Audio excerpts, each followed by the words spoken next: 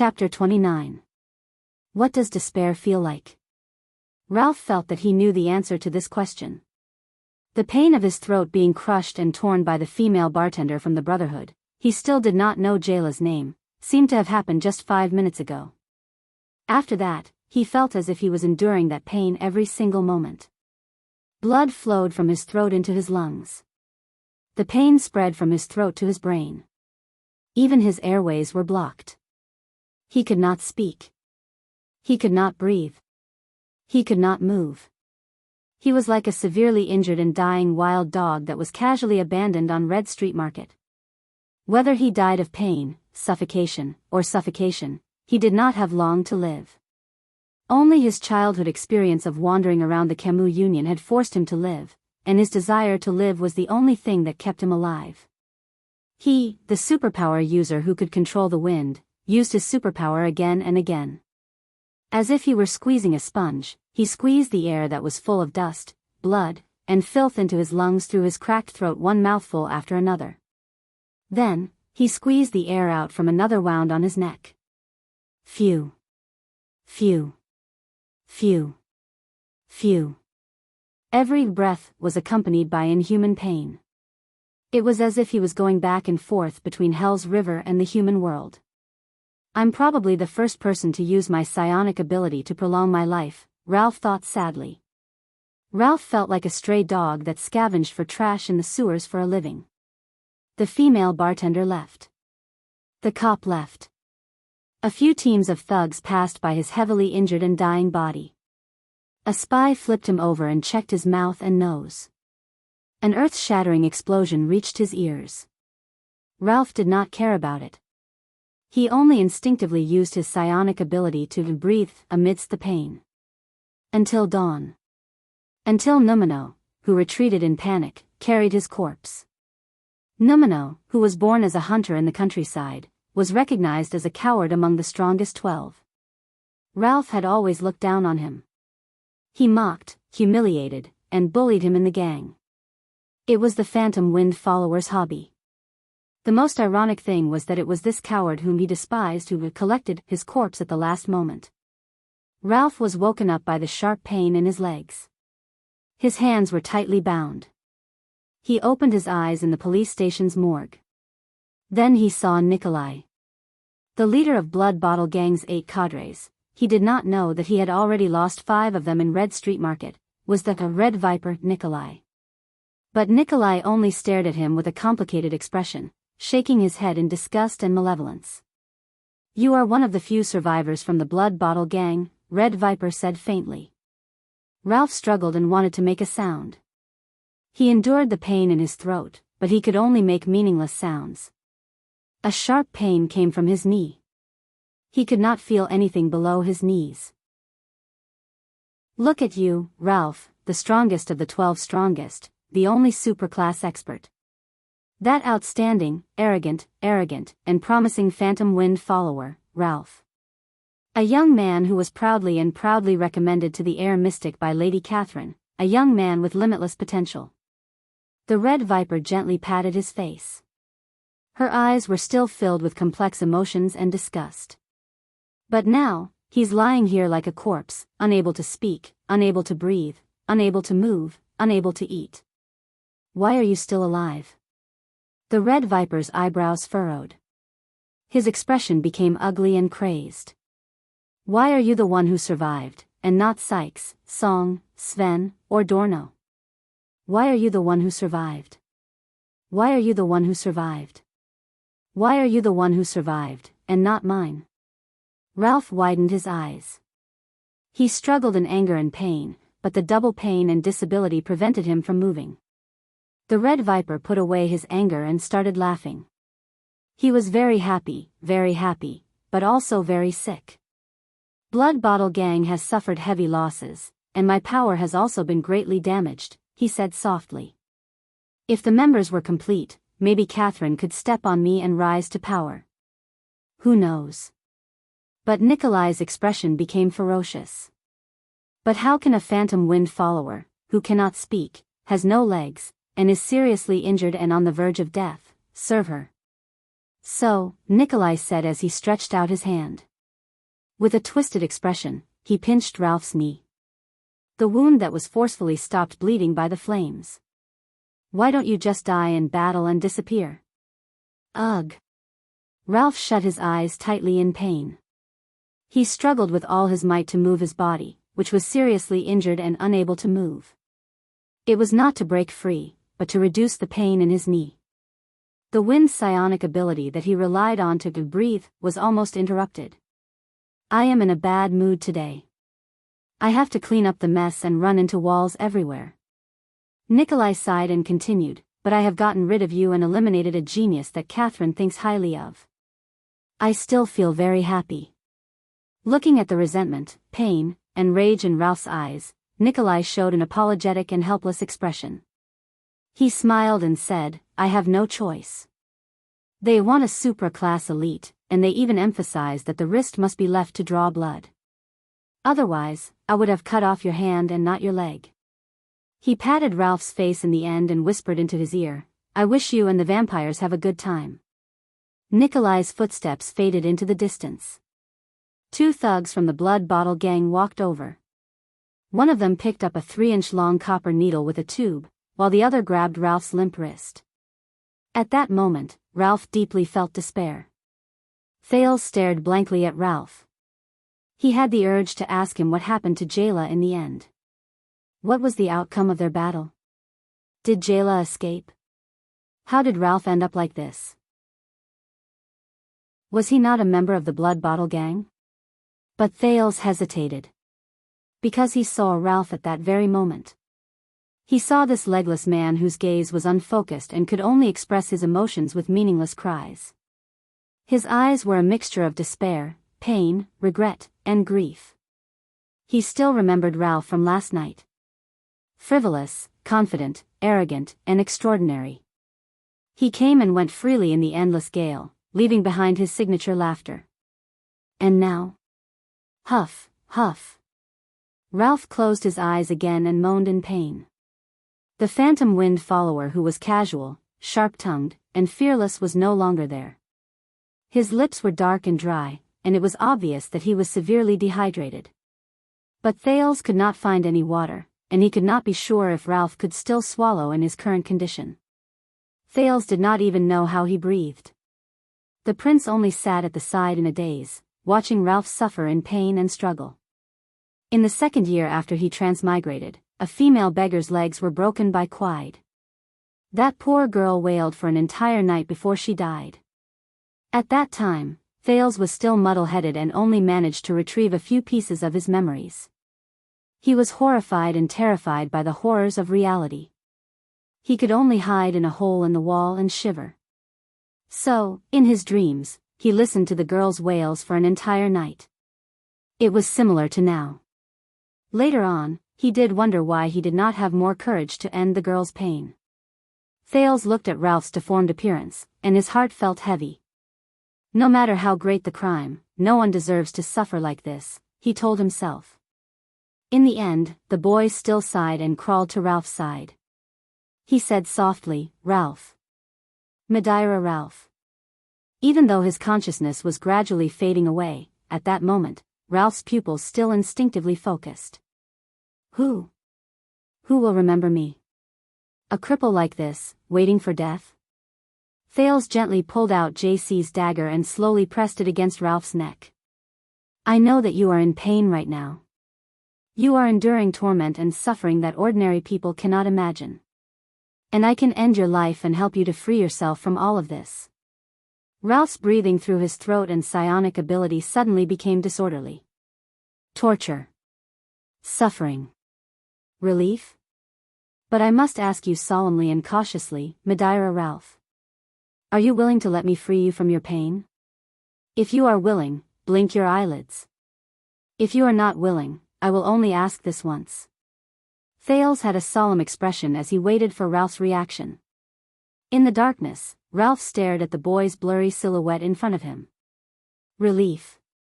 Ralph felt the pain from his throat to his knees. Every breath tore open the wound in his throat. Every time he struggled, it affected the stump in his knees. He was thirsty, hungry, cold, in pain, and most terrifying of all, in despair. He remembered the feeling of the wind fluttering beside him. He remembered the first time he killed someone with his psionic ability, the first time he entered a gang, the first time he received a reward from the higher-ups, the first time he became a man with that frail girl's body, and the first time he met the air mystic as if he was on a pilgrimage. He remembered his enemy's fearful gazes, his companion's submissive gazes, her expression of admiration, and the smugness and satisfaction he felt when he heard the whispers about the strongest 12. That was the glory of the past. And he had lost all of it forever. Isn't it? In the next moment, Ralph's gaze was firm. He tried his best to drive his greatly reduced psionic ability and inhale a breath for his half-crippled body. Then, the phantom wind follower trembled. He used all his strength and endured the pain of rubbing against the locks on both sides to raise his head and look at Thales seriously. He prepared to blink. One blink is enough. One. Thales then saw Ralph's eyelids tremble. They trembled and slowly closed towards the center. Thales sighed in his heart and slowly tightened his grip on the dagger in his hand. But Ralph's eyelids only trembled and stopped in the middle of his eyes. They did not close until the very last moment. A long time passed. A long time passed. A familiar or unfamiliar scene flashed before the eyes of the former phantom wind follower. Barren fields, dirty muddy roads, wild dogs everywhere, and swarms of flies. That was when he was young, struggling to survive in the countryside of Kemu Union. That time, he fought with a group of wild dogs for a piece of black bread that was almost finished by a swarm of flies. Those wild dogs are so fierce, Ralph thought quietly in the dungeon. Their deafening roars, their relentless biting, their insane strength, and yet. Ralph subconsciously licked his upper teeth. That bread tastes terrible. In Thales' eyes, Ralph's face trembled and twisted. His eyelids slowly relaxed, opened, and returned to their previous angle. Asterisk thud. Asterisk between the two locks, Ralph's head, which he had painstakingly propped up, suddenly fell backwards as if he had deflated. The back of his head hit the ground. In the end, he did not blink. Thales quietly exhaled and slowly put down the dagger in his hand. But Ralph was oblivious to the pain at the back of his head and the scratches on his cheeks. His twisted face, along with his head, began to tremble slightly. Asterisk sob. Sob, asterisk this was not a moan. Thales could not help but be stunned. He saw Ralph close his eyes in pain. His face trembled, and he allowed the transparent liquid to flow continuously from his eyes. Asterisk sob, asterisk his voice was very suppressed and sorrowful. He was crying. The phantom wind follower, the once powerful and glorious psionic, man, and warrior. He was actually crying. He did not know if he was crying for his own cowardice or the pain at the moment. He was like an ordinary person, a normal person, or even a slightly weak little citizen. As if he could not bear the burden. He cried. Thales could only watch in a daze. He watched this man who could not speak or breathe normally. After giving up the chance to be free, he fell to the ground and cried bitterly. Thales turned his head away dejectedly, but his grip on the dagger in his hand tightened. Ursula, Ned, Kellett. The child beggars who died in the 6th house and did not even have surnames appeared before his eyes one by one. He thought about his own situation, Gilbert, and Yodel. The prince furrowed his eyebrows and lowered his head to look at his hand. The new cut on it was as familiar as the burning sensation he felt earlier. At that moment, something seemed to fall from the bottom of his heart. Thales moved closer to Ralph's ear for the second time. I understand now, he said softly. Ralph was still crying uncontrollably. Then, are you willing to break free of these shackles? Ralph's crying paused for a moment. It did not stop, but it gradually became softer. The wailing little girl with a broken leg appeared before Thales' eyes.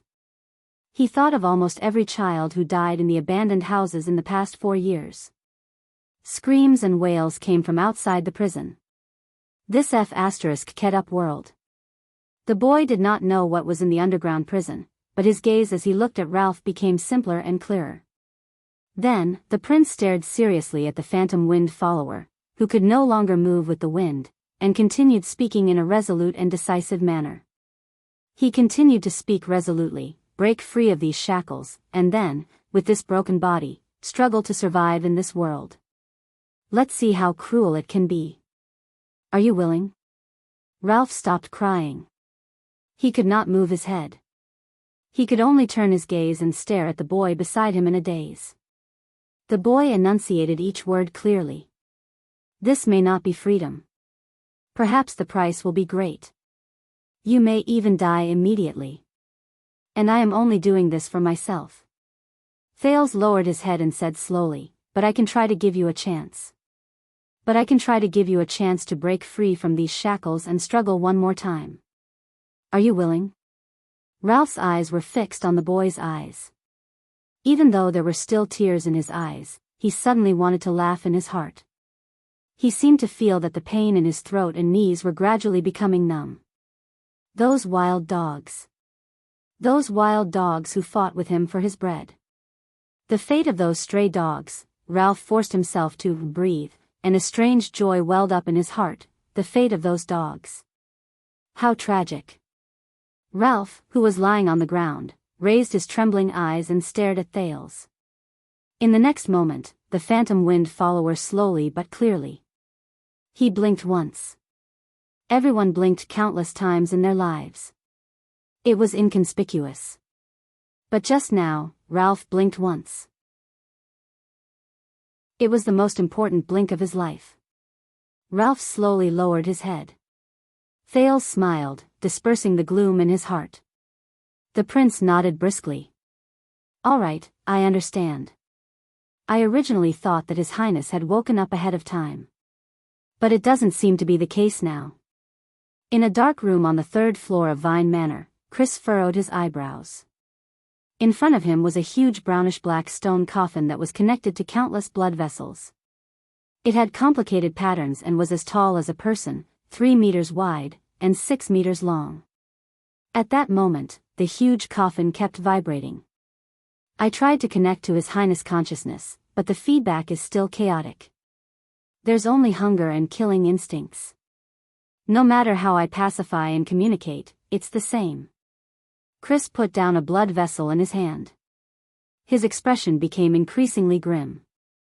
If this continues, His Highness will only use up his remaining energy and blood in advance. Rolana's expression was horrified. The red-haired blood clansman said nervously, something must have agitated His Highness, but we didn't do anything. Chris' eyes sparkled. There was no trace of the deathly stillness and dryness from before. The old man said resolutely, it's not us. His Highness only had this reaction 5 minutes ago. At that time, Chris's expression changed. He suddenly turned around and shouted at Istrone, who had a solemn expression on his face, don't worry. He shouted at the solemn-looking Istrone, that whelp. We can smell the fragrance of his blood even from 2 floors away. With His Highness' sense of smell, it's even more obvious. Where's that whelp? The restless Istrone looked at the agitated Chris and answered subconsciously, he seemed to have accidentally cut himself just now. Then, he pulled out that half-crippled supra-class's blood vessel and said some strange things.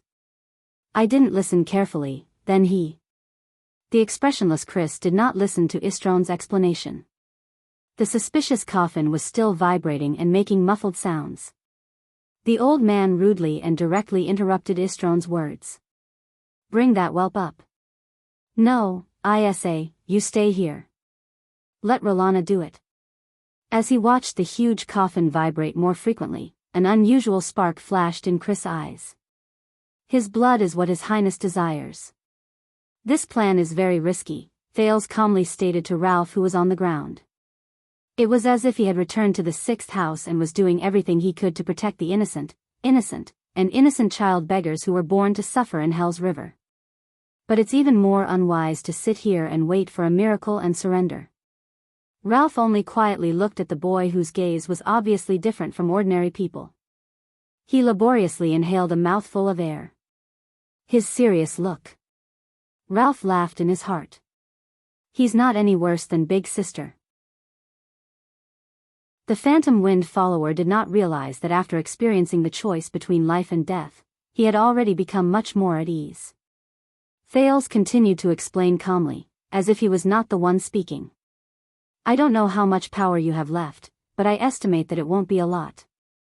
Also, that old man's power, so, reckless risks and waiting passively are not suitable for the current situation. Our best timing is to wait for my reinforcements to arrive.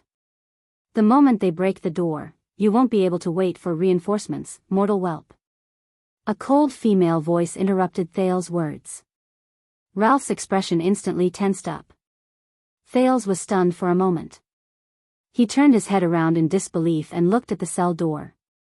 Outside the bars, Rolana Corleone, who was dressed in a playful riding outfit, used her slender and beautiful right index finger to seductively scratch her lips. At the same time, she used her left hand, which had turned into a terrifying claw, to violently open the cell door's lock. Istrone said it before, right? No matter what you do, we will be able to hear you. Young Mr. Istrone who played a trick on you. As if mocking him, Rolana chuckled and swayed her alluring, slender waist. Step by step, she gracefully and seductively entered the cell through the open cell door.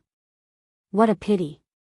Perhaps if you were a few years older, even I would be bewitched by you. But now, you are about to become His Highness's fragrant and rich energy-filled beverage. Perhaps the adorable Rolana can even have a taste?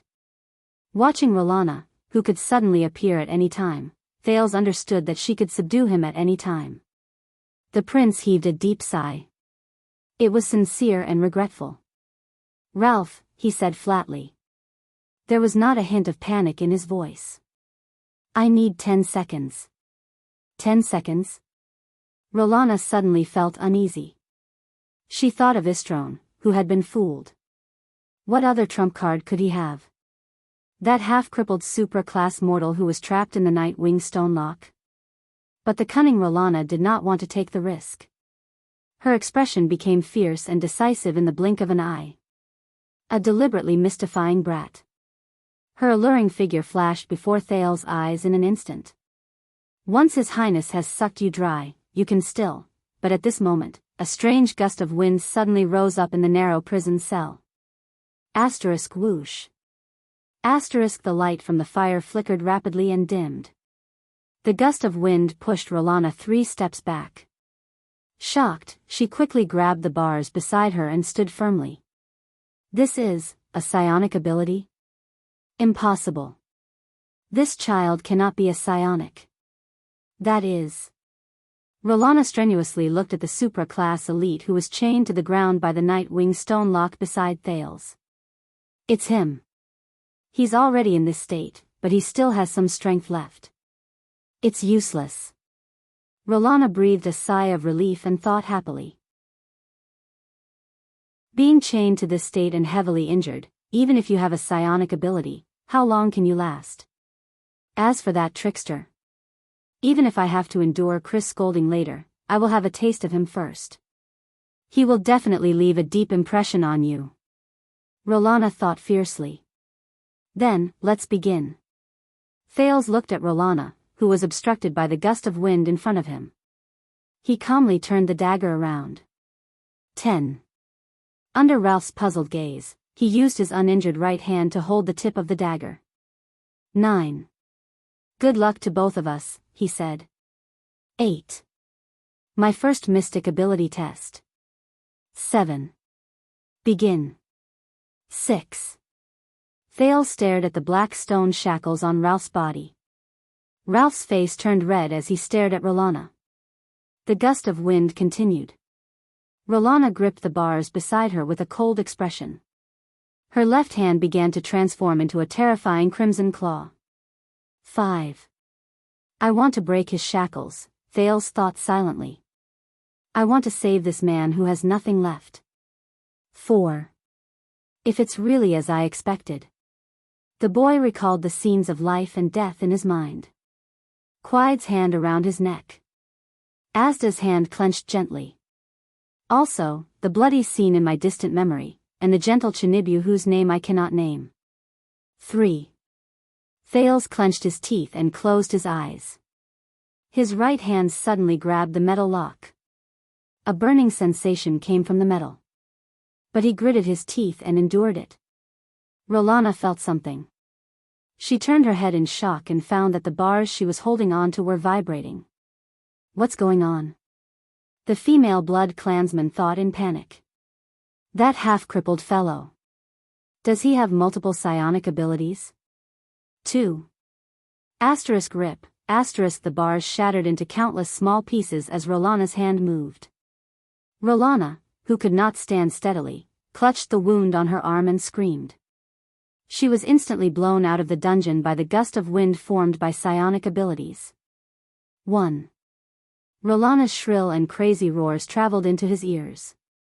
A burning sensation hit him. 0. Light. Thales thought as his consciousness blurred. So much light. In the room on the 3rd floor where the giant coffin was kept, Chris suddenly had a strange expression. What is Rolana trying to do? He asked coldly as he looked at the giant coffin that kept making muffled sounds. Perhaps she wants to try her mouth first, Istrone answered carefully. He felt the Lord's nervousness and continued, she has always been. No. They are. Istrone's words were interrupted by the outside world as the two of them looked at each other in shock. Boom. A loud sound that sounded like an explosion came from underground.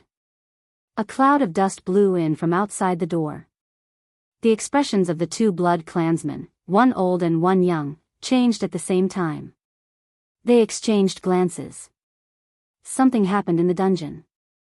In the next moment, their figures appeared outside the manor. The moment Istrone saw the scene before him clearly, he was so shocked that he lost his composure. Under the moonlight, the legless supra-class mortal with a tattoo on his face. The former Phantom Wind follower, Madeira Ralph. He had already broken free from all restraints. He was holding the mortal's cub tightly. With the help of the gust of wind, his expression was resolute. He was flying in the air. Not far away, Gilbert's expression changed as he galloped on his horse with 30 swordsmen of eradication.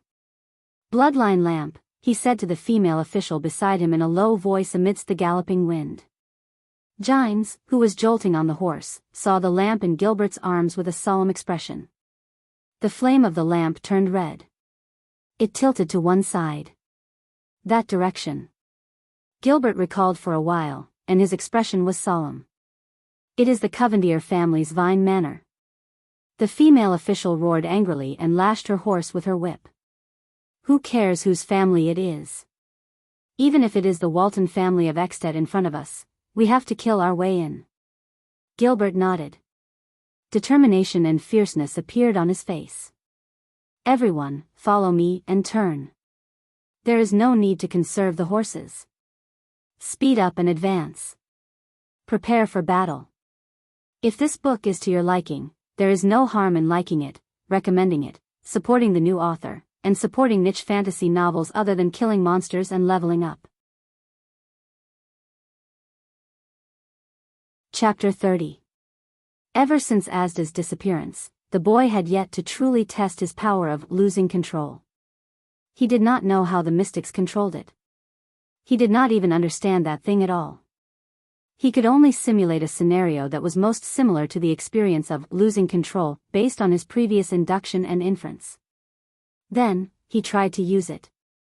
In Thales' plan, this power was supposed to be something he could explore and research in secret and safely after he had more or less understood the origins of mystic energy and mystics from Gilbert's lessons in a peaceful and safe environment. After he had considered the reactions of the people around him towards him losing control, he would then start to explore and research this power step by step in an orderly manner. However, the impending disaster before his eyes and Ralph's miserable state, where he could neither live nor die, made him decide to bring forward this potentially dangerous mystic energy experiment. The first 2 times he'd lost control, he used blood as a medium, the dagger as a material object, and the mysterious sphere as energy inexplicably moved before his eyes. So, his initial guess was that the power had something to do with spatial transference. I just need to transfer the lock of the stone lock to my hand, Thales thought in his heart. The process of the experiment was simpler than he had imagined. The burning sensation in his body grew stronger, the stone lock grew bigger, and more scenes appeared in his mind. Then, Thales lost consciousness. When he opened his eyes again, he saw the moonlight, heard the wind, felt the cold, and saw the blood clansmen on the ground, who were extremely shocked. He was already in Ralph's arms, and the ground beneath his feet was gradually drifting further and further away. Even though the process is a little strange, Thales thought wearily. It looks like the experiment is a success. Although Ralph was in a sorry state and in pain, he had already freed himself from the burden of the heavy shackles. He forcefully controlled the wind and floated upwards. At that moment, no one was more shocked than Chris. How is this possible? The old blood clansman mumbled with lifeless eyes. Istrone and Rolana were still young. Therefore, only he knew that a Nightwing lock used to lock the supra-class elite in the dungeon was a secret treasure passed down in the Corleone family for nearly 1,000 years.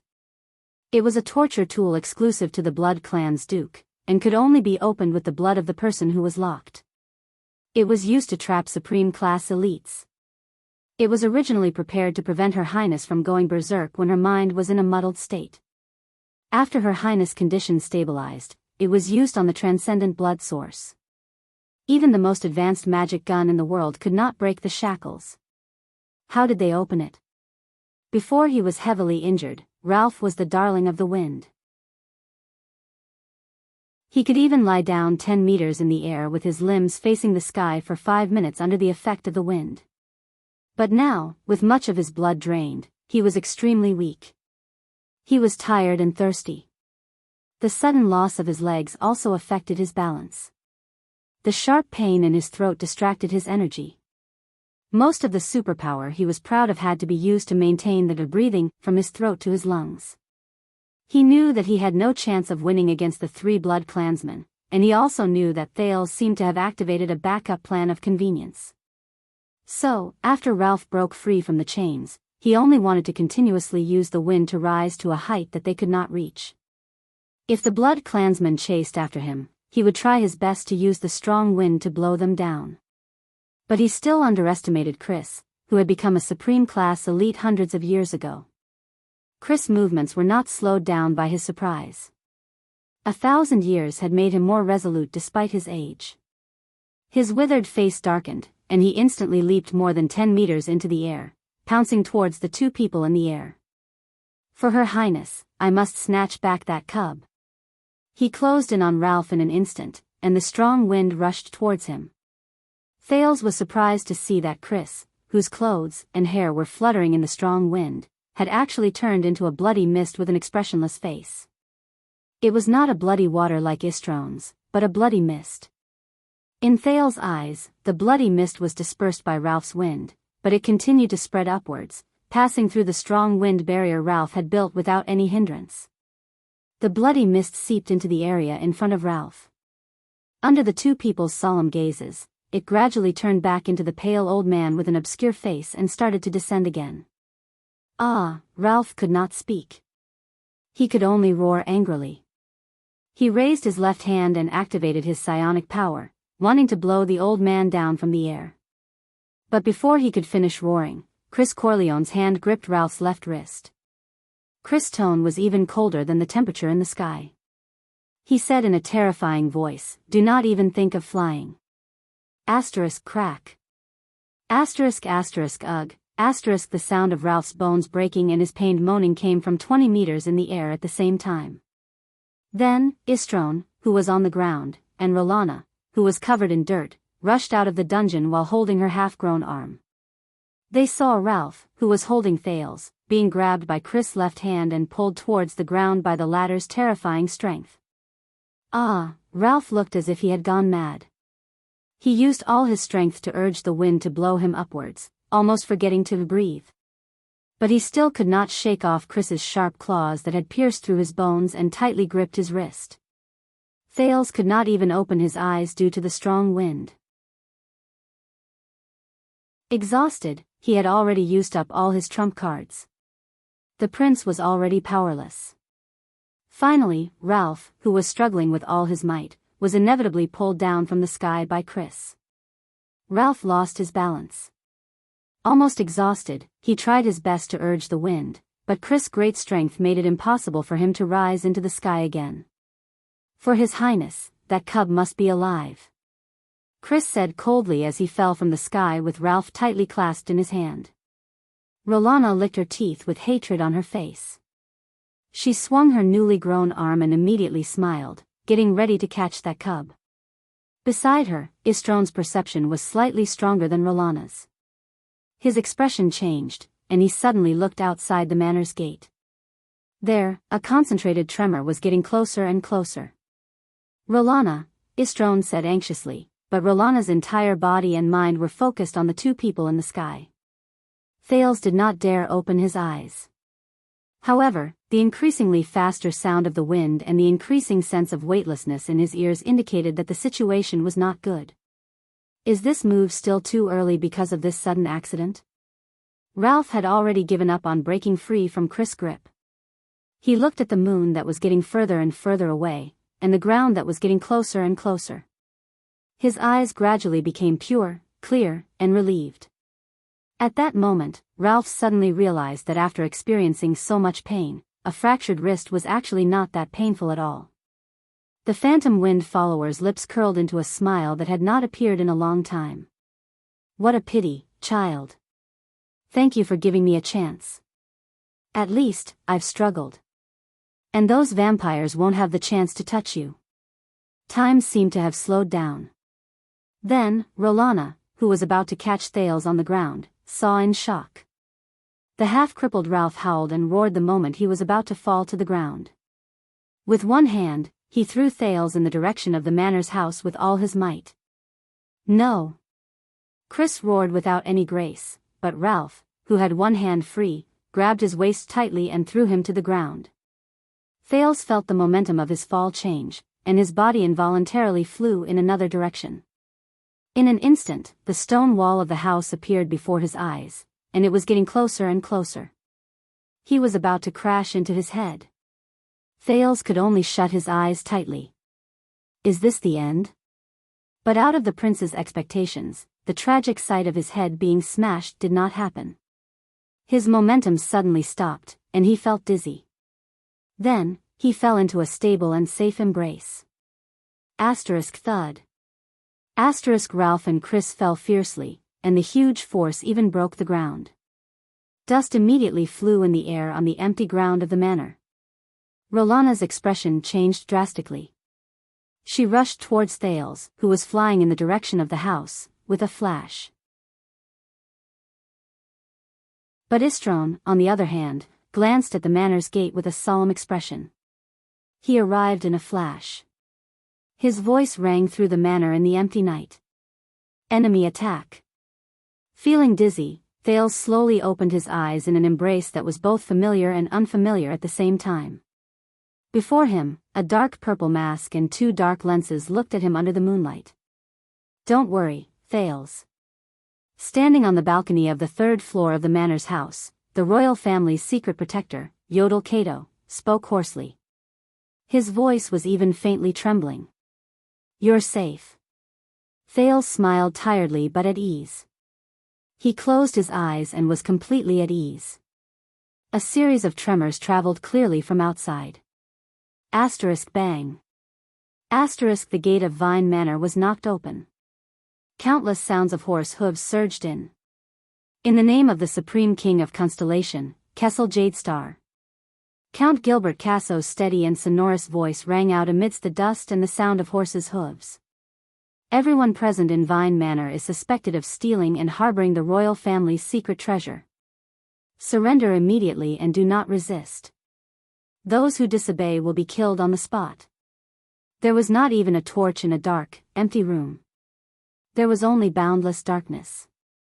And two barely discernible breathing sounds. "What a pity. This is probably the closest we've been to the air mystic in the past 12 years, an old and sharp voice said. "But all the information shows that Asda has been killed, a light and bright male voice said. Then let me guess. You, who think that he has been killed, must have also read about the mystic's immortality and immortality, the old and sharp voice mocked. Don't be so serious, teacher, the light and bright male voice continued, at least he has been sealed. The problem is, in Eternal Star City now, who has the ability to seal Asda, and who has the weapon to seal him? The hoarse voice drawled and continued asking questions. It's just those few, the light and bright male voice said playfully. Yes, sigh. The hoarse and sharp voice seemed to be slightly disappointed. It's just those few. There is no need to investigate the truth about Red Street Market anymore. All the files, including the big explosion in the central area and the eyewitness report of the woman carrying the child, are to be sealed for a period of time. As for Asda Sakern, tell the people at the border to be prepared. Whether it is 10 or 20 years, the air mystic will eventually return, the hoarse and sharp voice ordered gloomily. There was a long silence. Don't look like that, teacher. On the bright side, we have one less great enemy. On the bright side, we might even be able to attract the blood mystic, the light male voice said lazily. Don't pretend that you can see my expression, the hoarse and sharp voice said discontentedly. Then, he sighed. Blood mystic. Sigh, this damned fate. The capital is probably going to be in chaos again very soon. 12 years ago, at least I had Lance, Gines, Tyson, and Lanzar Norfolk by my side. Now, the only person I can use by my side is you. The hoarse voice sighed. It was filled with desolation and loneliness. But it was also 12 years ago that even with your group of people, didn't the late king still pass away? It can be seen that strength isn't the key, luck is. The light voice seemed to have no qualms about talking about the tragedy 12 years ago. In the darkness, the two voices were silent for a long time. Yes, even if it was 12 years ago, the hoarse voice finally answered. This time, his tone seemed to be filled with grief, indignation, and dissatisfaction. The late king still passed away. The light voice seemed to have finally realized that the atmosphere was not right. He changed the topic stiffly. By the way, the secret room sent someone to deliver a headless letter. It said that yesterday, a figure from a gang left Exted and set off towards Constellation, towards Eternal Star City. The old woman also said that this was to repay your previous favor. Ah, the long-awaited cooperation between the Secret Intelligence Department and the secret room. The hoarse and sharp voice seemed to have been piqued. Coming to the capital at this time? The blood mystic? No, I sent someone to investigate. It seems to be a doctor from Black Street Brotherhood. His name is Ramon. Is there something wrong with him? Someone saw him performing a little trick on a small road in the countryside. Little trick? The hoarse voice finally became serious.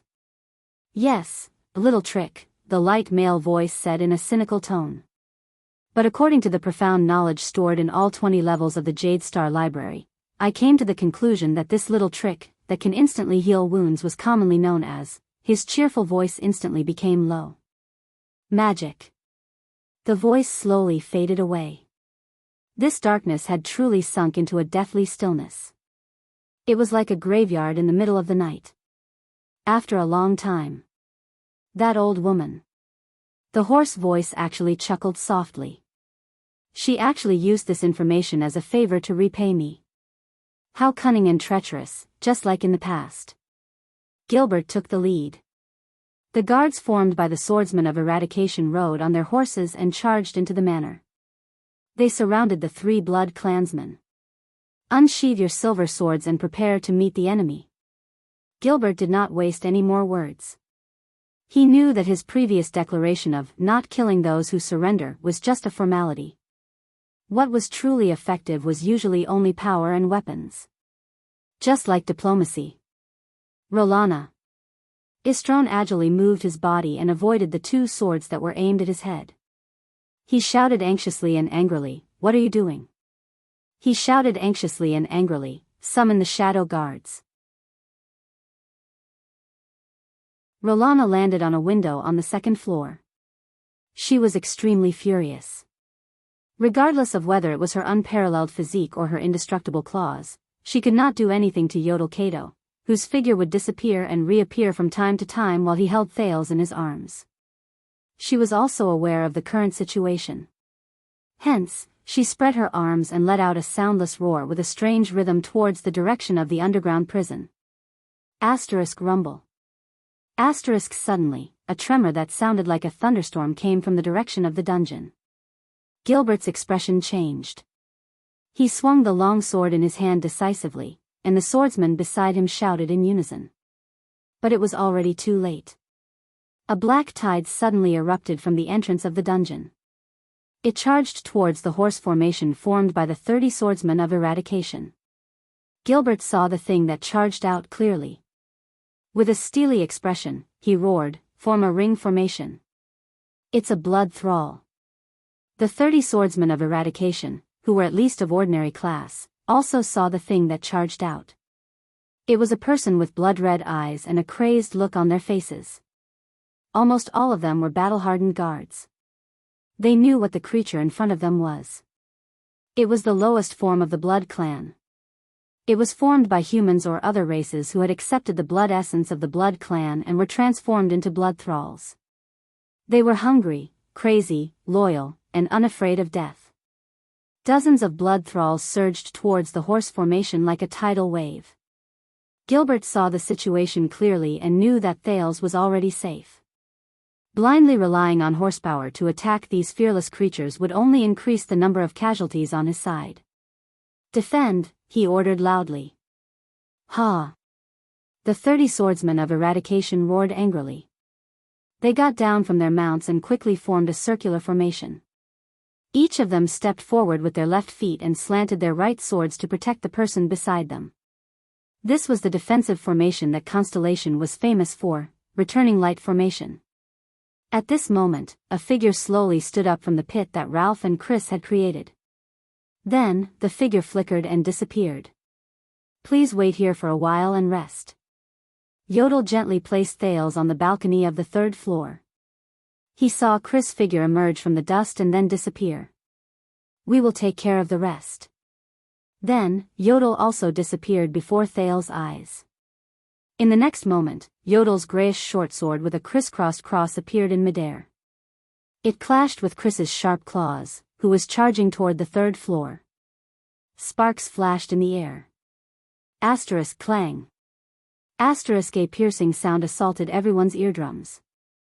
But surprisingly, there was no collision of air. Yodel and Chris, 2 supreme-class elites who could be considered the best in the world in the Western Peninsula, roughly understood each other's strength after exchanging a few moves. They split up. This is the ability to move through shadows. Chris' expression was cold. His right claw pierced deeply into the wall of the 2nd floor and fixed himself on the wall. As someone at the peak of supreme class, even in Constellation, you should not be a nobody. Is it because the light of the kingdom's wrath is too bright and has been overshadowed? The old man said coldly. The battle between the blood thralls and the guards did not attract his attention at all. All his attention seemed to be focused on Thales on the 3rd floor. As usual, Yodel did not say a word, and his emotions could not be discerned. His strange figure stood lightly and illusory on a window pane on the 2nd floor. He looked like he was on the verge of falling, but he never fell. Under the manor, the blood thralls and the round formation finally clashed. Bang. The first dull thud came from a violent collision between a blood thrall and a guard. The sharp sword beside the guard slashed open the blood thrall's body with its 2 sharp edges, while the blood thrall's claws and nails tore through the warrior's armor regardless of the cost. The same scene quickly appeared at every point of the round formation. The scene immediately became chaotic. Amidst the chaos, Thales noticed that Rolana Corleone was roaring furiously and leaping towards his direction. But before she could reach him, she was forced to take 2 steps back by a long silver metal chain that meandered in the air. "Your battlefield is here, you blood-sucking B*TCH." As her words were filled with anger, Thales saw a black-haired woman in her 40s. She was dressed in a suspicious light blue female court uniform. He did not know her at that time. She whipped her chain violently in front of Rolana. Rolana sneered. Her body flashed, wanting to leap out of the range of the metal chain sword. But the moment her body swayed, her neck was firmly entangled. The part of her neck that was entangled by the chain was actually emitting green smoke with a hissing sound. This is a silver chain sword, B*TCH. The female court official, Gines, roared angrily with a displeased expression. For all of you, I have used up all my capital. At that moment, Istron's eyes turned red and turned into a pool of blood. He leaped into the air and attacked Thales as well. Clang. Istron roared furiously. He crossed his claws and parried a silver sword that was aimed at his chest. Mr. Gilbert, who had dismounted from his warhorse and was working together with 3 swordsmen of eradication to charge past the blood slaves and stand firmly in front of the door on the first floor, looked at Istron with dissatisfaction. He raised the silver sword in his hand and made a standard starting gesture for a duel. Please stay away from that child. The battle between the blood slaves and the swordsmen was still going on. But Thales watched in exhaustion as the 3 blood clansmen pounced on him again and were continuously stopped by their troublesome opponents. The prince suddenly understood. They don't want me, he said in his heart. They want something on the 3rd floor. That place must be their weakness. The sounds of the battle between the blood slaves and the swordsmen continued. The 3 blood clansmen and the 3 warriors were still fighting fiercely. When he thought of this, Thales' gaze was filled with suspicion and fear, but he still firmly pushed open the door to the balcony. After he pushed open the door, his weak body immediately collapsed in the room. Thud. However, a dull and strange sound attracted the prince's attention. Thales panted softly and raised his head. Under the moonlight outside the balcony, he slowly saw the dim room clearly. Especially the one in the center, which was connected to countless blood vessels, had complicated patterns, and the words were difficult to understand. The huge black coffin. Thud. Thud. As if awakened by something, the dull sound from the black coffin became more and more intense. It became more and more violent. Thud thud. Thud. Thud. Thales suddenly realized that his action of pushing open the door and rushing into the room was more or less a little rash. Until, thud. An incredibly loud sound rose. Thales was shaken so much that he fell backwards. His eardrums rang. The lid of the black coffin seemed to explode from the inside. It shook violently and then smashed onto the ground. Thales covered his aching ears and climbed up with gritted teeth. He saw that on the edge of the black coffin that had lost its lid, withered, charred, and filled with an ominous aura.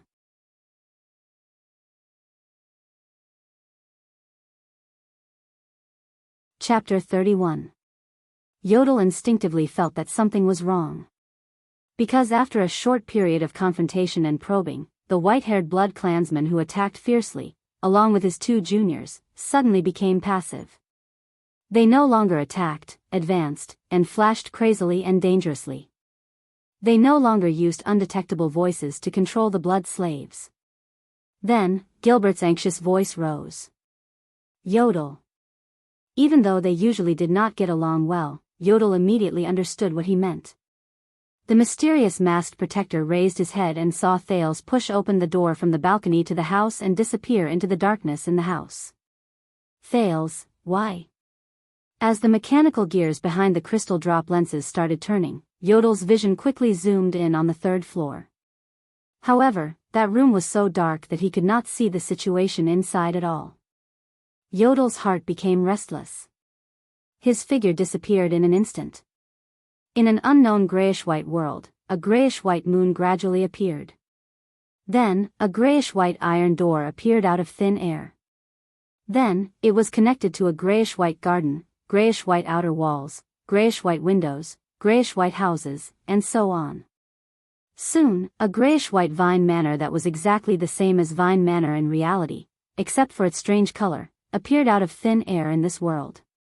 After an unknown amount of time, as if the sky was being pulled, a spot in the air, like the surface of water that was touched by a dragonfly, suddenly formed layers of visible ripples and spread outwards. Finally, a normal-colored yodel gently appeared in the grayish-white world from the center of the ripples in the air. He stepped on the grayish-white vine manor, which was also grayish-white. He stepped on the grayish-white, deathly silent path that was almost the same as the real world, but devoid of any signs of life. In the world of shadows, the masked protector leaped from window to window in a practiced manner and climbed rapidly towards the third floor of Vine Manor. He wanted to rush to the room on the third floor from the world of shadows.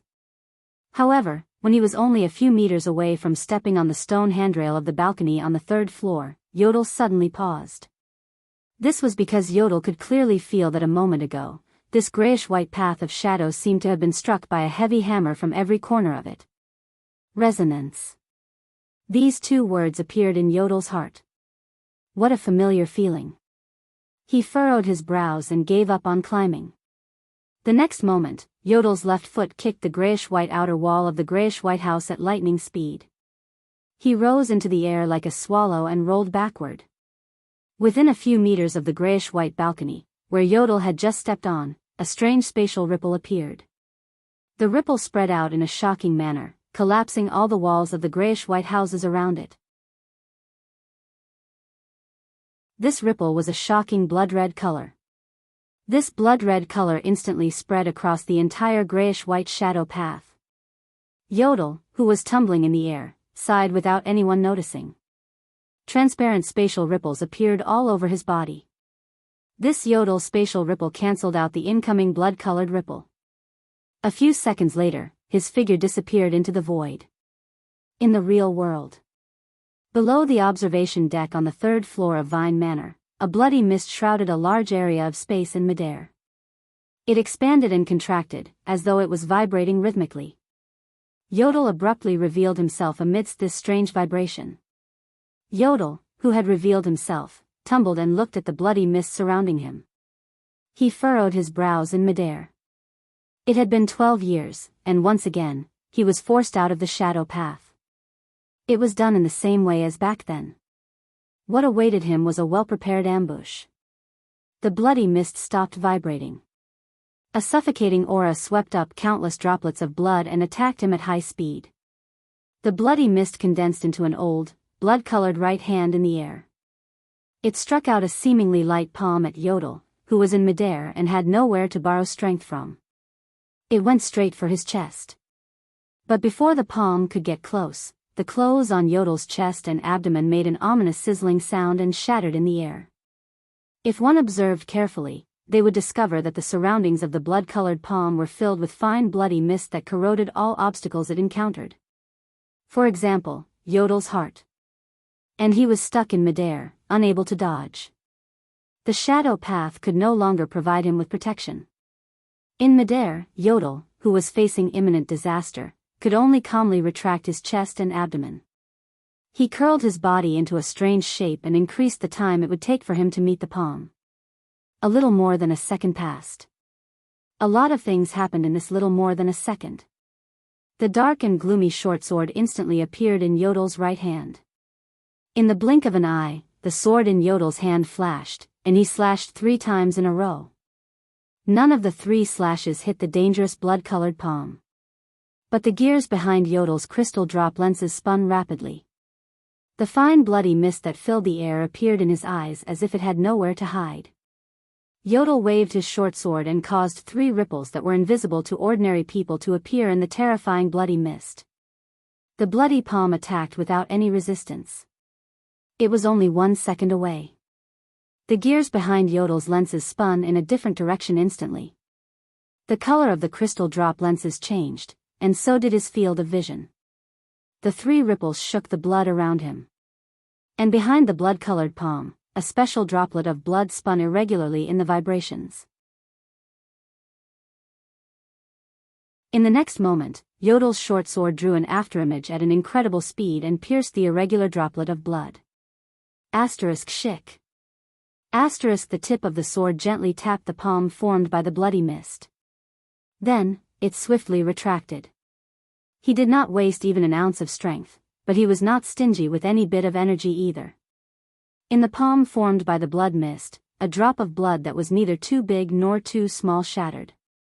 Then, the originally aggressive blood-colored palm instantly dissipated into nothingness the moment it was about to land on Yodel's chest. Yodel landed lightly on the ground. On the left side of his chest and abdomen, a piece of clothing that had been seriously corroded by the bloody mist turned into ashes, revealing a hidden muscle. The skin on the surface had long since corroded completely, and blood flowed out. The bloody mist that filled the air gathered behind the disintegrated bloody palm. It reformed into Chris Corleone's lifeless figure in front of Yodel, but it could not reform into his right palm. Yodel did not even look at the wound on his chest and abdomen. He allowed the blood on it to stain the hem of his robe until his muscles automatically contracted to stop the bleeding from the corroded wound. Chris furrowed his brows and swung his right arm. A new crimson palm bone grew out from his missing right wrist. It was mixed with the bloody mist, and at a speed visible to the naked eye, muscles and skin formed again. The wound on Yodel's chest and abdomen seemed to be much more serious, but Chris' right hand grew out again, and it was completely unharmed. However, a haze seemed to fill Chris' heart. He knew that in the dangerous battle where the supreme class elites decided life and death in an instant, the proud immortal had already lost to this mortal behind the mask. At first, Yodel entered his unique path of shadows and disappeared from this world. However, he continued to move forward on the other side of the world. Immediately after, Chris used the omnipresent bloody mist to form tens of thousands of droplets of blood. With a sudden eruption and a powerful resonance, he forcefully shook the brilliant masked protector out of the shadow he enjoyed alone. Yodel, whose path was abruptly cut off, fell into Chris' trap in midair. The bloody mist, which was filled with a weak corrosive power, used the attraction of the origin blood to condense into a palm that was even denser and attacked Yodel. Yodel had no way to borrow strength, dodge, or enter the shadow. Yodel was at an absolute disadvantage. But it was only for an instant. Yodel used the rapid turn of his body to gain more than a second. In this short period of slightly more than a second, Yodel confirmed the location of the origin blood among the tens of thousands of small blood droplets. He destroyed it and shattered Chris' right hand while he was at it. The outcome of the battle between the supreme class elites was decided from this. Yodel only lost a palm-sized piece of skin and the outer wall of some veins. Chris, on the other hand, lost a drop of origin blood that represented the blood clan's exuberant life essence under Yodel's sword. It was a drop of origin blood that could only be formed after more than 100 years. Chris sighed. What an outstanding young man. What a terrifying latecomer. What beautiful skills and astonishing instincts. It looks like I was ignorant when I compared the kingdom's wrath to you. As Chris spoke, his body flashed again and he avoided Yodel's phantom-like sword strike. Even the kingdom's wrath can't do better than you. Yodel ignored him. He stomped on the ground and charged towards a window on the second floor. But Chris stood in front of him again. But there's nothing you can do now. Chris moved. While he avoided Yodel's attack, he also delayed Yodel's footsteps towards the third floor. The immortal old man did not stop talking, but his words were filled with the chilling insight of a long-lived person. Based on that boy's age, he's probably the smartest and calmest mortal I've ever seen in my 600 years of life. Chris, who had lost a drop of origin blood, no longer hoped to kill or even defeat this opponent. Supreme class elites were all dangerous people with vast power and high realms who could control them at will. With just a few moves, they had a clear understanding of the direction of the battle. But he could not let Yodel disturb Her Highness's meal, especially since that infant mortal might be the key to Her Highness's awakening. Unfortunately, his curiosity and sense of danger were too strong. Even though he knew that reinforcements were near, he could not help but take the initiative to attack to save himself and defend himself. He probably could not stand the feeling of his fate being in someone else's hands. We only feigned an attack a few times, but he keenly noticed that the third floor might be our weakness. His curiosity and sense of danger made him unable to help but push open that door. But he did not know that that was where we wanted him to go. His Highness needs his blood and strength. Young man, it's too late for you. At this very moment, that mortal boy has already become Her Highness power. Chris' eyes sparkled. For the first time, there was respect and admiration in his tone when he addressed Thales. Yodel's short sword trembled slightly. When Thales saw the charred, withered hand that stretched out of the strange black coffin, he was stunned for a whole 5 seconds. Intense memories flashed back to his mind, invading every cell in his brain once again. He grabbed a familiar scene from the void. He only heard the same delicate and gentle voice, but it spoke rudely at that moment. Wu Qiren, you're hurting me. It's just a rewatch of a classic. Do you have to be so scared? In Thales' ears, his voice from his previous life was filled with fear and trembling. I thought it was The Godfather or something. Who would have thought that you would want to watch The Grudge in the middle of the night? This is a classic that will be handed down from generation to generation, okay? Look at how cute Kayako is. Ah, be gentler. My skin is still tender. Damn it, she appeared. You have big boobs, help me block it. You think my boobs are big now? Why do you usually? Oh, if you're scared, just close your eyes. I can't help it. By the way, can we turn on the lights? She climbed down. Wu Qiren. Go back to your chair obediently.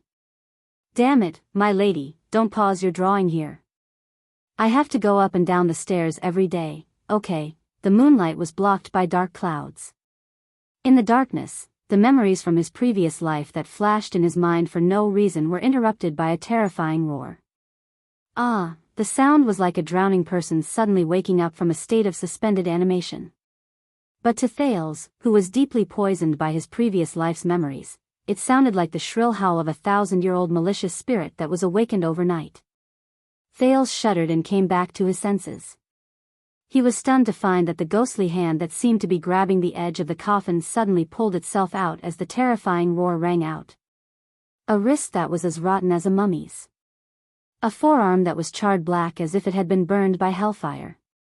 A shoulder that looked like it had been bitten by countless ants. One by one, they were exposed outside the black coffin along with the hand. The ghostly hand and the main body that was connected to it, which was barely humanoid, seemed to be slowly crawling out of the black coffin. Then, a bone-chilling head slowly emerged from the edge of the coffin under the slightly exposed moonlight. This skinny head had long, white, and wilted hair. Its entire face was charred black and rotten, and its disproportionately large black mouth and nose were actually a bottomless darkness.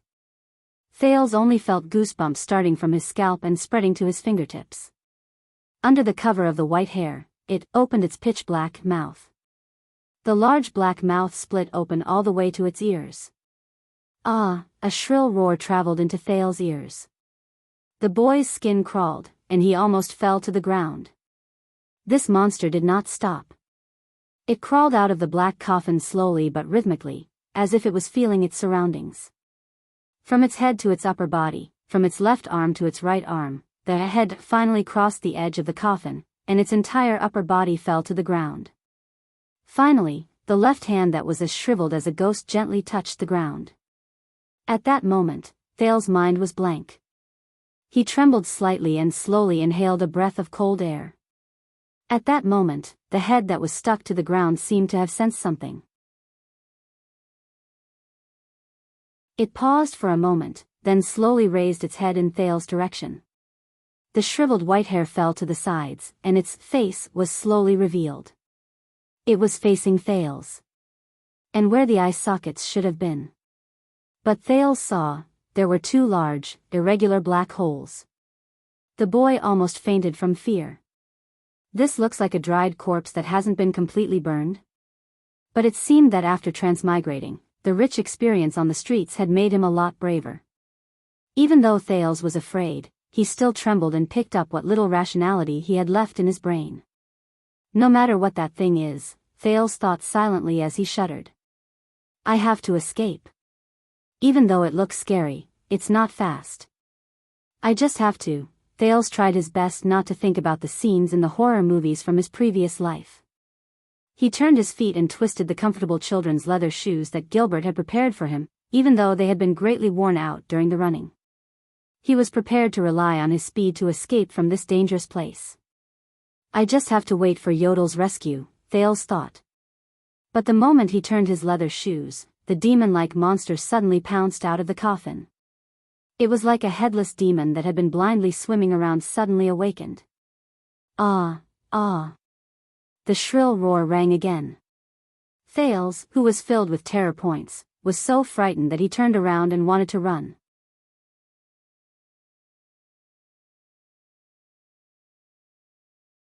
Chapter 32. There was a problem. What did it feel like to watch Kayako climb down the stairs with the fast-forward button on? At that moment, Thales must have been crying angrily as he answered carefully. That's how I feel. Because of the evil spirits, corpses, and monsters behind him. Who cares what they are? Is it important? Thales, who had yet to recover from his shock, was crawling towards him on all fours while dragging his damaged and charred body with incredible agility and strangeness. F***ck. Thales was scared out of his wits. He did not even think about whether this creature had intelligence, whether it could speak, whether it could communicate, and whether it could talk without fighting.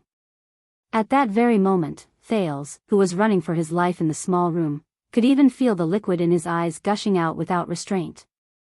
But Thales soon regretted his decision. There was no other reason other than that the monster-like mummy's speed was much faster than Thales. It roared and leaped, pouncing on Thales from behind. Thud. Thales and the mummy rolled on the ground. The 2 days of being unlucky seemed to have worked. Thales subconsciously pulled out JC's dagger with a backhand and stabbed it at the mummy with a trembling hand. He stabbed the mummy's heart, if it had one. But Thales was horrified to find that the mummy, which had been pierced by the dagger, was not affected at all. It lay on his body and opened its terrifying black mouth towards his neck, revealing its similarly charred and irregular sharp teeth. Could it be that it was too scared that its hand trembled and missed? Thales felt the weight on his body. Strange, it's not heavy. He thought fearfully. But it was too late for him to regret. Rip. With a dull sound that sounded like leather being pierced, Thales felt hopelessly that the mummy had bitten through his neck.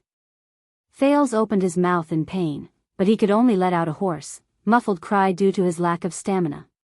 Under the effect of the pressure, all the blood in Thales' body surged towards the ruptured artery. It's over, Thales thought in despair.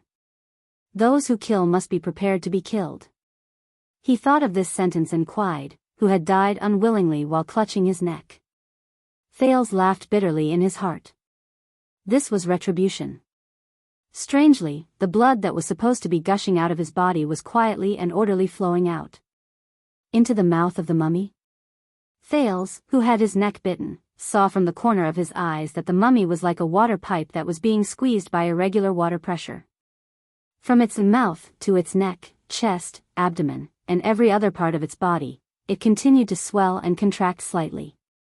Like a thirsty traveler, he frantically sipped at the spring water. The mummy seemed to be sucking blood.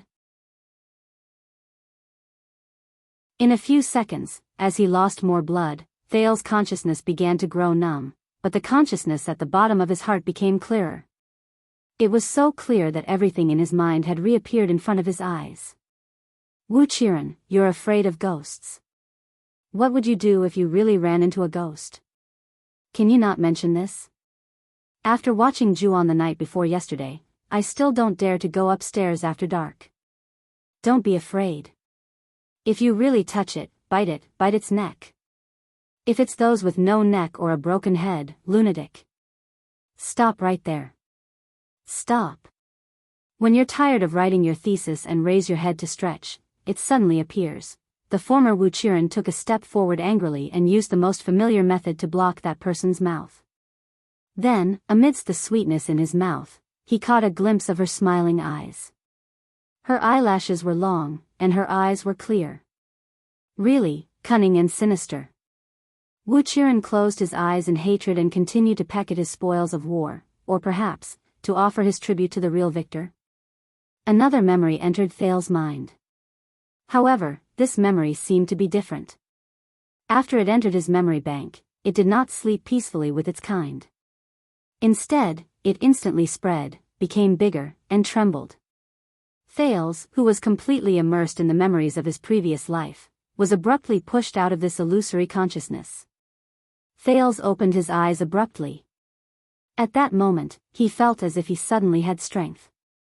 The mummy was still desperately sucking blood, as if it would not stop until it sucked him dry. Then, the 7-year-old boy's hand firmly and forcefully grabbed its shoulder and neck.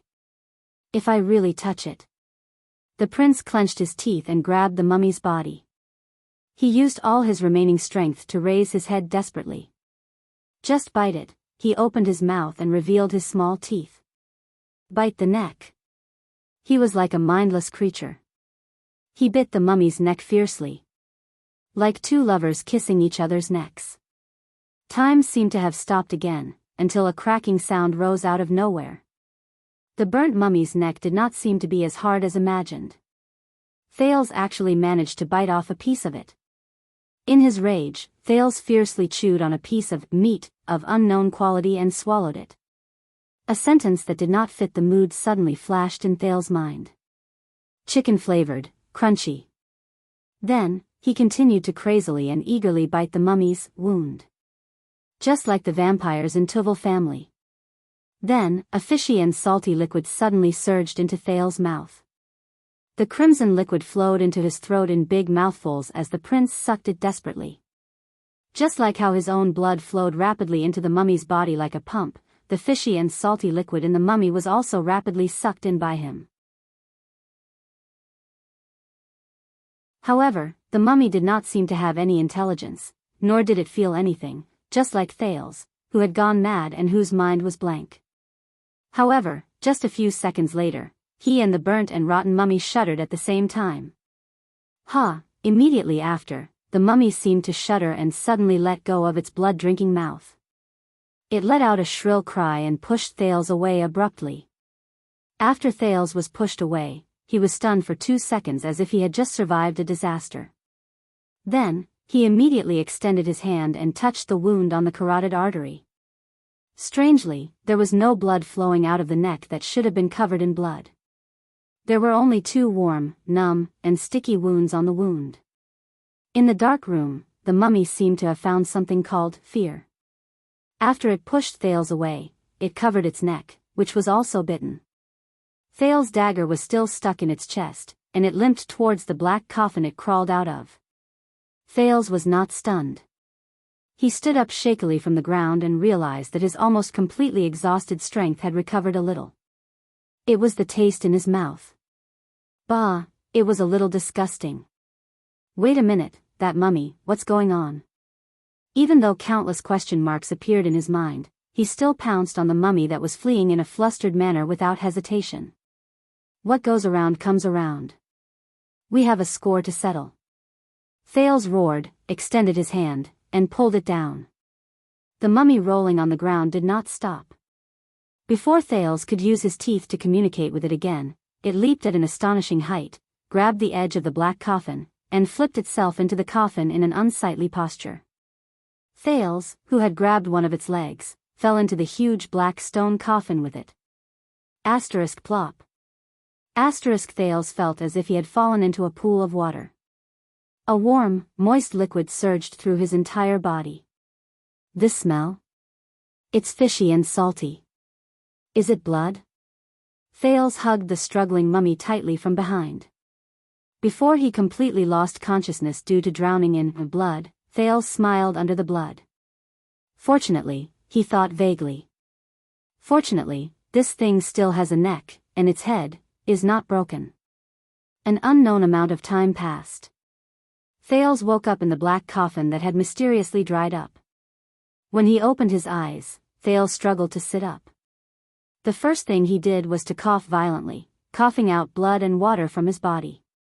Cough, cough, cough, cough. Thales licked a foreign object in his mouth. He instantly reacted, and in a fit of disgust, he spat it out. He panted again and recovered for a few dozen seconds. Thales's right hand immediately touched the side of his body. It was a cold, burnt sensation. That mummy? Thales continued to search until he was sure that the mummy that had chased him like a dog had been broken into a dozen pieces and scattered in the huge coffin. The prince exhaled and chased away the disgust in his mouth. It was dark inside the black coffin. He continued to search the cold bottom of the coffin. When he touched something that looked like a flight of stairs, he forced himself to tiptoe and climbed out of the black coffin that was as tall as a person. This thing doesn't look like a coffin, but more like a children's swimming pool. Thales thought.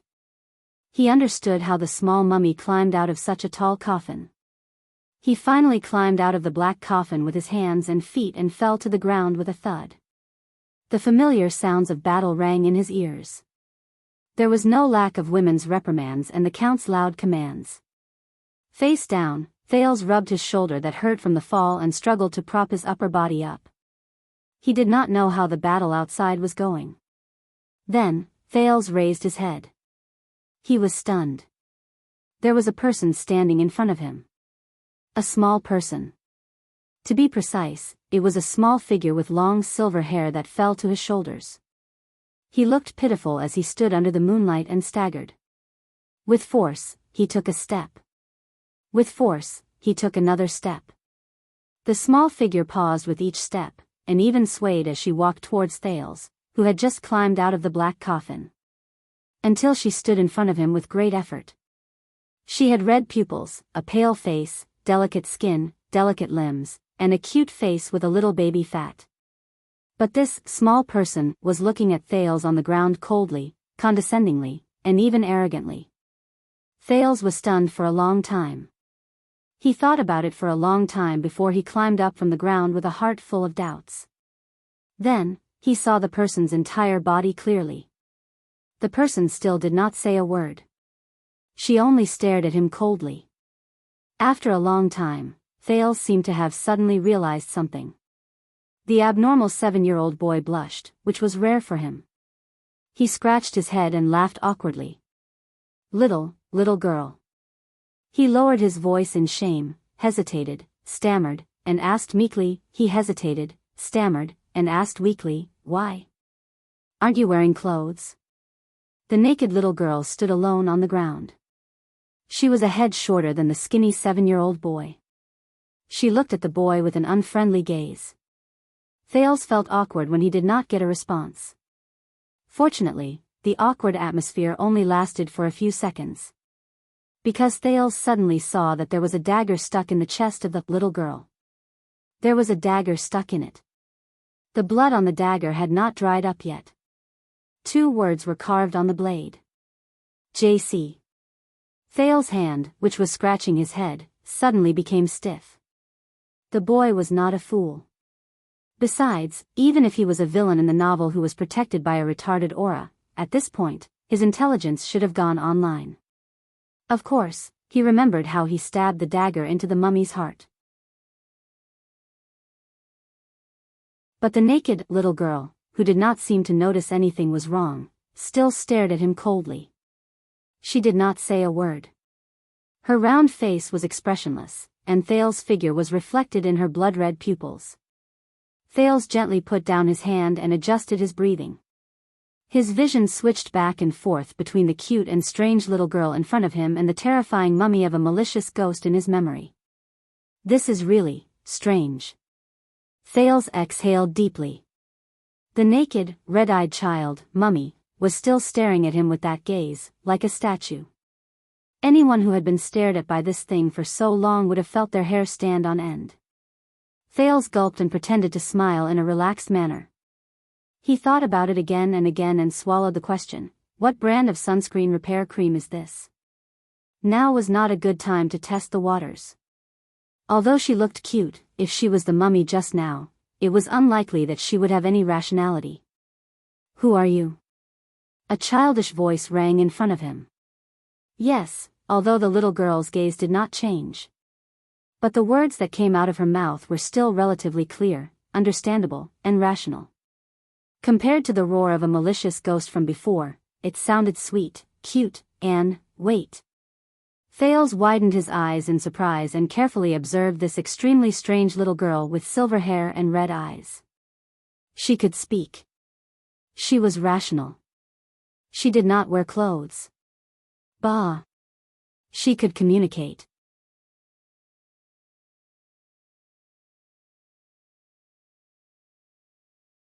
Chapter 33. A long time ago, before Prince Tormund led the survivors of the final empire to point at the stars above their heads and swear an oath to build Constellation, Eastern City District was just a suburb in the northeast of Eternal Star City.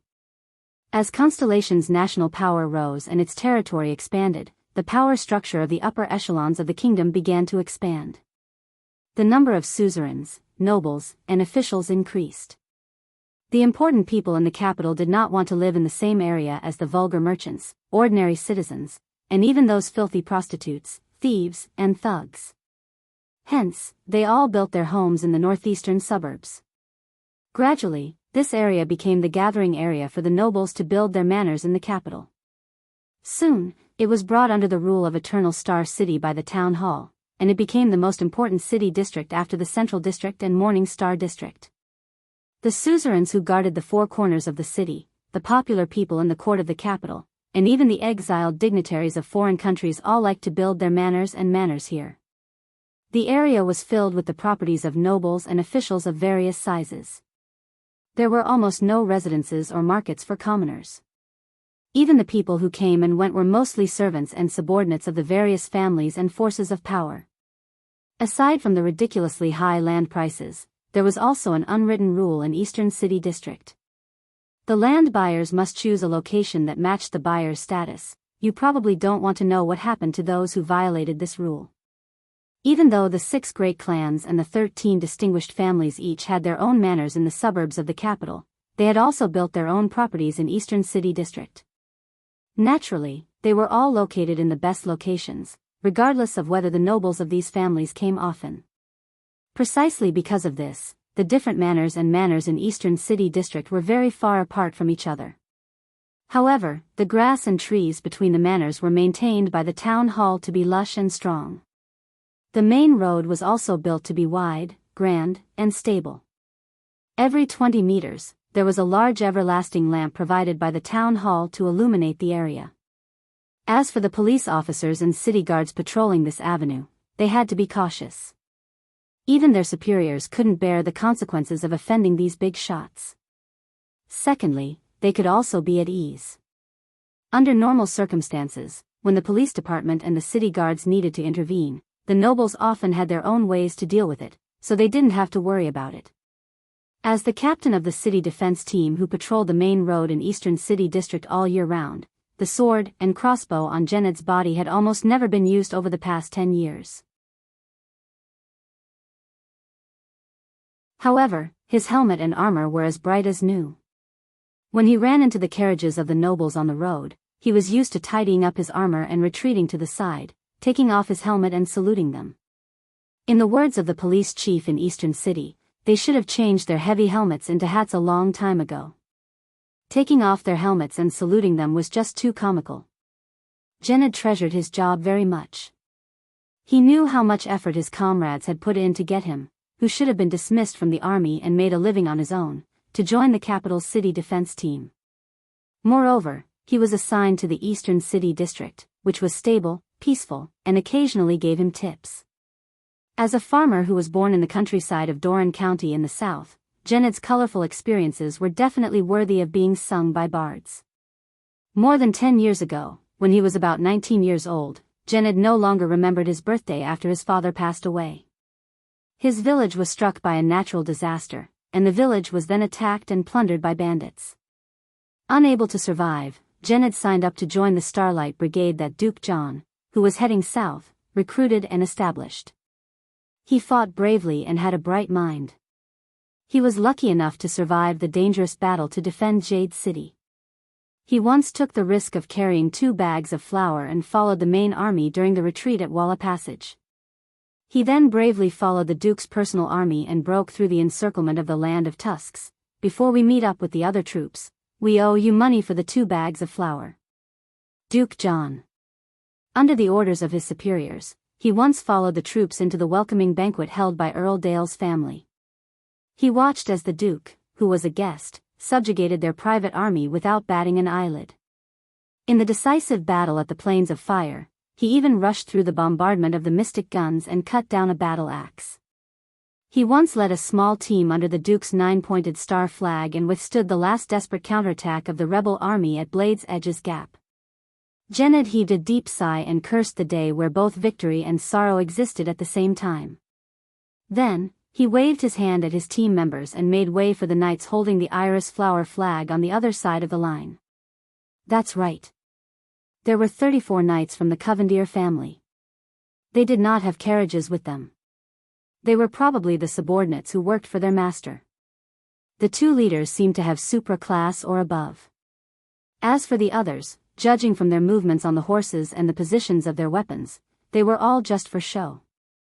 Jened pursed his lips without anyone noticing and retreated to the side. In just over a year's time, he had been promoted from a normal supply soldier to a combat recruit, then to an axeman, an infantry captain, and the most glorious personal guard of the Duke. Jened had turned from a farmer who did not even know how to hold a sword into an excellent military officer who had been through hundreds of battles. The rare battlefield experience had also made him a rare existence even among ordinary classes. As long as he had 3 to 5 companions to form a formation, he would not be afraid even if he ran into supra-class warriors. Even in the days after the Starlight Brigade was disbanded, Jened still remembered the guidance of the respected captain of the Duke's personal guard in the Starlight Brigade. He had never slacked off in his training. He had seen countless knights during his most dangerous days. These warriors on horses were famous for their charging power. There were noble warriors who were brave and had extraordinary skills, but there were also cowardly playboys who bullied the weak and feared the strong. Of course, under Duke John's command, there were far more of the former than the latter. That was why Jened could tell with just one glance that the 2 leading knights had calm expressions and smooth movements. Their bodies were slightly bent, and they could exert their strength on the horse at any time. There was a sword at the side of their waist and on the saddle, and the swords were very close to their dominant hands. It was obvious that they were elites who had more or less experienced on the battlefield. These elites who were supra-class and above would definitely be the officers of a battle squadron on the battlefield. Regardless of whether they were the vanguards, ambushes, defenses, reserve troops, or even the personal guards of the commander, these people were indispensable pillars and even the core of the army. For example, there was the famous Baron Alcra Murch in the kingdom. Right now, one of the 2 knights who brought more than 20 people and were supposed to overtake them stopped his horse and rode towards Jened.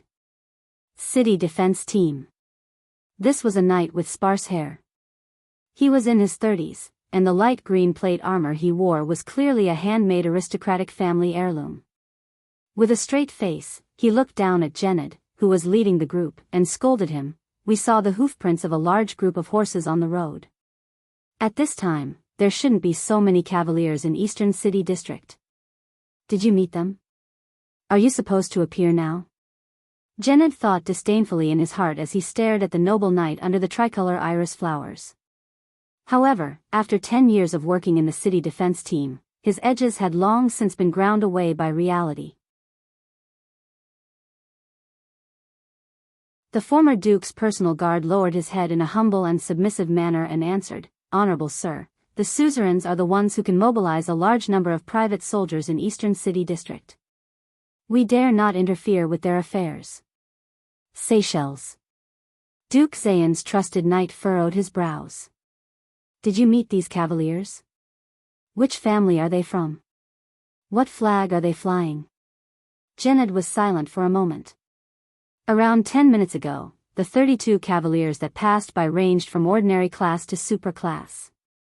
The noble who was leading the group was agile, but he was obviously not a soldier. There was even a woman following behind him, but Jened did not see them flying any flags.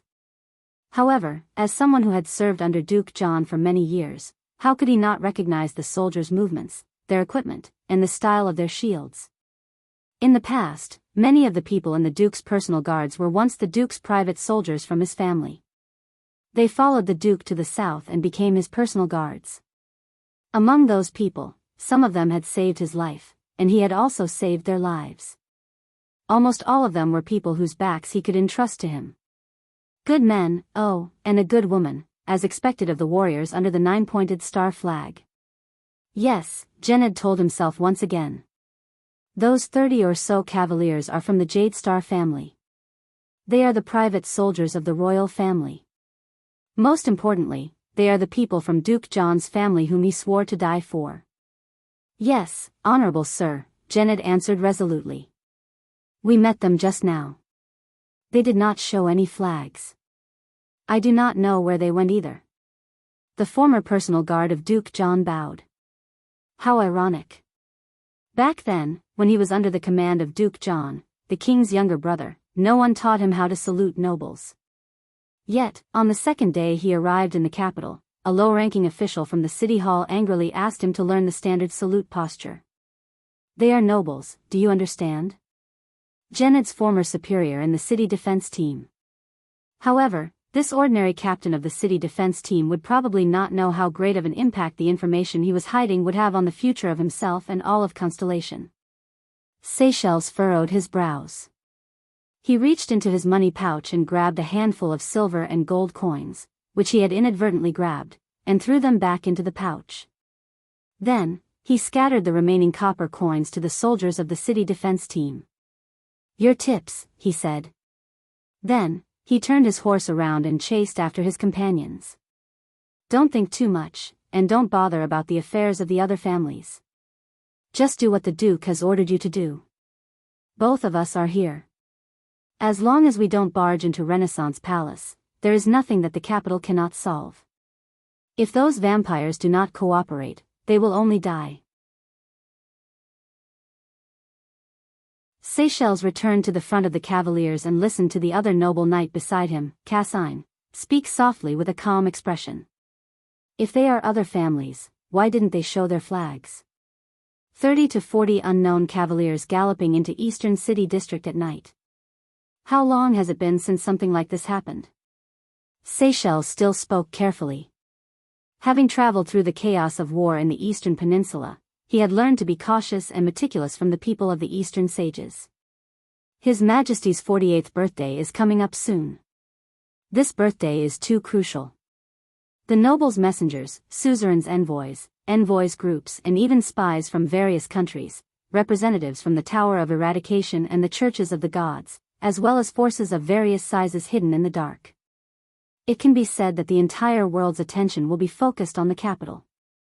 And all the great families in the country are also making their moves in many ways, whether openly or secretly. It is very normal. Aren't we doing the same? And we are working hard for it. Cassine turned his head and said flatly, if you are really worried, after you are done with your task, just go back and report it. This has nothing to do with our mission. Let's hope so. Seychelles touched the sword at his waist and thought of the captain of the city defense team with a sharp gaze just now. He then said absent-mindedly, let's hope it is not the other family's actions. Don't worry, Lord Seychelles, Cassine said slowly. At this moment, other than competing with the royal family, all actions towards the 19 noble families will be seen as betrayal. How can the traitors of the nobles succeed in the king's selection? A bright light flashed in Jine's eyes. She avoided 2 blood slaves who were madly charging towards her. With a shake of the silver-chained sword in her hand, she tied them up. The other 2 swordsmen of Eradication from the Jade Star family moved forward in coordination and pierced their hearts with the silver swords in their hands. But the female official instantly sensed something. She knelt down and rolled to avoid a sharp claw that suddenly appeared. The female blood clansman, Rolana, missed her attack. She turned around in anger and parried the 2 silver swords. Then, she screamed and quickly retreated with a hissing sound. My newly grown right arm is still very rusty. It limits my abilities, Rolana thought hatefully.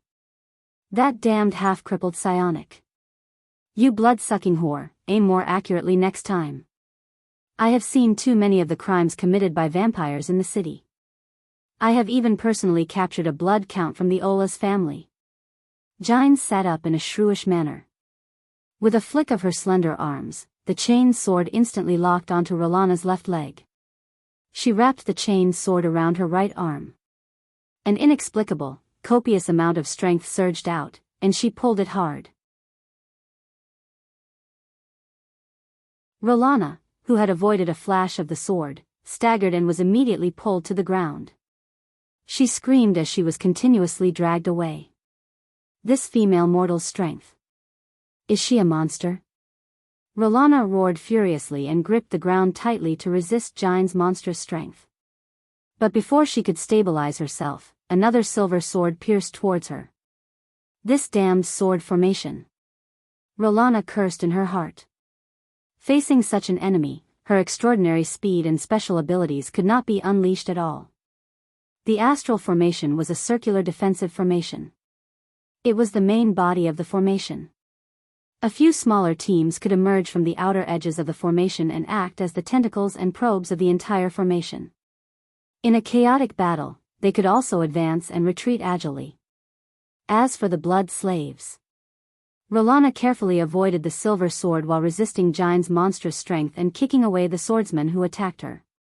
Under the siege of the sword formation, the number of blood slaves became fewer and fewer. After all, how could an irrational monster defeat a battle-hardened swordsman? Gilbert. Jianghu roared furiously and tightened her grip on the chained sword in her hand. Where is that child? We have been held back by these two and a bunch of lunatics for so long. You better have a reasonable plan. On the other side of the formation was the entrance of the big house. There, Gilbert held a sword in one hand and a staff in the other. He worked well with a few swordsmen of eradication and surrounded the golden-haired Istrone. Yodel is being held back by the other party. That guy is also in supreme class. Gilbert said with a frown, but since we are being held back here, we can only trust him. You are all useless men. Gilbert did not care about Jianghu's scolding. He turned his attention back to Istrone, who was in front of him. It was this blood clansman with extraordinary speed who had kidnapped Thales under the noses of the 8 guards and killed them along the way. Istrone's unique innate gift was speed that far surpassed that of a normal blood clansman. Even though he was still in super class, his speed was enough to surpass most of his peers. However, just tonight, he had encountered 2 opponents among the mortals who were also in super class but were completely unafraid of his extraordinary speed. One of them was Blood Bottle Gang's Nikolai. Istrone had seen the first few moves of that guy very clearly. Nikolai could not compete with Istrone in terms of speed, but for some unknown reason, after a few moves, Nikolai's speed and reflexes actually became faster and faster. At the most crucial moment, Nikolai's fist speed and reflexes were actually on par with the blood clansman's. If it were not for Chris' sudden intervention, Istrone even felt that Nikolai's speed would eventually surpass his. The second opponent. Istrone felt his skin crawl. It was the middle-aged noble who looked elegant and noble, but who made him feel fear. Like Nikolai, Gilbert could not keep up with his speed either. However, this noble used his own method to forcefully restrain the high speed that Istrone was so proud of. The silver sword in Gilbert's right hand was very steady, and his footsteps were filled with the elegance of a noble in a duel. However, Istrone was not worried about his sword. The golden-haired blood clansman could easily deal with such sword speed, and he could even overturn 2 swordsmen while he was at it. What he was worried about was the staff in Gilbert's left hand. Compared to the standard swordsmanship, that walking stick was like someone else's. Every time Istrone dodged or parried the silver sword, just as he was about to counterattack, the strange staff would strike him from the air. It would strike precisely at the direction where he was prepared to counterattack, or at the critical point where he could exert his strength, forcing Istrone to retreat in frustration. Then, he would fall into the encirclement of the other swordsman. Just because of that strange staff, Istrone even felt that he was not the one holding Gilbert back, but Gilbert was the one holding him back. However, Istrone did not know that he had fallen into Gilbert's trap right from the start. The key to the martial arts passed down in Gilbert's family was not his staff, but the sword in his right hand that conformed to the rules and seemed ordinary. "Sir Chris." The golden-haired noble's ears twitched. He heard his cousin Rolana's soft murmurs in the midst of the chaotic battle. "It's very difficult for us to hold on any longer. Has His Highness not woken up yet? If we really can't hold on any longer, let's retreat with the ancestral coffin." They did not know that at that moment, Chris, who was holding Yodel's short sword in a death grip, had a face full of shock and disbelief. This emotion even infected the opponent in front of him, Yodel, who was behind the mask. Chris whispered something. Only Yodel, who was opposite him, and the blood clansman, who had extraordinary hearing, could hear it. The two supreme class elites stopped fighting, let go of each other, and retreated separately. When Rolana and Istron heard Chris's murmurs, they opened their mouths wide at the same time. However, they immediately retreated quickly, only dodging and not counterattacking. Soon, the people who were fighting in the chaotic battle on the empty ground realized to their surprise that the blood slaves were also roaring and retreating to the side. They did not even care if their heads were chopped off by the swordsman beside them. Gines, who was in the sword formation, looked at Gilbert in surprise. The latter was still frowning as he pondered over the situation before him. They did not have to wonder for long. Thud. Thud. Thud. A few children's footsteps could be heard hurriedly coming from the house. Along with the footsteps, a childish boy's voice could be heard. "Everyone." Just like that, all the people on the empty ground saw the bare-chested Thales panting as he dragged the silver-haired little girl behind him, who was wearing his shirt. They ran out of the door on the first floor of the house and arrived at the empty ground of the manor. Before he could see the situation before him clearly, Thales used all the strength of a 7-year-old boy, and with his muddled mind, he used all the expressions he knew to shout at the sky. "All of you, stop. We are allies. Friendly_fire. Knock_it_off.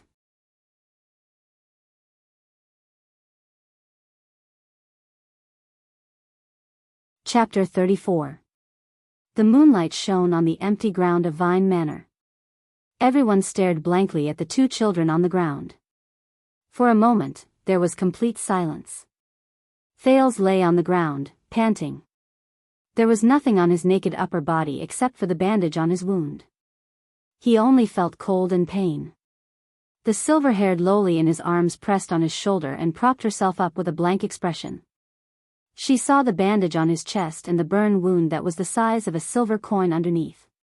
She sniffed the blood on it and revealed an expectant and intoxicated expression.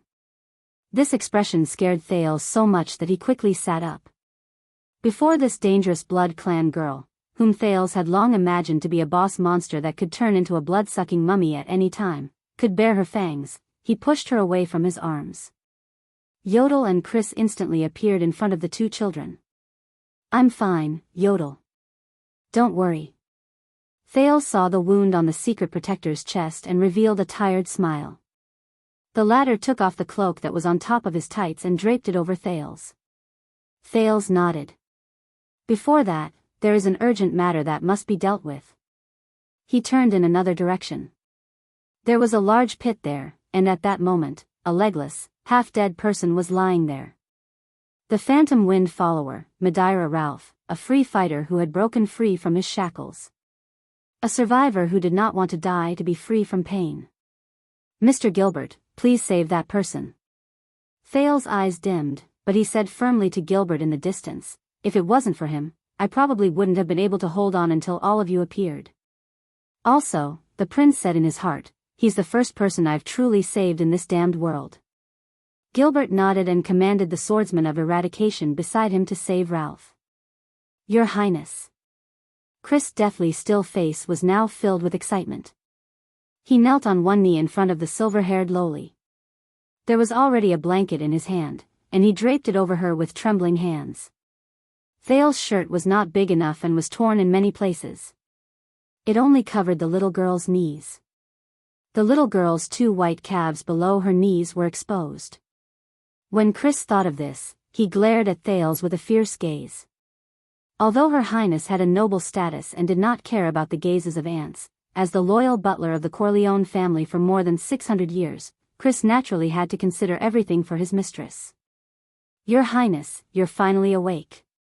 The cute red-eyed little girl nodded expressionlessly.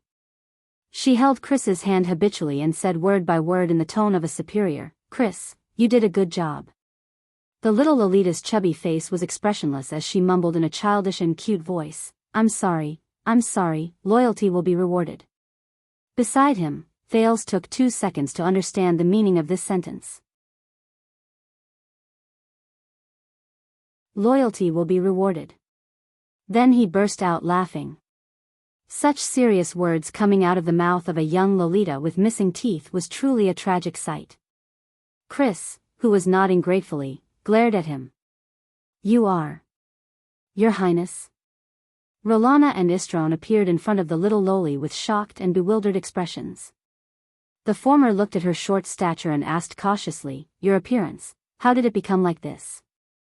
The little Loli raised her crimson eyes and looked at Thales with a complicated expression. She said nonchalantly,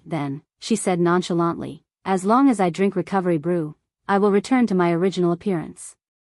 After she finished speaking, the little Loli looked at Thales, who was trying hard to hold back his laughter. She did not seem to realize that there was a problem with her pronunciation. So, with a cold expression, she asked with a slightly puzzled tone, "What is it that you want to show off?" "What is it that you want to show off?" Thales could not help but laugh out loud. This time, the 3 blood clansmen looked at him with unfriendly gazes. Istrone even looked at him with a layer of wariness and respect. "No, haha, cough cough." The boy quickly covered it up with an unprofessional cough. "There is nothing to show off, haha, cough cough, sorry." Gilbert, who had finished restraining the swordsman of eradication, walked over with Gines. The former leaned on his cane, took off his hat respectfully, and said, "Honorable Mr. Thales, and this cute blood clansman lady, perhaps you do not mind explaining the current situation to us?" Thales stopped smiling and glanced at Gilbert gratefully. "Mr. Gilbert, thank you for your rescue and sacrifice." However, he suddenly felt that the charming lady in her 40s behind Gilbert was looking at him with a complicated expression. The meaning in her eyes was unfathomable. Is this that boy? He and that person's son? Gines' gaze immediately darkened. Thales did not think too much about it. He turned his head and continued, "Let's postpone the self-introduction for now. Enough blood has been shed tonight. Because of this, I and this." When he said this, he glanced at the little Loli, who was obviously childish and adorable but had to keep a straight face. He paused for a moment. "Little sister Serena Corleone." Lady." Looking at the red-eyed Loli's unfriendly expression, he quickly changed his words. After a friendly and pleasant discussion, the little Loli, Serena, suddenly felt an itch on her neck. She pursed her lips without anyone noticing. "We have decided to put down our grudges, end our hostility, and form an alliance. I will provide Princess Serena with my blood on a regular basis, and Princess Serena and her subordinates will serve me until..." Before Thales could finish speaking, he felt Yodel's hand, which was holding him, tighten abruptly. Then, he was anxiously interrupted by 2 people. "Why do we have to serve you?" "We can use other benefits in exchange. At most, we can just leave." This was the red-haired and unfriendly blood clansman, Rolana. "Mr. Thales. Your blood? It's too dangerous. How can this be?" This was Gilbert, who was eager to protect his master. However, Thales only suddenly raised his right hand and clenched it into a fist. This was a gesture he often used to calm down discussions that were becoming more and more heated and out of focus when he led university students during discussion classes in his past life. Both of them stopped talking at the same time. The prince took a deep breath. Thales left Yodel's support and ignored Gilbert's obstruction. He slowly walked towards the blood clansman and said softly, "You will serve me in exchange for my protection. And I will provide you, a group of political refugees who have no home to return to in Constellation." You can only use Corleone's name to cheat for food and drink under the symbol of the iris flowers. I will provide you with a better protection than the master of this manor." Chris, Istrone, and Rolana's expressions changed at the same time. They looked at Serena. However, the silver-haired, red-eyed lowly only snorted coldly. "I didn't tell him anything. He figured it out himself." Figured it out? Not getting along with Blood Bottle Gang, not being on the same side as the master of the manor, Istrone's words about, with our current situation, and the coffin on the third floor that looked like a swimming pool but was actually a large nursing ward. The prince thought silently in his heart. Isn't it obvious when I sum up all these factors and signs? He knew that the blood clansmen opposite him were extremely wary of him. However, it did not matter. At least the current problem was solved. Thales turned his head and looked at Gilbert and Yodel sincerely. "Gilbert, Yodel, please believe me. I will provide blood for Her Highness Serena's speedy, recovery under the condition that her health is not compromised. I used this promise in exchange for my safety just now and Princess Serena's friendship." Gilbert stared at Thales for a long time. However, Gines, who was behind him, took a step forward with a complicated gaze. She spoke softly, "Gilbert, this is the promise he made. It is also the promise his family made. Just like him in the past." She added silently in her heart. Gilbert heaved a deep sigh and nodded at Thales. "Of course we believe you. But I will report to," Thales chuckled softly. He turned around and brought the blood clansman into the other people's line of sight. He said softly, "Then, let me formally introduce." However, before he could finish speaking, Chris, who was beside him, took a solemn step forward and spoke solemnly. "You do not have to worry. In front of everyone." He gently supported the little lowly beside him. The latter walked forward unsteadily. "She is the true heir of the Corleone family, the head of the 7 great clans in the Eastern Peninsula's Night Kingdom, the legitimate ruler of the Hill of Pain, Her Highness Serena L. Van Corleone." Chris looked at the few humans with a haughty gaze. Behind him, Rolana and Istrone had glorious expressions on their faces. Serena, with the appearance of a 5 or 6-year-old lowly, lowered her round face and curtsied with her non-existent skirt. She then raised her head expressionlessly. Thales pursed his lips in his heart. She looked so powerful. Gilbert and Gines looked at each other and saw shock in each other's eyes. More than 600 years ago, after the earth-shattering Battle of Eradication, just like many other races with a long history, the Blood Clan also split into 2 branches in the east and west of the Sea of Eradication. The 13 noble clans went their separate ways towards different continents. The 5 clans in the Western Peninsula formed a family alliance and the Dark Knight Parliament to occupy Grand Banquet Hill. To be exact, they occupied a piece of land and called it Grand Banquet Hill. The 8 great clans in the Eastern Peninsula established a king-like rule. They took root in the eastern coast of the Sea of Eradication under the name of Night Kingdom. Over the past 600 years, compared to their relatives in Grand Banquet Hill who were in a state of disunity and were even forced to sign the Convention of Human Kingdoms and Immortal Races, the Blood Clansmen in Night Kingdom were more united and powerful under the powerful rule of the infamous Night Wing King, Laurie Corleone. They even participated in the affairs of the peninsulas extensively. During the Second and Third Peninsular Wars, they sent out the Sacred Blood Army, which was formed by elite Blood Clansmen warriors to participate in the wars. During the latter, the Night Wing King even personally led his army to attack Dragon Cloud City, the capital of Extet, the Blade of the Western Peninsula. However, 200 years ago, the politics of Night Kingdom changed drastically. The Night Wing King, Laurie Corleone, disappeared mysteriously. The 8 great clans suffered a great blow to their strength. The Hollier family even betrayed them and crossed the sea to seek shelter in Grand Banquet Hill's Dark Knight Parliament. From then on, there were only 7 ruling clans left in Night Kingdom. They also lost the only elite who could break through to the real-world level. Under the attacks of the Church of Dawn, they gradually declined.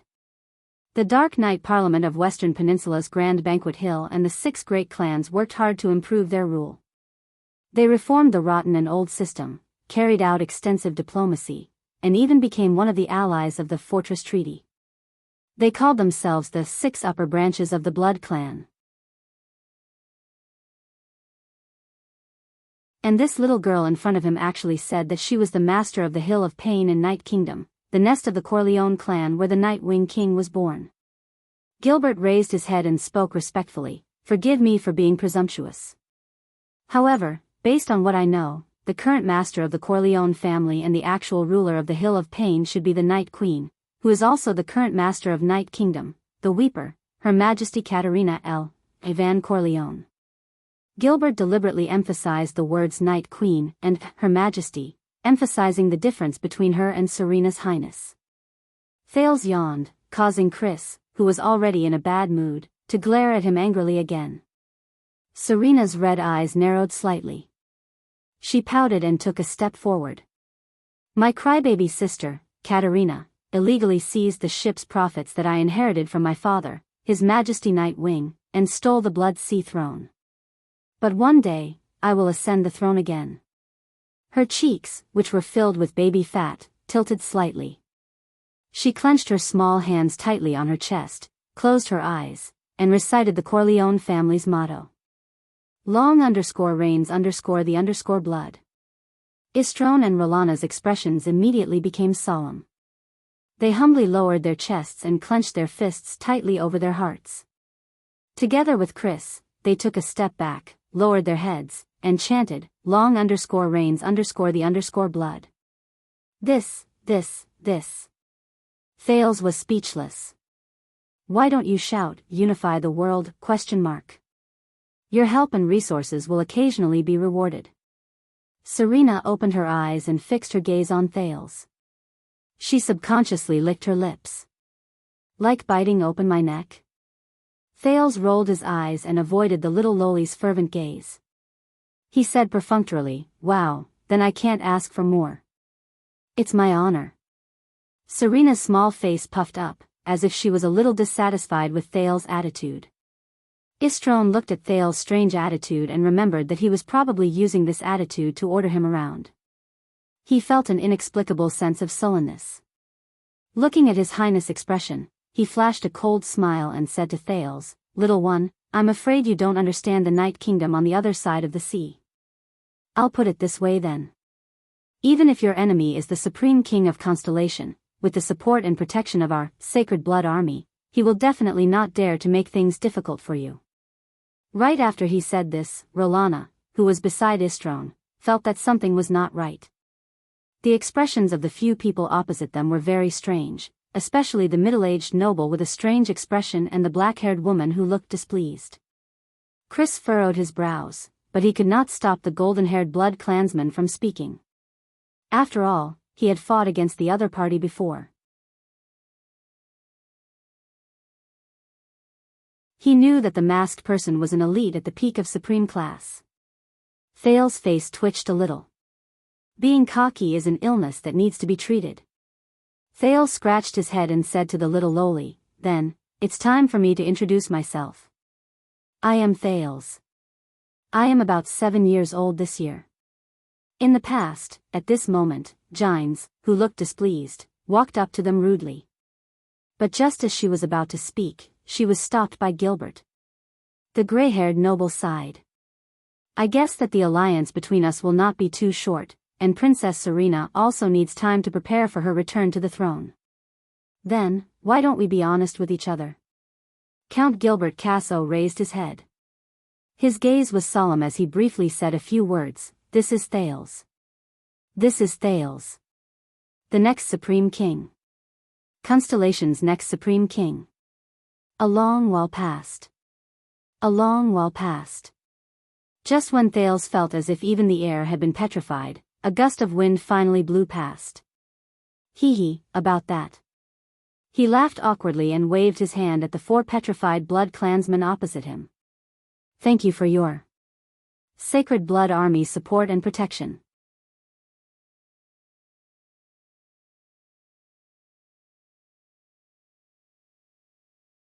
Chapter 35. At least 30 cavaliers broke through the gate. From the manor's empty space to the dungeon, there are signs of intense fighting everywhere. In Vine Manor, Lord Seychelles, who was a knight under the tricolor iris flower flag and wore a green patterned plate armor, frowned as he stroked the manor's metal gate, which had been deformed by the impact. Many of the knights around him spread out and searched the corpse-strewn but empty Vine Manor, trying to find even the slightest clue. The thin-haired Lord Seychelles said cautiously, "A large-scale battle broke out between both sides." A large-scale battle broke out between the two sides. At least half an hour ago, this place was probably still in chaos. It's obvious that the Blood clansmen lost the battle. The corpses on the ground only belong to the Blood thralls, and it matches the number reported when the fleet transported them across the sea. From the wounds on the corpses, the other party used high-purity silver weapons. They came prepared. The Blood clansmen from the Corleone family are all missing. If they were not completely wiped out and their corpses were taken, they were captured alive, escaped, or even all three. No matter what, we do not have to worry about the secret they are hiding anymore. If they did not fall into the enemy's hands, they were destroyed without a trace. Seychelles' heart sank. With his right hand, which was covered in an iron glove, he stroked the few strands of hair he had left. Another voice came from behind. "The only good news is that the Duke did not intend to use them, so they do not know our plans and actions." The neatly groomed Lord Cassine, another titled knight, stood up from beside a blood thrall's corpse on the ground and looked at Seychelles. "It's my fault. I'll apologize to His Excellency the Duke later." The neatly groomed knight Cassine's expression was terrifyingly dark. However, this noble knight did not shirk his responsibility. "I was the one who neglected the large group of cavalrymen I saw on the road. Now, it seems that they were the ones who ambushed Vine Manor. If we had advanced at full speed, we might have been able to intercept them." However, Seychelles did not think so. His instincts told him that there was something fishy about this group of cavaliers who ambushed Vine Manor. Even if they intercepted that group of people, it might not end well. Even if he and Cassine were supreme-class knights of eradication. However, Seychelles knew that this was not the time to strike a blow to his good friend. He was already full of self-reproach for the mistake he had made due to his carelessness earlier. There are two problems that need to be solved urgently. Seychelles swept his gaze across the mottled walls of the manor and walked into the house. First, who exactly are they? Secondly, why did they come? Cassine followed his friend into the hall. Even though he had smelled blood earlier, he couldn't help but turn around when he saw the bloody scene in the hall. Unlike Seychelles, who used to work as a mercenary in the eastern continent and lived with a blade every day, Cassine's background was much better than his peers. Back then, when the old duke personally conferred him the title of a knight, he was still an excellent swordsman of eradication who had just completed his studies in the Tower of Eradication. He was a young boy with a bright future ahead of him. Ever since he had become a Lamiter knight, it had been a long time since Cassine had experienced bloodshed outside of the tournament. "Let's send our men out right now. If we search for them in all directions, we might be able to find some clues about these cavalrymen." Cassine looked at the corpse on the table with disgust and frowned. If they are from a certain family, then entering the manors of the great nobles in the eastern city district would be the best cover. But his colleague, Lord Seychelles, shook his head. He thought of the rabbits that ran all over the grasslands of the eastern continent. No matter how many exquisite traps the Kissery herdsmen set up, they would always find a way to survive. Their natural enemies were the falcons that soared in the sky and took in everything that was happening around them. Seychelles followed the bloodstains and walked in the direction of the dungeon. He objected, "We are already high-profile enough. Send people to search for the manors in the eastern city district? After we offend all the upper echelons of society in Constellation, we should be able to find clues about them. Since we can't find out who they are, then we can only find out why they came." Cassine picked up an everlasting lamp and covered his mouth and nose. He cursed these bloodsuckers who were insatiably greedy for food. He walked down the stone stairs into the dungeon that reeked of blood. His muffled voice echoed between the two dark walls. "This is a temporary encampment lent to Blood Bottle Gang to receive and hide the elites from the Corleone family. However, neither Nikolai nor the Corleone family can be seen. Behind Blood Bottle Gang is us and the Cullen family. This is an open secret in our circle. As for the helpers from the Corleone family, they have always been our secret contacts. Once they are discovered, it is very likely that they will follow the clues to our plan. All the families who participated in New Star would more or less know about that plan. This is nothing to worry about. Lord Seychelles did not feel anything strange as he walked in the thick bloody air. He calmly analyzed the situation. I have already sent someone to report to His Grace. Blood Bottle Gang will contact us soon. However, what secret is the Corleone family hiding? Why would they attract such a group of people? Cassine raised the everlasting lamp and tried his best to maintain his appearance. He stopped at a ruin in the dungeon and looked around with a puzzled gaze. It could be seen that the ruin was originally a prison cell. However, at that moment, it had completely changed. It looked as if it had experienced terrifying destruction. The iron bars, chains, and wall stones were all shattered into small pieces. They were scattered all over the limited space in the prison cell. It was as if someone had cut it into minced meat.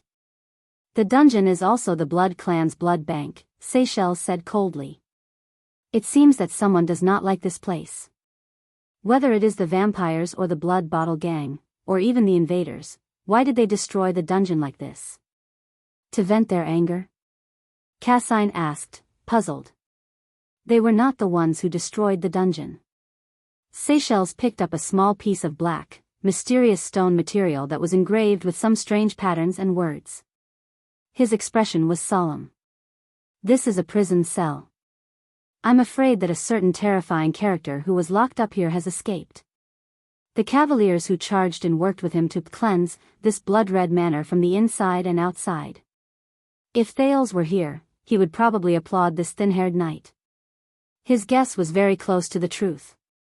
Cassine frowned as he looked at the extent of the destruction in the dungeon. He exclaimed, this degree of destruction can only be done by a supreme-class elite. No. Seychelles' gaze suddenly became extremely strange. He held the mysterious black loose material in his hand and said, based on its shape, this stone is probably a part of some shackle. I suspect that it is this shackle that chained that mysterious person. In the next moment, he flung the black stone in his left hand into the air. Seychelles' gaze sharpened, and the cross-shaped saber on the left side of his waist was instantly unsheathed. The sharp edge of the sword cut through the mysterious black stone. In that instant, there was no sound. A second later, invisible ripples spread through the narrow dungeon along with the compression of the air. They tore huge, deep cracks on the walls around them. Cassine, who was behind him, nodded in admiration. This perfect sword strike was a perfect blend of precision, extreme speed, and ingenuity. Even the fortress flower could not compare to this. The sound of the sword cutting through the stone was finally heard. Asterisk clang. Asterisk the sound was clear, and sparks flew everywhere. Asterisk boom. Asterisk at that moment, the strong wind caused by the swing of the sword reached his ears. Wherever the momentum of Seychelles' sword passed, the walls around them would fall uniformly. Wherever the strong wind passed, dust would fly in the air in the prison cell. The everlasting lamp in Cassin's hand was instantly extinguished by the strong wind. The strong wind disappeared. Seychelles' expression did not change. He returned his saber to its sheath. Cassine covered his mouth and nose. Although he hated the dust, he still lit up the everlasting lamp again. He bent down and rummaged through the soil and rocks. When Cassine brought the mysterious black stone in front of Seychelles, the two of them looked at each other. The two supreme-class knights of eradication saw shock and fear in each other's eyes. The black stone that was cut by the supreme-class elite sword was now lying in Cassin's hand without a scratch. The two of them were silent for a long time until Cassine spoke with difficulty. Looks like I was wrong again. This level of destructive power. Cassine turned his head with a steely expression and looked at the shattered prison cell. His face was full of disbelief. Even a supreme class elite could not do this. 11:00 at night. In the bedroom on the third floor of Mindy's hall, Thales, who was the main character of the discussion between the two supreme class knights in Vine Manor, was sitting awkwardly on the bed. His clothes were clean and tidy again. He stared blankly at the female official who was in her 40s but still as charming as ever. She had a beauty mole at the corner of her mouth. She was scolding someone. Unfortunately, Thales thought. If only she could be gentler. This is the heir of the kingdom that you are looking after? Are you barbarians? What His Majesty entrusted to you is his bloodline. The future of Constellation. Not a giant gray lizard that can survive if you throw it on the island. You can't even take care of the giant gray lizard in this state. The dignified female official was using a domineering roar to reprimand His Majesty's two most trusted subordinates, Count Gilbert Casso and Guard Yodel Cato. However, the latter too obediently lowered their heads and accepted her reprimand. His daily diet is just bread and beef? Do you know that his body is still growing? Did you give him a bath or not? Don't tell me that wiping him with water is considered a bath. Can't you see that the wounds all over his body need to be carefully cared for? Bandages? What are those? Didn't you teach him how to wear his clothes properly? Don't use the lack of time as an excuse. What kind of bedding did you find for him? This kind of quilt and pillow is practically a child killer. You actually don't allow him to appear outdoors? Do you know how important sunlight is for growth? Safe. Don't find excuses. Wasn't he abducted right under your noses when he was indoors? Move that little vampire girl's room 100 meters away from here. What? There's no such room? Then go and dig one out for me immediately. From tomorrow onwards, aside from protection and teaching, both of you are to stay 10 meters away from him. You two useless men. After a long while, when Gines finished lecturing in anger, she chased the two useless men out of Thales' room. Go and prepare everything on the list immediately. Gines. Then, she suddenly turned around. Thales, who was holding a glass of water and watching the show on the bed, was so frightened that he shrank back half a meter. Looking at Gines' fierce gaze that had yet to fade away, the boy remembered his former high school class teacher. However, Gines only looked at Thales hesitantly and with a complicated expression. In the end, she sighed softly. She forced a smile and tried her best to speak gently. Don't be afraid, Thales. You are very safe now, and you will always be safe. During the month you are in Mindy's hall, I will be in charge of your daily life. Thales gulped and nodded. Thank you, Gines finished his sentence gently. I am Gines Bajkovic, a first-grade female official, your father's loyal friend, vassal, and, how should I put it? When she said this, Gines paused for a moment, as if she was thinking about something. But in the end, she still raised her eyebrows, as if she was thinking about what words to use. She said decisively, and his lover. Thales did not manage to hold himself back and spat the water on the bed. On a road not far from Mindy's hall, Yodel appeared out of thin air. He knelt down on one knee in front of a strong and burly figure. You should go in and take a look, Yodel said hoarsely. But the strong figure only remained silent. After a long while, just like 12 years ago, you always make choices that deviate from your original intentions, the strong figure said slowly, even though you know his background and have met his mother. Yodel knew that the man was not talking about Vine Manor. But you sent Gilbert here. Yodel lowered his head slightly. You are also hesitating. The strong figure did not speak for a long time. Finally, he raised his head and glanced at the lights in the room on the third floor. He turned around decisively and left under the escort of a group of elite guards in silver armor.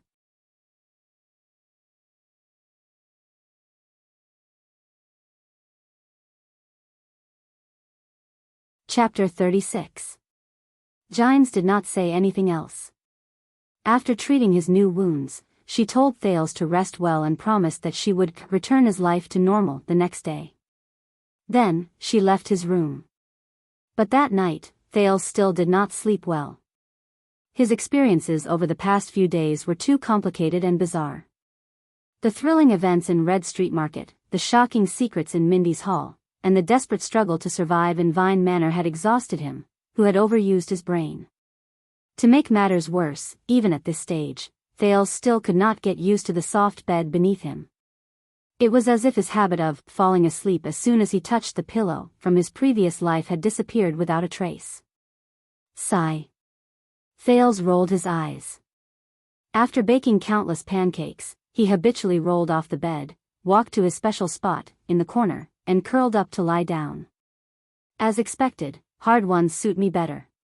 Thales licked his lips. 2 days ago, at this time, he was still worrying about the safety of the other 5 child beggars in abandoned house and brewing his great escape plan. After that, his life was full of upheavals. He was like a rootless duckweed in the wind, struggling desperately in this world full of malice and misfortune, doing everything he could to survive. I just want to live well. But with this identity. Thales looked at the top of the fireplace. In the dim inner room, he could vaguely see a huge 9-pointed star pattern. Live well, be a free man, and so on. Thales sighed deeply. It's probably just wishful thinking. Moreover, Thales raised his right hand with a dull gaze.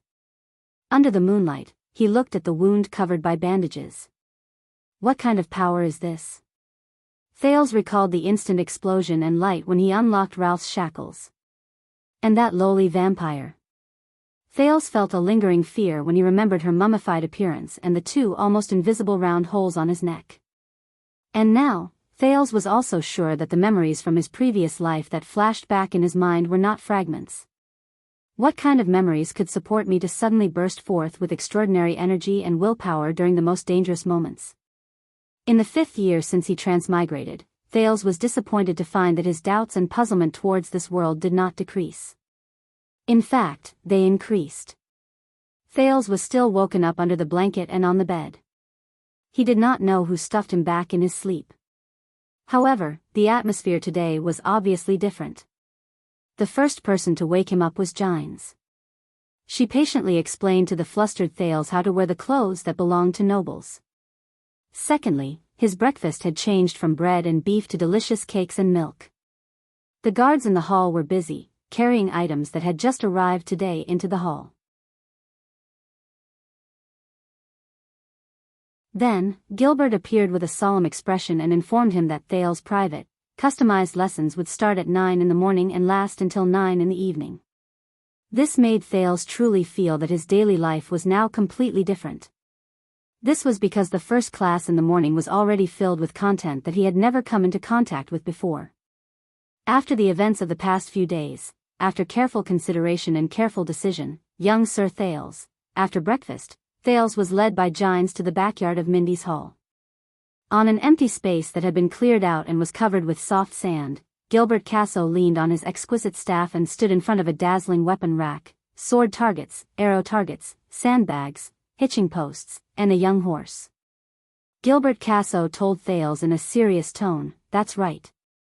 We believe that you urgently need basic training in fighting skills and self-defense skills. A child who grew up by Lord Mon's side should naturally be proficient in horsemanship and basic swordsmanship. Rest assured, we, mainly Madame Jianghu, will ensure that the training will not affect your existing wounds." What? Thales took a deep breath. He was surprised to see Jianghu take a step forward and say to him coldly, "Don't be surprised, child. Morning is the best time for physical training. Since you are the future heir of Constellation, you must naturally have a body that can bear this heavy burden. And I will ensure this." Thales looked at Jianghu's mature figure under the morning sun. She was dressed in the elegant attire of a female court official. He looked at the empty surroundings and scratched his head. Why isn't Yodel teaching me? He seems to be very powerful. The image of the secret protector's swift body movement technique that allowed him to move through the city surfaced in Thales' mind. Are you expecting a supreme class elite, who is rare in the entire kingdom, to teach a newbie the most basic things? Gilbert, who was at the side, took over the conversation. He put his hands behind his back and said, "Also, please believe me, Yodel's method does not suit your identity and characteristics." Thales nodded, not really understanding. What is supreme class? At this moment, Gines clapped her hands and walked to the center of the field. She crooked her finger at Thales. Gilbert will explain this theoretical knowledge to you during training. Now, attack me with all your might. I want to evaluate your existing foundation. Thales stared dumbly at Gines, who had her hands behind her back and was standing still in the field until she urged him again. All right, training and leveling up. Isn't this what the seniors love the most? The boy finally exhaled. He thought about it and decided not to pull out his dagger. In the next second, Thales charged towards Gines with the street skills of a qualified child beggar. Combat is the oldest and most long-standing skill in human history. Gines did not even move her leg to support herself. She easily tripped Thales, who was charging too hard. Asterisk bang. Asterisk Gilbert then slowly began his explanation. The history of humans is a history of continuous battles against other races and against ourselves. Thousands of years ago, in the battle for the right to live in the world, humans gradually summarized the skills and rules of using weapons or barehanded combat. Thales was tripped for the second time. He fell on the training field with his face covered in dirt. Compared to other races, humans, whose physical attributes were much lower, relied on mastering these skills to win against the strong, to fight against the strong, to fight against the strong, and to fight against the strong. A long time later, among the warriors who mastered superb skills in battle, a portion of them awakened powers that even humans could not imagine in their bodies. Those powers have endowed human beings with choices other than struggle and resistance in the world. Different powers have endowed them with different advantages, ranging from extraordinary speed to agile reactions, to superb insight, to extraordinary strength, and so on. This time, Thales nimbly dodged Gines' tripping leg and cleverly grabbed her high boots. However, he was immediately kicked down by Gines' ingenious strength. These humans, who were a level above them, relied on these powers to ride rare warhorses and lead skilled warriors into the dangerous world. These were the earliest batch of knights. Gilbert heaved a deep sigh. He watched the disheveled Thales fall on the ground for the fourth time and continued, and the powers they awakened to were collectively known as extraordinary power. Today, after the final war, people, especially swordsmen, like to call it final force. It was also because of the appearance of extraordinary power that the world first had a division of powers. We used to call those warriors who were skilled in battle and who could use their fighting skills ordinary class. As for those who have mastered supernatural powers or powers that are equivalent to them, their control and observation skills are meticulous and peerless. They have already surpassed the limits of mortals, so. When he said this, Gilbert's eyes shone brilliantly. We call them supra-class. Enough.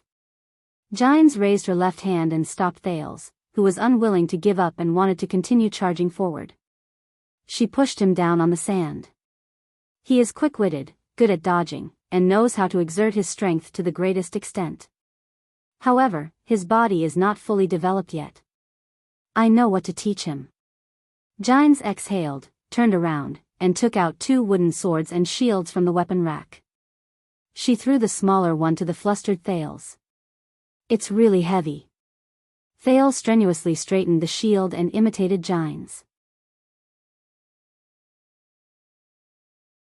He used the leather belt on the back of the wooden shield to tie the shield to his left hand. However, he immediately realized that this posture placed a great burden on one of his shoulders. Thales grabbed the wooden sword with his right hand. Damn, compared to JC's dagger, this wooden sword is as heavy as the water tank in the abandoned house. Turn your body sideways. Place your left foot in front and your right foot behind.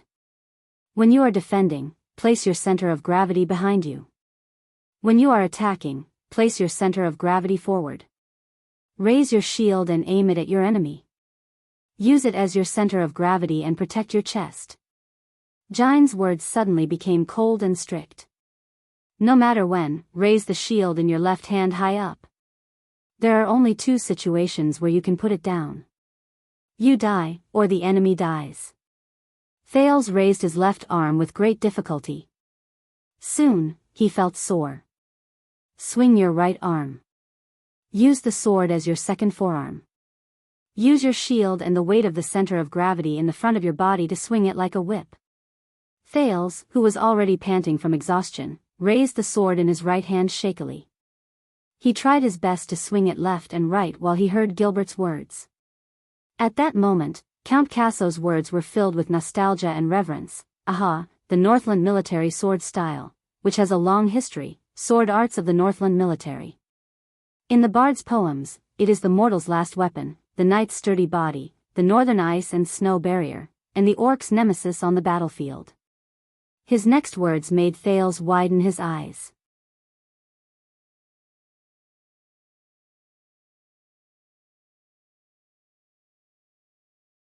Chapter 37. 2 hours later.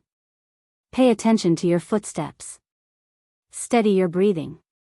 The key to the iron body style lies in your feet. The moment you are attacked, adjust the distance between your legs and divert the force. If you don't want to die, raise your shield towards the enemy. Jine's clear voice rang, followed by a merciless slash. Thales clenched his teeth and swung the sword in his right hand, causing his body to spin. The blood vessels in his left arm bulged as he tried his best to lift the disproportionately heavy wooden shield with the strength of his shoulder. He bent his right leg slightly and prepared to slide away according to the force of the impact to cushion the blow. Asterisk bang. Asterisk Gilbert, who was watching the fight by the side, closed his eyes gently. After Gines hit the lower part of the shield, Thales lost his balance for the 25th time and fell on the sand again. This time, he was exhausted and could no longer lift the shield in his hand. Damn it. The boy panted heavily and tried his best to lift his head and chest, but the heavy shield pressed down on his left chest, making it impossible for him to struggle up from the ground. This lady, who is also my father's lover, has been swinging her sword continuously for 2 hours. But why does she not show any signs of physical exhaustion? The Northland military sword style originated from the ancient chauvinistic kingdom 3,000 years ago. It was formed during the era of the human kings before the ancient empire. As if he had seen through Thales' thoughts, Gilbert's voice rang in the empty ground. According to records, the ancient elves and the dragons were at war at that time, and the human kings in Northland encountered the invasion of the ancient orcs in the north. This sword style was created to fight against the ancient orcs and even the dragons, those terrifying opponents whose strength and size far surpassed that of humans. Gilbert looked at Thales on the ground seriously and said softly, "This is the oldest combat sword style in human history." It was under such a huge disadvantage, in a battle that was almost hopeless, in a fight that was almost certain death, and in a charge that was almost suicidal, the first batch of knights awakened to supernatural powers, which are now known as the power of eradication. They became the earliest supra-class in human history. A brilliant light shone in Gilbert's eyes. Madame Gines is one of the best among supra-classes. Forget about the unique power of eradication she possesses, her observation skills, explosive power, sense of balance, and almost all of her physical attributes are incomparable to yours. The difference between her and you is like the difference between the valiant ancient orcs and the weak humans back then. Truth be told, he still did not know how he should interact with his father's lover. He looked at Gines and saw that she was exercising her wrists with a relaxed expression, as if she did not mind Gilbert's praise at all. With the further use and accumulation of extraordinary power, this power will become stronger and stronger. The knights began to learn how to control this enormous and profound power, to control that immeasurable power, and to reach the realm of being able to control it with ease. Compared to super mages, these knights who had advanced to the next level were immeasurably strong, and their techniques were unparalleled. They begin to understand the essence of power and battle. They can change at will, and they are not bound by any rules. They can use the greatest efficiency and the smallest loss to end a battle. Gilbert took a step forward and nodded at a spot in the air without leaving a trace. This is the extreme realm, a supreme expert who has surpassed the limits of strength. Thales stared at the sky in a daze. He remembered Asda's control over the air at will, and Yodel's ghostly movements. Gilbert looked at the sky and nodded at Jiang's. Ordinary class, supra-class, supreme class. After the humans became powerful, this system of power classification was widely spread to all races and places. Gilbert looked at the sky and nodded at Jiang's. The ancient orcs, ancient elves, and even psionics started to use this classification. And all of this originated from the ancient Northland military sword style. It originated from the courage to fight against the orcs and dragons for survival. Gilbert's words made Thales fall into a daze. Now, the threat of the ancient orcs is no longer there, the dragons are no longer in the world, and the Northland military sword style is no longer in circulation. Even the Extet army, which took pride in the Northland bloodline and occupied the ancient lands of Northland, has long since abandoned this sword style. Now, the only places that have the complete legacy of the Northland military sword style are Constellation and the Tower of Eradication. Lady Jiang's is one of the few who are skilled in this field. Young Mr. Thales, please have respect for this sword style that once saved our ancestors and practice it tirelessly. A sword style that fought against the orcs and dragons? No wonder.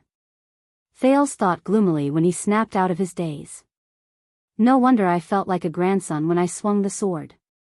When he recalled how he lifted the shield and swung the sword like an idiot, he was swung along by the sword, how he moved his feet, he was dragged along by the inertia of the shield, and how he sparred with Jiang's was training him. Thales felt like he had been beaten up like a grandson for 2 hours.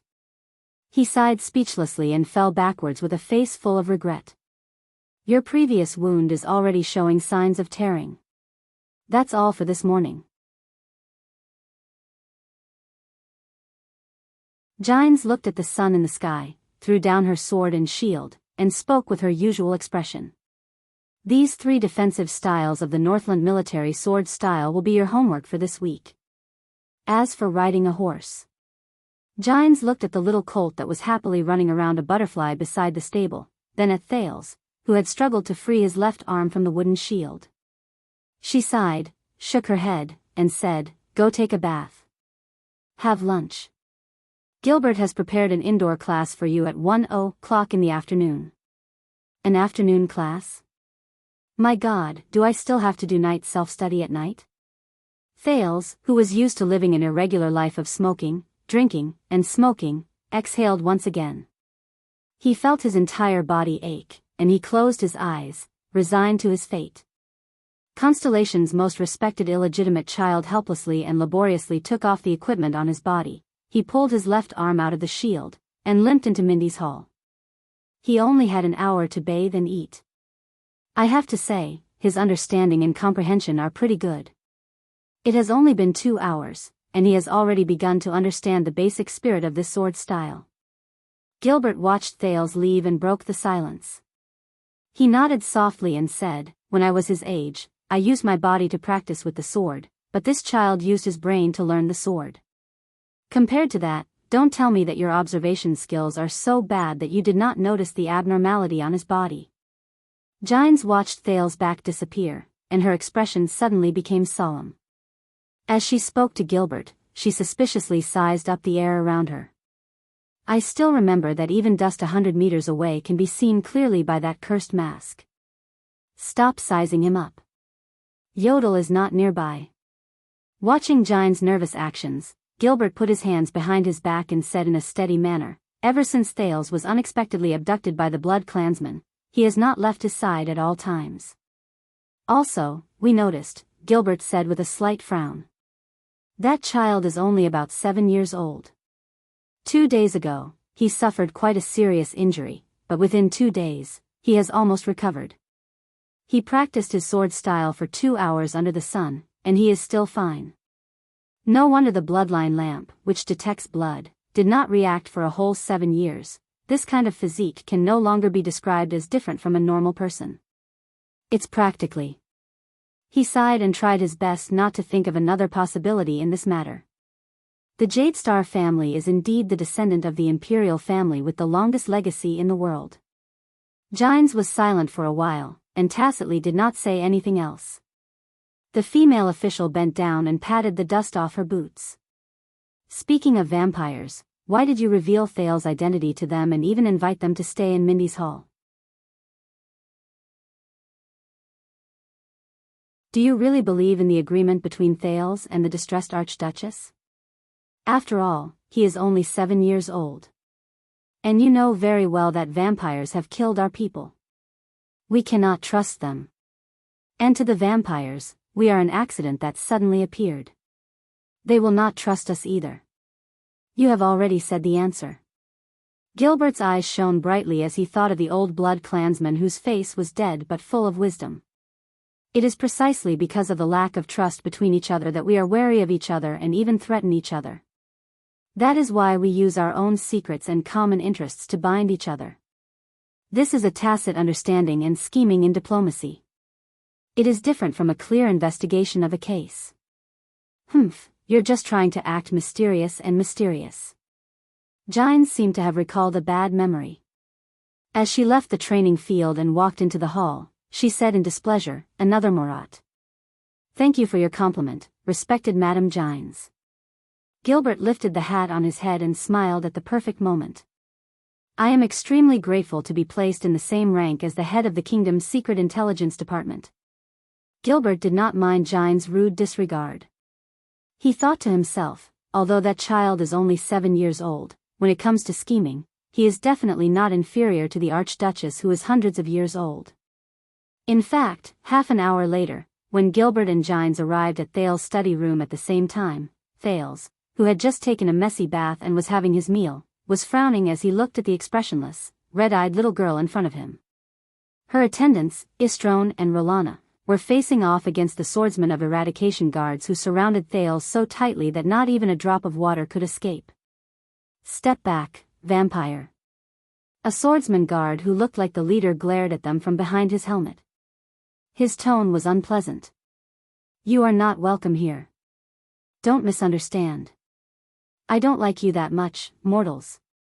Istrone's nonchalant words made the guards even more displeased. "Do you remember? I killed 8 people like you yesterday," he said sarcastically and provocatively. Thales, who was frowning, took a bite of the meticulously seasoned beef steak from the fork in his hand. He was so touched by the deliciousness that he had not eaten since he transmigrated that he gasped in admiration. At the same time, he carefully avoided the chubby little girl opposite him. Her gaze was obviously not right. "Unfortunately, this taste probably can't compare to the dog meat I ate with Jayla back then." Thales looked at the situation before him and sighed. "What a headache. You won't have that kind of chance again, despicable rat hiding in a vase." The swordsman's tone dropped to the freezing point. The silver sword that was specially equipped at his waist was unsheathed by a foot. "Try taking a step forward." "I am happy to take revenge for my companions. Or I just need to open the curtains and let you bask in the sun." Hence, the handsome blond man's expression was unpleasant. He planned to take a step forward. "Don't be nervous, boys." Rolana pulled her furious cousin back in a timely manner. Although she had a smile on her face, her tone was stern and serious. "Servants, step back. Your master has an agreement with our master."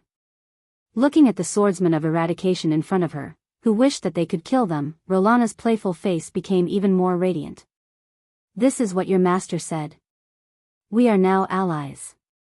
Shouldn't we forget our past enmity? It's just 8 lives." The swordsman of eradication's emotions became more and more unstable. A few of them even gritted their teeth behind their helmets. "My cousin is indeed my cousin," Istrone thought in his heart. "Especially when I see the guards being extremely angry but having no choice but to restrain themselves. It really makes me feel good." Gines, who was outside the room, furrowed her brows. She was about to enter the room when Gilbert grabbed her arm. The gray-haired former diplomat shook his head with a mysterious expression and pointed at the young master sitting on the chair behind the guards. Gines revealed a puzzled expression. That was until she saw Thales, who had eaten the last mouthful of food and put down his knife and fork. He burped in satisfaction and slid down from the chair. What should I do? Thales pondered over this question as he looked at the three blood clansmen's meaningful gazes. However, he soon had an answer. Thank you for your protection, Cora. With you around, I am very assured of my own safety, Thales said with a smile and tugged at the hem of the swordsman leader's armor. Cora, who Thales had poked his stomach on the first morning of his arrival to test whether the guards were actually made of stone, was the leader of these guards. He was also the one who had arranged for the guards to kill the attacking mercenaries one by one. He knew that he could not wave his hand and tell these loyal guards to retreat in an authoritative and domineering manner like most of the protagonists in the novels. Moreover, in order to protect him, they had just sacrificed 8 of their most reliable brothers and comrades. When faced with their most direct enemies, it was already a rare show of restraint that they did not immediately draw their swords and kill them. Even though they were already allies in an agreement, pretending that nothing had happened and telling their own people to retreat in front of outsiders was indeed satisfying, but it would only chill the guards' hearts. Thales' expression became serious. I need you to do me a favor. As you command. Even though his expression could not be seen clearly, the respectful tone of the guard leader, Cora, explained everything. The swordsmen who could guard this place were the Jadestar family's most trusted and most elite private soldiers. Even though they were not informed, based on the mission they received and their interactions over the past few days, the guards already had a pretty good guess about the identity of the boy who was personally sent by Gilbert and Yodel. Because of my previous experience, I do not trust this handsome Mr. Istron Corleone, and his beautiful but equally dangerous cousin, Madame Rolana Corleone. They have left me with a lot of humiliation. Their existence makes me troubled, worried, and fearful. Thales furrowed his brows tightly and said through gritted teeth. It was as if they really had a life and death feud. Istron and Rolana were shocked. They looked at the Archduchess behind them at the same time, but the latter remained calm and collected. With just one word from you, young sir. Cora's gaze behind his helmet became even more piercing. The sword at his waist moved out another inch. Our swords will be unsheathed for you. When the swordsmen of eradication around them heard this, they placed their hands on the hilts of their swords. Their gazes became increasingly hostile as they shared a common enemy. Very well, I want their heads too much. Thales' face was cold as he stared at Istron. The swordsmen took a step forward in unison. They vaguely surrounded the blood clansmen. Istron looked at the boy's expression and his heart skipped a beat. Rolana put on a fierce expression and stretched out her hands. No way. Istron felt an inexplicable fear in his heart and subconsciously took a step back until the Archduchess' secret voice rang quietly in his ears. Steady yourself, Isier. The childish voice could only be heard by the blood clansmen, but it made Istron feel at ease. He is not going to turn hostile. But because of the sacred covenant, I cannot hurt them in my own house. So, besides this, little lady, chase the other 2 people to the corridor, Cora, Thales said coldly as he pouted and crossed his arms. If they dare to disturb my private conversation with Lady Serena Corleone. A cold glint flashed in Thales' eyes. A cold glint flashed in Thales' eyes, causing Istron, who had been traumatized since a long time ago, to feel uneasy. The prince turned his head and continued to speak mercilessly to Cora, and everyone else. All of you will have a legitimate reason to take revenge and wipe out this humiliation. Especially that golden-haired one. Istron's heart tightened. If our swords are unsheathed, we will definitely not disappoint you. Cora nodded with a determined gaze and extended his arm towards the door of the study room.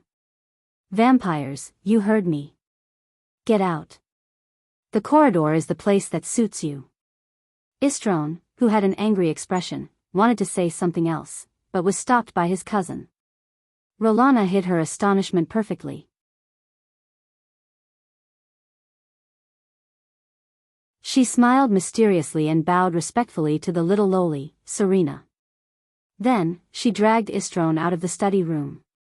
Outside the room, Gilbert flashed a smile. Gines, who had a shocked expression, made way for the guards and the blood clansmen.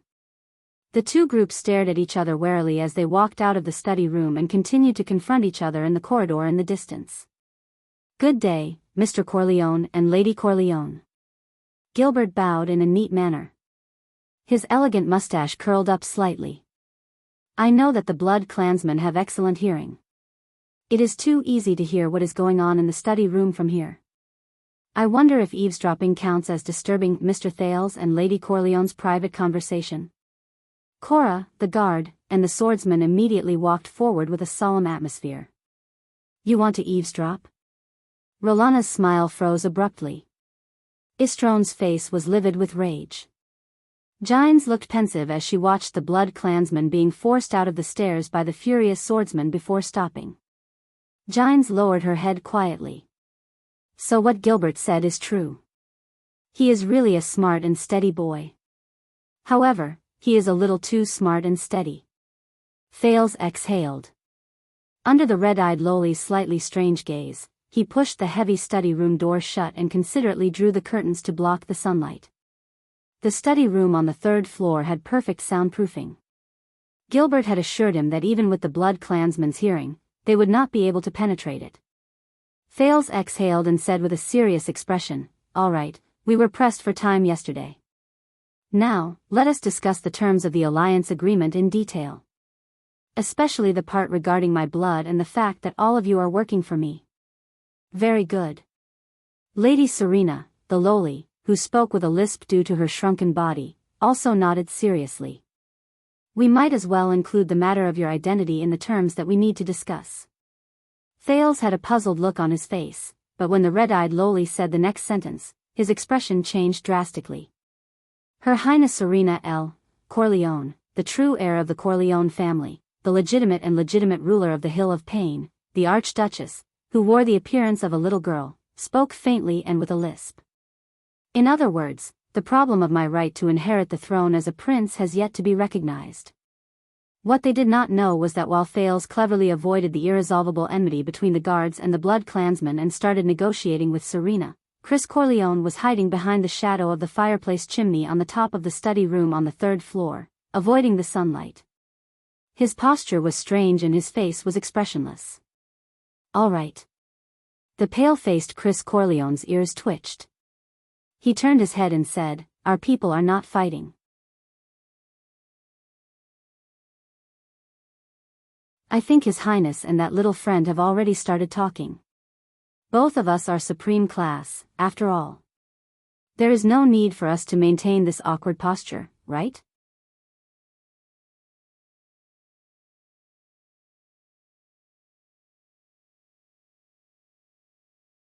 Chapter 38. The Next King. Last night, Ree's subordinates exaggerated Ree's identity.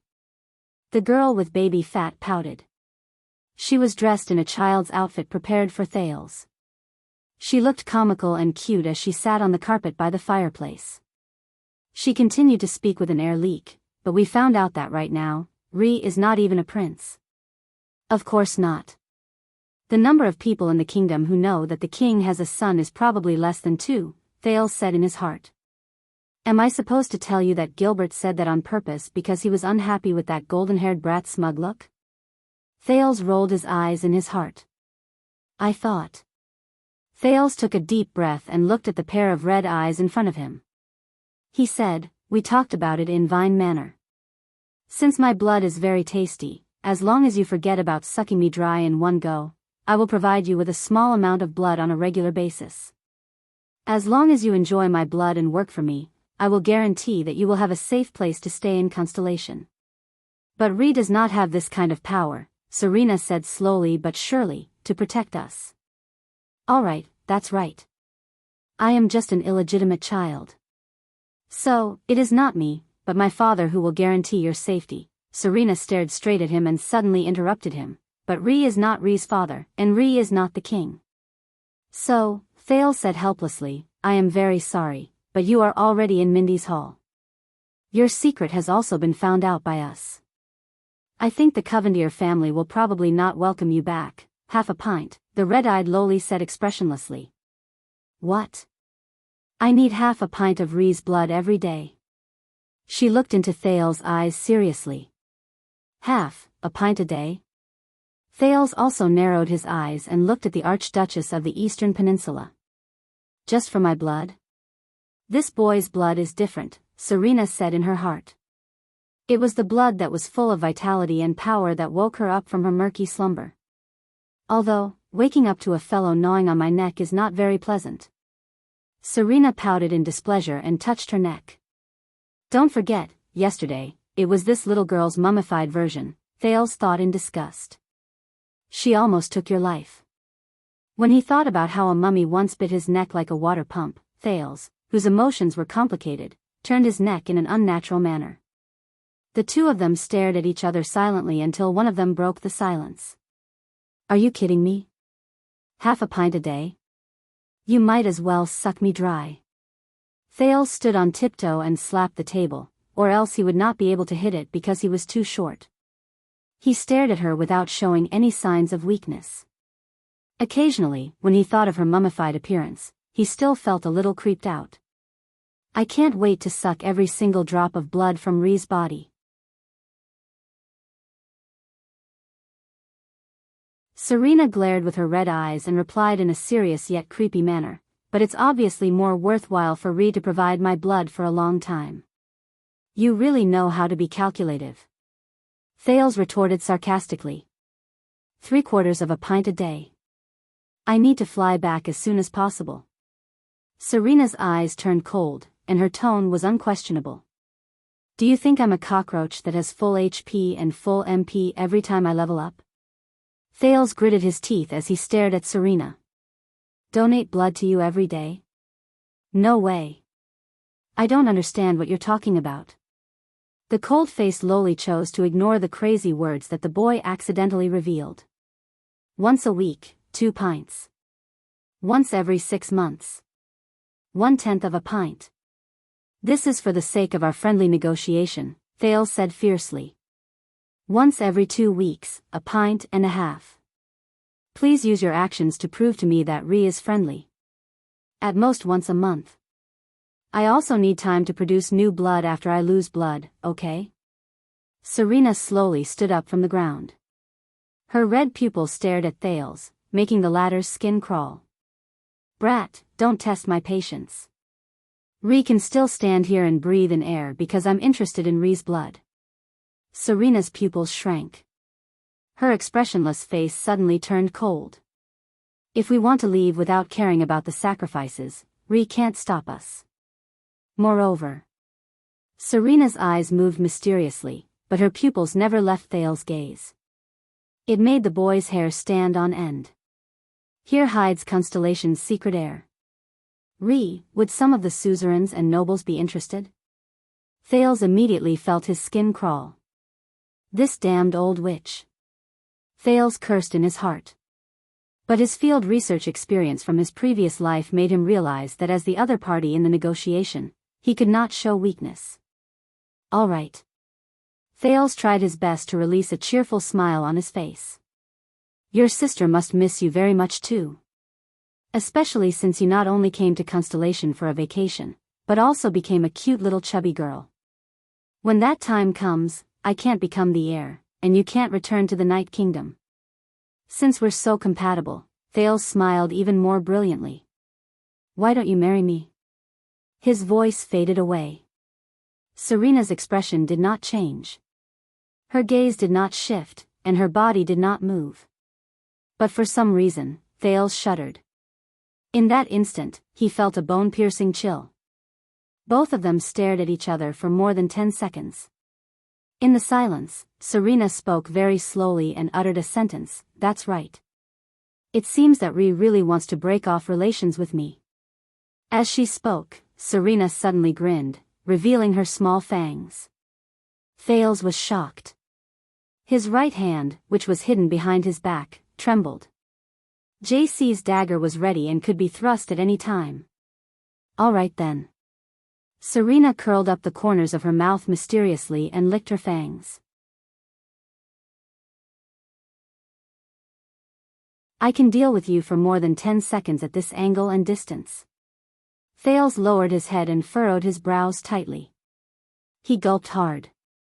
As long as he did not run into Chris, Yodel would be able to rush over. The guards, Gines, and Gilbert were also in the corridor.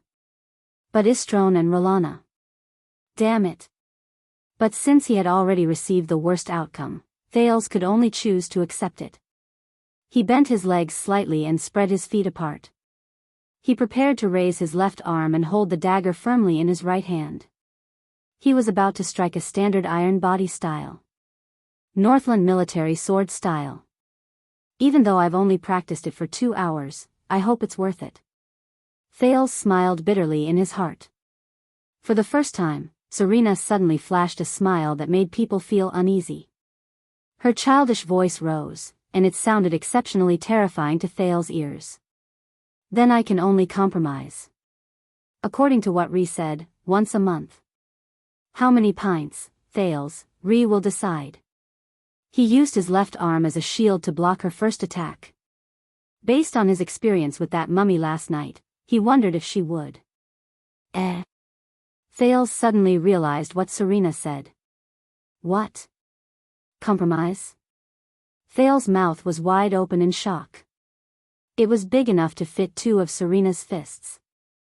I was just about to say when the enemy surrendered. Why didn't they follow the script? Something even more terrifying happened later on. 2 faint dimples appeared on Serena's cute face. The little loli smiled shyly and said, Brother Thales, I have already compromised. You have to agree to one of my conditions, okay? Thales could not react at all. He stared at her blankly. When he saw the nameless girl suddenly turn into a smiling little loli, he simply thought, what the hell is going on? His emotions changed too quickly. He could only respond passively with a dry voice. Ahem. What condition? The little girl smiled even more brightly. At that moment, Thales suddenly felt that the pair of strange red eyes was actually quite beautiful. Brother Thales, after you become king, can you support me in regaining the throne? Regaining the throne? The Eastern Peninsula's Night Kingdom? So that's the plan. No wonder she made so many concessions.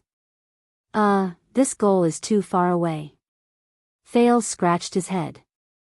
His dagger had long since been put back into his pocket. He said a little awkwardly and hesitantly, if I really become king one day, well, according to the situation. Before he finished speaking, the little loli happily pounced on him. She crashed straight into Thales' arms. I know, Thales is the best. Thales fell hard on the carpet. But before he could pull the little loli away from his arms, he saw a pair of red pupils staring at him with watery eyes. Looking at that pair of eyes, Thales only felt his whole body tremble. His mind was a little messed up.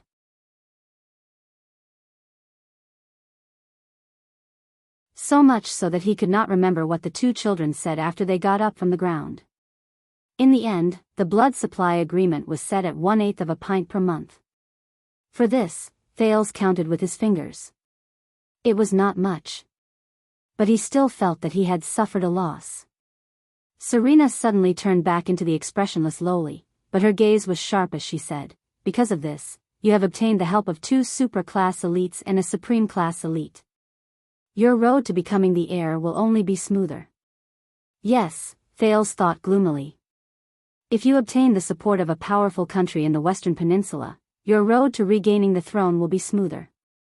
Besides, for the sake of Thales' promise, I will work hard to help you become the heir and ascend the throne. Promise.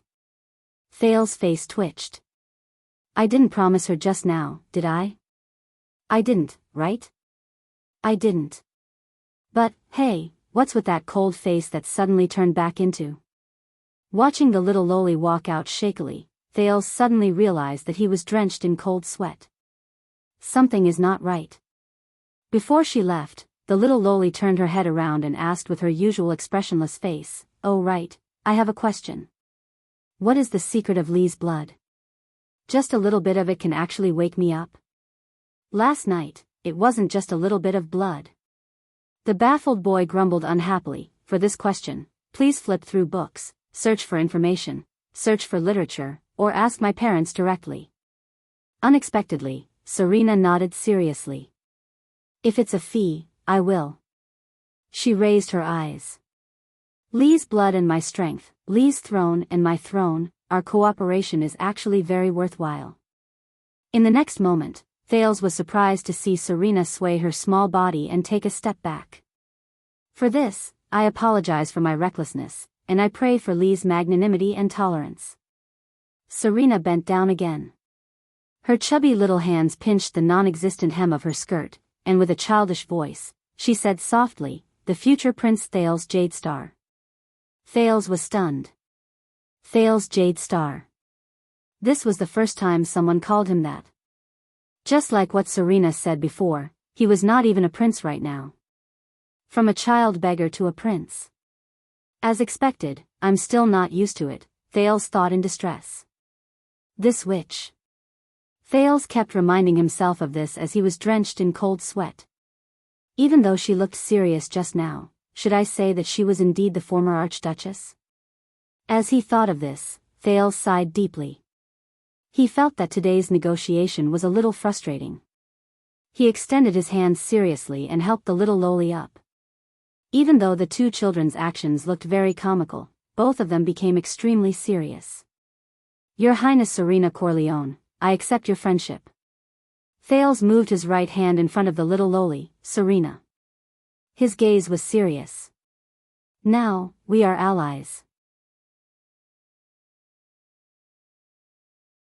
Serena glanced at him, and her red eyes flickered.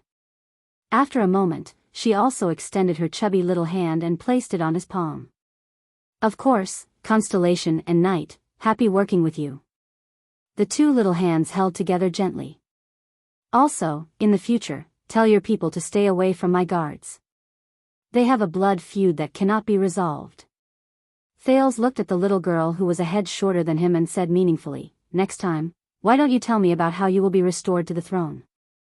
You don't have to go through so much trouble to test my attitude. Istrone's acting skills are too bad.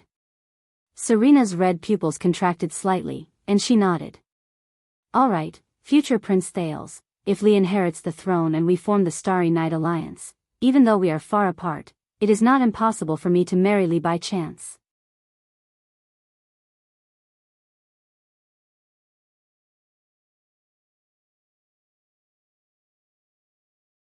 Chapter 39. 3:00 in the afternoon. What's wrong? In the study room, Thales put down the quill he was using to copy the modern alphabet. He waved his hand impatiently and looked at Gilbert, who had been staring at him for an hour. Forgive me for being presumptuous, Sir Thales. Gilbert chuckled softly. If you did not become a wealthy merchant, you might have been a natural-born diplomat. If I had known earlier, would not have told him. I would have only told him that I played hide-and-seek with that little girl in the room for half an hour. Thales thought gloomily and crossed out the crookeds on his pen. Thales was very displeased. There was no other reason. After the negotiation with Serena, Thales thought of the Archduchess' flexible and fickle face when she was between coldness and passion. He felt that something was not right. Hence, just now, Thales had asked Gilbert to analyze the situation for him. To put it simply, Thales had been set up. It might seem like Serena had given in on the issue of blood, but this was Mindy's Hall. Be it Gilbert, Yodel, Gines, or even his unreliable father, His Majesty, none of them would watch as half a pint of blood was drained from him in a day. In other words, 1/8 of a pint every month was definitely within the other party's expectations. So, Serena did not give in at all in exchange for an ambiguous promise from Thales. Help her take back the throne? Thales realized to his chagrin that he was the loser of this negotiation. Merchant, diplomat. Why do I feel like you are secretly laughing at me? Thales lowered his head and flipped to another page of Cahill Yellowhammer's poetry collection that Gilbert had given him. He copied the sentences on it and identified the words and their usage. The night was about to break. The sky was not yet bright, the holy sun shone brightly in the 9 earths. The land was about to collapse, the sea was about to overturn, the evil spirits hid the vault of heaven. Thales copied down this poem that had Dongfeng Many's style. He pursed his lips and tried hard to understand the meaning behind it. Originally, Gilbert was especially worried that Thales did not have a strong foundation in culture, so he specially came up with a huge plan to cram up on the written language. After all, it was very normal for a gangster who was born on the streets to not know any other words other than his own name and the numbers on coins. However, ever since he transmigrated, Thales had been paying attention to the words around him. Coupled with the fact that he was fluent in the language in his brain, which seemed to have expanded its memory at some point in time, he only spent slightly more than an hour to master the basic recognition and writing of letters. Then, he could easily enter the stage of spelling words and copying long sentences. Their speed was so fast that even Gilbert gasped in admiration. He could only attribute it to the Jade Star royal family's outstanding bloodline once again. Thales' reaction to this was to roll his eyes. "No, your response was very good." Gilbert walked to his side and watched as Thales copied down the complete long poem. "I asked someone to look up information about Night Kingdom.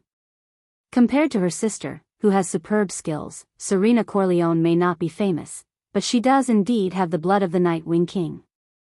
She appeared before the Third Peninsular War, and her age is likely to be more than 400 years old. Even though she is living under someone else's roof and is in dire straits, she still sent Istrone to take the initiative to force you to make a choice between the loyalty of a subordinate and the strength of an alliance. She shakes your reputation, and at the same time, she tried her best to remind you of the fact that you have yet to become the heir to deal a blow to your confidence and confidence. These two incidents show the cunning and shrewdness of an archduchess of the blood clan who has been around for many years, or the shrewdness of that supreme-class butler. Fortunately, you did not let her have her way with this. Instead, you forced her to act shamelessly to obtain a bargaining chip. As expected of an old witch." Thales spat in his heart and continued to copy down the poem. "The gods descended, hell's river surged, the land changed, the color of blood spread, the endless army, the snowy mountains collapsed. The hero raised the flag, the king raised the spear, the empire fell, the world lost its light, the people were in a state of desolation." What the hell is he writing? Thales furrowed his brows as he read the descriptive sentence. He replied absent-mindedly, "Then, you just watched as I was bullied by them?" Gilbert did not say anything. He only stared at Thales quietly. "Wait." Thales' hand, which was holding the pen, suddenly froze, as if he had thought of something. His high-powered brain began to automatically collect every single factor and put them together into a paragraph. His identity. Serena's identity. The promise to take back the throne. Their alliance. The indifferent Gilbert. And Serena's words, "I will also work hard to help you become the heir and ascend the throne." Gilbert. Thales tilted his brows and opened his mouth wide. He stared at the former Foreign Affairs Minister in disbelief. "It's you?"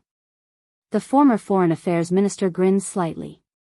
His mustache curled into an elegant arc. "By the way, I still remember." Thales exhaled and came to a realization. "Last night, you were the one who told them about my identity.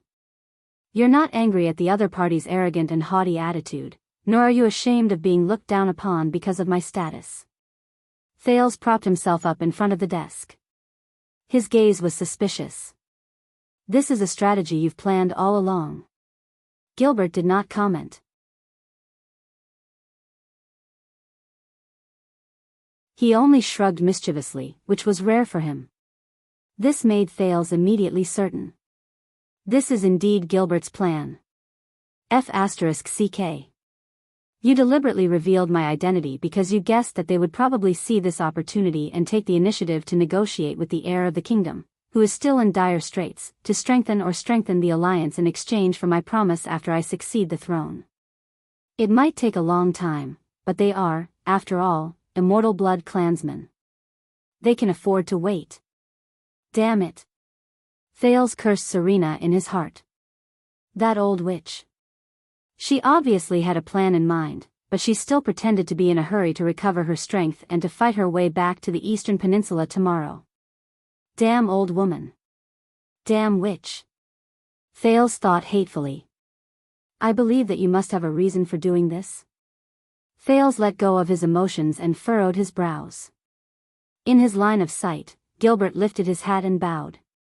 We and the Corleones do not trust each other and are suspicious of each other. Yet, we live under the same roof in the name of cooperation. Even though this is our territory, this is too dangerous. As for blood? Safety?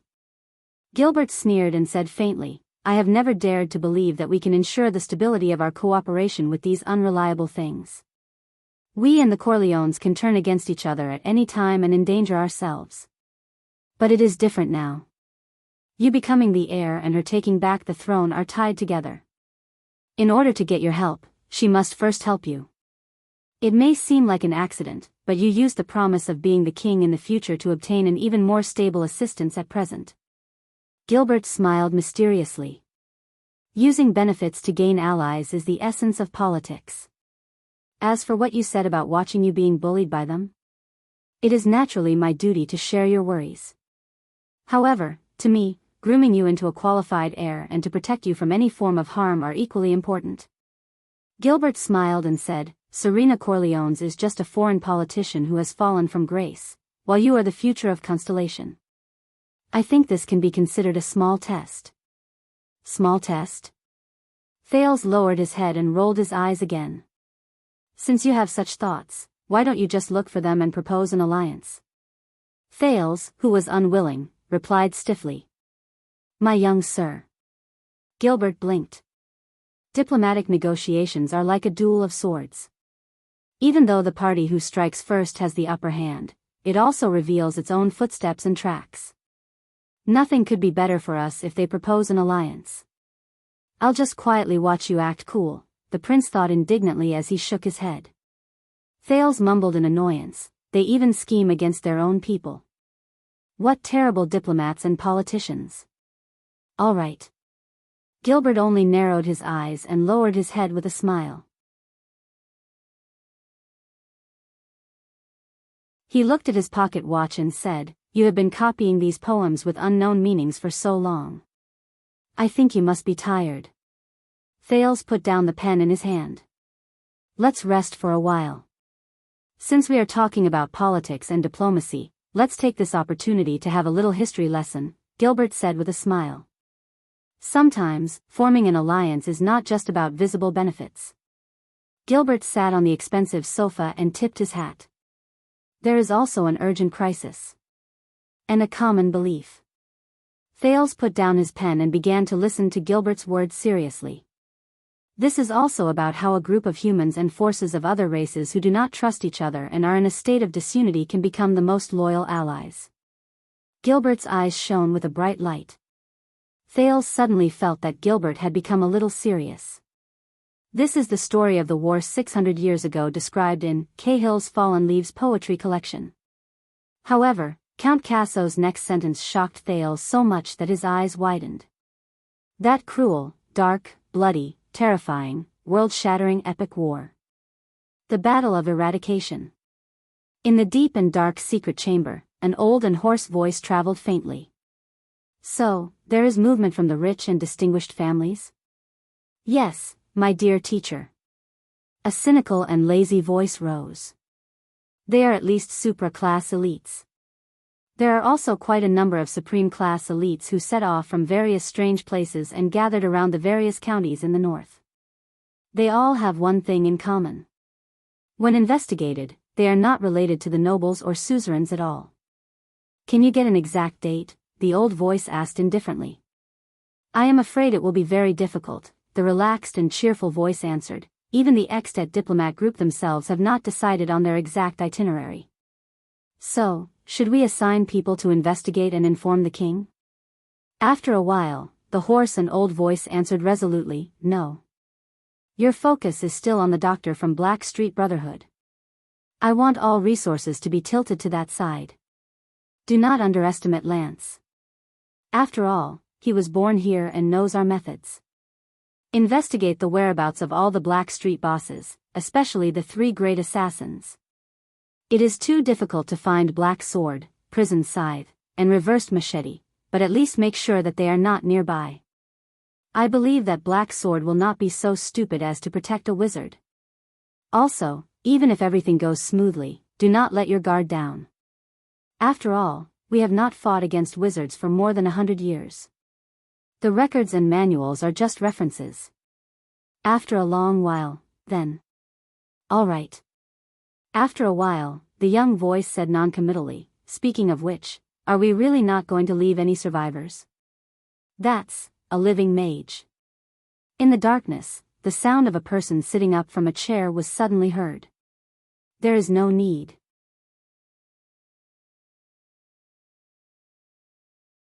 The hoarse and old voice then rose.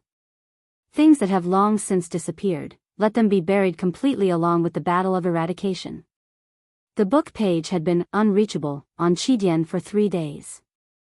Today, the page was suddenly restored. All right, I, Hu Han-san, am back.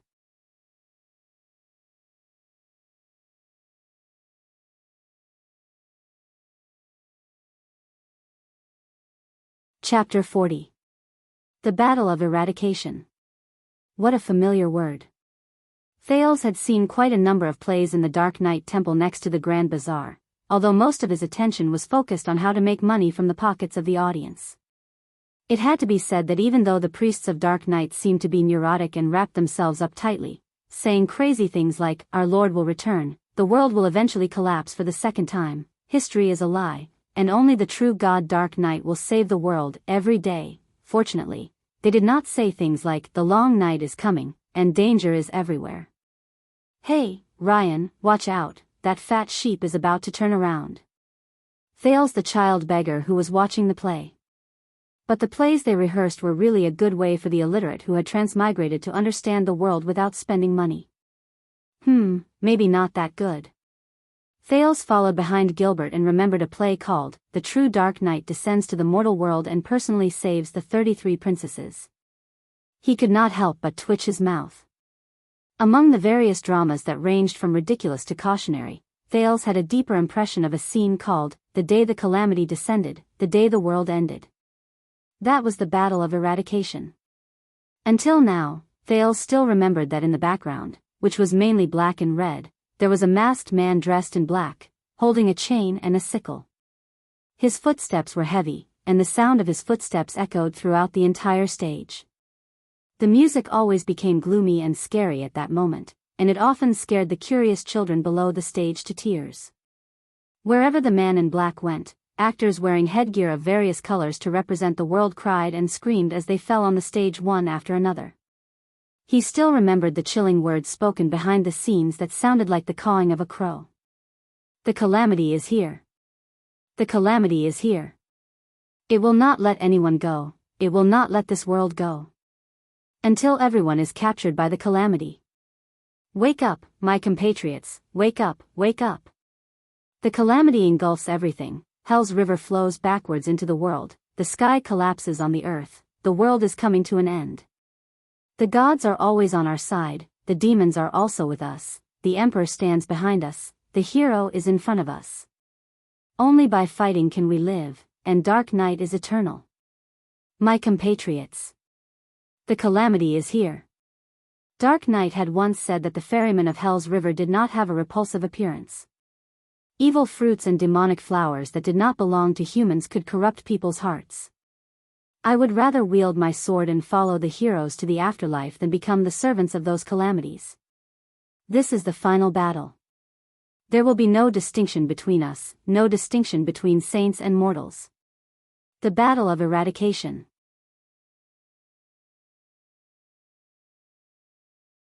When the dark night shrouds the earth, the calamity will definitely dissipate. In Thales' not-so-clear memories, in the neurotic drama, the so-called calamity character who held chains and scythes slaughtered countless living beings until he was defeated by the alliance of the entire world. But until the end, the priests and actors of the Dark Knight Temple did not explain what the calamity was. There were also children on the street who asked, and the priests always made the children say, "When the Dark Knight returns, I am willing to serve," before they were willing to give them a malt candy. Then they would smile and say, "Calamity is the enemy of the world." Thales was so engrossed in his thoughts that he did not notice that Gilbert had already led him to the stairs leading to the second floor. The 3 huge portraits of the kings of Constellation that he had seen before were hung neatly on the wall. Lusaka Kolden was a famous portrait painter during the reign of Mendes III. His portraits pay particular attention to combining history, relying on the environment and movements to best display the spirit and temperament of each character, Gilbert said in a daze as he stood under the portraits of the 3 former kings of Constellation. The 3 Constellation Kings. These are the few kings and sovereigns in Calvin's masterpieces, just as His Majesty introduced them to you before. A masterpiece? Thales then raised his head and looked carefully at the portrait in the middle of the wall, the young knight who was holding a spear and riding a horse. Judging by his posture, he seemed to be continuously moving forward, and his 7-pointed star emblem. Thales, who had only taken a quick glance before, only now did he have the time to observe carefully. Only then did he notice that this seemingly valiant and heroic knight had a bent spear, a damaged and mottled crown, and bloodstains all over his armor. His steed also looked tired. The knights behind him were all injured. Some of them were charging forward with shields, some of them were covered in blood, some of their armor was in tatters, some of them were supporting each other on their horses, and some of them only had one arm left. Under the setting sun in the distance, there were mountains of corpses and weapons everywhere. There were only a few people standing, and they decorated the tragic battlefield in loneliness. Blood and darkness dominated the remaining colors. Other than the young knight with the 7-star crown who seemed to be roaring madly, the 6 people behind him had desolate and sorrowful expressions. However, they still had expressions that showed that they would not turn back as they followed Tormund I, who was roaring furiously with his spear raised. When he saw this, Thales thought of something and suddenly remembered Kessel V's words. That is Tormund I, the last prince of the final empire, the founder of Constellation, and the king of Renaissance. His bravery in the Battle of Eradication is still being praised to this day. He is. Thales' expression changed slightly and he looked at Gilbert beside him. Yes, the king of Renaissance, Tormund Jadestar, Gilbert answered with a profound expression. During the Battle of Eradication more than 600 years ago, he was the person with the highest status among the surviving empire's commanders in the Western Front. He is also your ancestor, the founder of Constellation after the war. Western Front, surviving, empire's commander, highest status. Thales immediately grasped the keyword. Empire's commander? Which empire? What is his identity? Other than the Western Front, are there any other battlefields? Who is Tormund's enemy? Gilbert was already used to Thales' learning style of interrupting and asking questions, or even refuting, at any time. He smiled and said, "Of course it is the one and only, the Empire." The one and only Empire? Yes. Gilbert inhaled and revealed a nostalgic smile. Did you know, young Sir Thales? Originally, our known world was a vast piece of land shaped like an arm. And we, the original land of Constellation, is at the position of the wrist. Thales raised his head abruptly. What? He interrupted Gilbert in shock. An entire piece of land? Then the Eastern Peninsula and the Western Peninsula separated by the Sea of Eradication. But Gilbert only smiled and raised a hand, gesturing for him to quiet down before the portrait of the late king. Let me finish. The answer lies in the Battle of Eradication. But Thales had already figured out an answer that was not far from the truth in his mind. The Battle of Eradication. Wait a minute. The ocean between the 2 peninsulas is called the Sea of Eradication? 2 peninsulas? When he thought of this, Thales could not help but ridicule. Gilbert, are you trying to tell me that a powerful foreign being brought an army to invade our world, and we defeated its intentions in a fierce battle, but inadvertently broke a magic well and blew up the world into 2 peninsulas? Gilbert's smile froze. What? Then the one in the west is still called Kalimdor, shoo. Gilbert smiled helplessly and interrupted him. My young sir, you do indeed have the ability to write novels and make up stories. If it were not for your identity, you might have been able to become an excellent bard or poet. However, we are now in a history lesson. Thales shrugged and shut his mouth. He placed a piece of memory that he had just found into the depths of his brain. It was still related to the girl with the Chinibu syndrome. Gilbert looked at him patiently until Thales stopped talking and became solemn in front of the portrait of his ancestor. Then, he continued to explain. More than 3,000 years ago, after humans understood supernatural powers, supraclass and supreme class elites emerged one after another. The combat power and equipment of the army were continuously strengthened. After many years of friction, war, and union, humans finally became one. They won the war against the other races year after year, and they became the rulers of the known world in the peninsulas. Gilbert's expression was one of reverence and longing. His gaze drifted about as he said faintly, "They built a huge country that spanned across the 4 seas and intimidated the entire peninsulas. It practically touched every corner of the known land.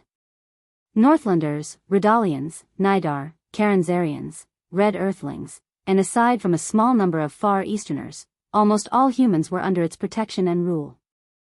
They did not decide on the name of the country or the name of the dynasty. The highest ruler called himself the Emperor. That unprecedented country, it's called the Empire."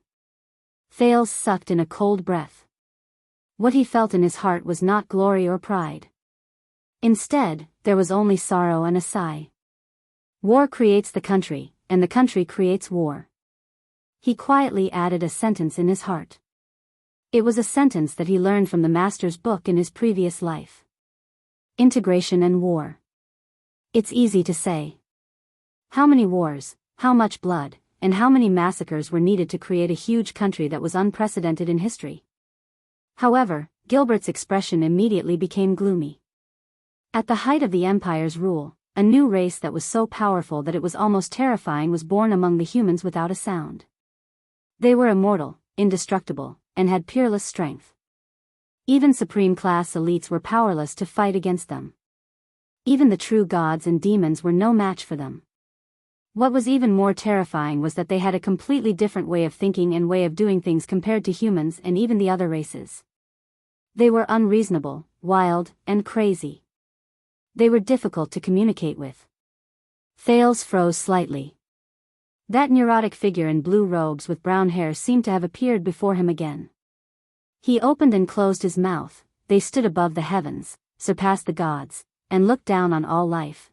Thales snapped out of his daze and saw Gilbert sigh. They were like calamities.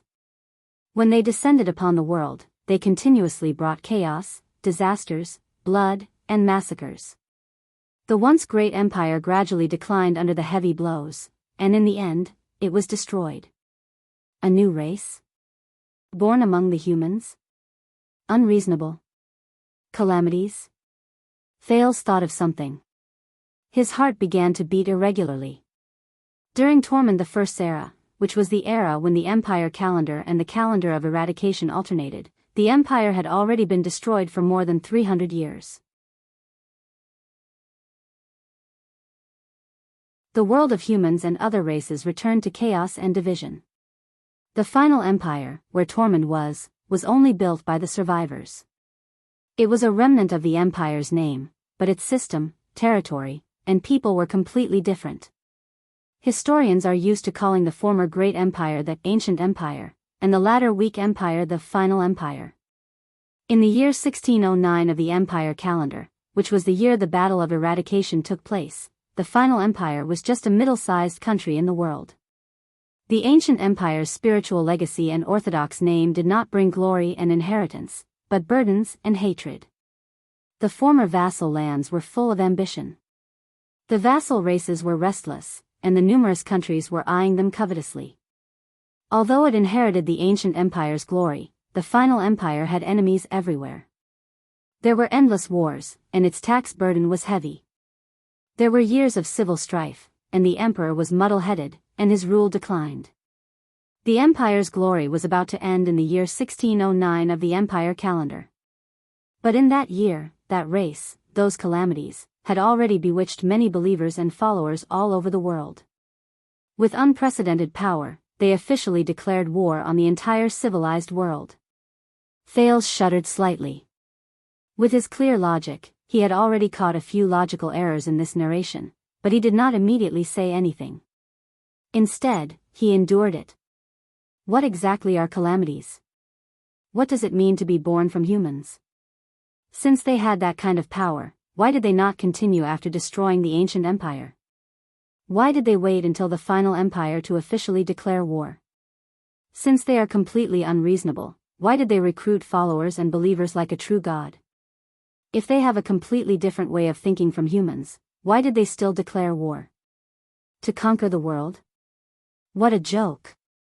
This is a story full of loopholes. But Thales realized that Gilbert was not deliberately misleading him. There was a lot of information that the current Thales could not understand at all. It was just like the secret of the bloody year. What are those calamities? Thales gulped and asked a little nervously, what are they? Gilbert was not surprised by Thales' question, but he did not notice that compared to usual, Thales' tone was less confident and steady. He sighed. After the Battle of Eradication, all information and sources related to the calamities were sealed and forbidden. This was a secret agreement between the gods, demons, and the human world. It was also a countermeasure to prevent their numbers from increasing. As many years passed, the terror of the calamities gradually faded away. Their names and existences were also gradually forgotten by many. However, as the king's only blood descendant, you will know about these sooner or later. Gilbert took a deep breath and said with a serious expression, those calamities were once humans or members of other intelligent races. But desire, greed, and ambition drove them to become something that lost its essence, an alien. Even though they are no different from us most of the time, and even hide among us, they are truly an alien race. In the eyes of the people and most people, these calamities have a common name. Gilbert cleared his throat. His expression was solemn as he enunciated each word clearly. Mystics. At that moment, Thales used all his strength to suppress his body so that it would not tremble too much. In their eyes, mystics are just another type of psionic who appears to be on the same level as the Knights of Eradication, psionic warriors, and other powerful fighters. Gilbert's gaze was cold as he continued, but only the countries and temples who participated in the Battle of Eradication know that these so-called mystics are the terrifying calamities who have brought disaster to history for thousands of years. They have accumulated blood debts, ended 2 generations of empires, and almost destroyed the entire world. Only when they try to kill a mystic will they realize that something is wrong. Only then will they realize that something is wrong. By then, it is usually already too late. Because mystics, those calamities are immortal, indestructible, and indestructible. Young sir, Gilbert said solemnly, if you are unfortunate enough to meet a mystic in the future, protect yourself first. Once you are safe, then try to seek help. We have a set of measures that target the mystic's weaknesses and can fight against them. Thales' expression did not change as he touched the cut on his right hand, but his teeth were trembling slightly. He might have already seen those calamities. Although Thales' heart was filled with doubts, for his own safety, he could not be too hasty in asking questions in return. Who knew what he would be seeing if he was anxious? But it's still not right. If mystics are such a terrifying existence, why would they fight over a small gang? Did Constellation just let their blood bottle gang grow stronger in Constellation? Another doubtful point. So many doubtful points. Gilbert paused for a moment, as if he was wondering why Thales did not speak and ask questions. However, he did not have too many doubts. Instead, he closed his eyes and thought about something. A few minutes later, he spoke softly, there is no need to doubt how terrifying they are. Those calamities are too powerful. More than 600 years ago, under the leadership of a powerful fighter, our most powerful army and their minions fought endlessly in blood and madness. After breaking through the outer perimeter, our most elite knights and warriors surrounded those calamities, but they could only die in battle in droves. Thales recalled the play in Dark Knight Temple.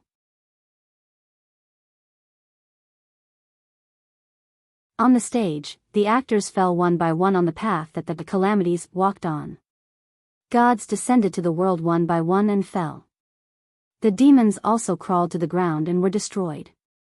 The powerful fighters of various races rushed to the battlefield and sacrificed themselves. The war lasted for many years. After paying a terrible price, we studied their weaknesses and finally defeated those calamities. Thales clenched his fists tightly. Asda's lonely words seemed to ring in his ears. We lost. Gilbert's words interrupted his memories of Asda. But the power of those cursed calamities is too strong, it's just too terrifying. In the final decisive battle between those above supreme class, those cursed calamities, those bastards who could almost destroy the world. Thales, who was carefully observing Tormund's charge, shuddered. He suddenly knew what was going to happen next. Gilbert calmly said the next sentence. They sank the weakest piece of land in the center of the continent, which was connected by 4 directions. All living beings and matter on it were destroyed. After the land sank, the aftermath of the energy spread and pushed the entire continent in 2 directions. In a short 5 years, the ocean that was formed was so deep that the bottom could not be seen. The known land was forcefully split into 2 continents and countless islands. This is the famous The Great Fission from more than 600 years ago. The battle of eradication has come to an end. Gilbert exhaled a long breath. His next words made Thales dazed for a moment. That piece of land that sank into the sea included the entire territory of the Final Empire. The Final Empire. And it ended here. Swordless scratched his head. I haven't even told much of the story. Why is it suddenly 200,000 words?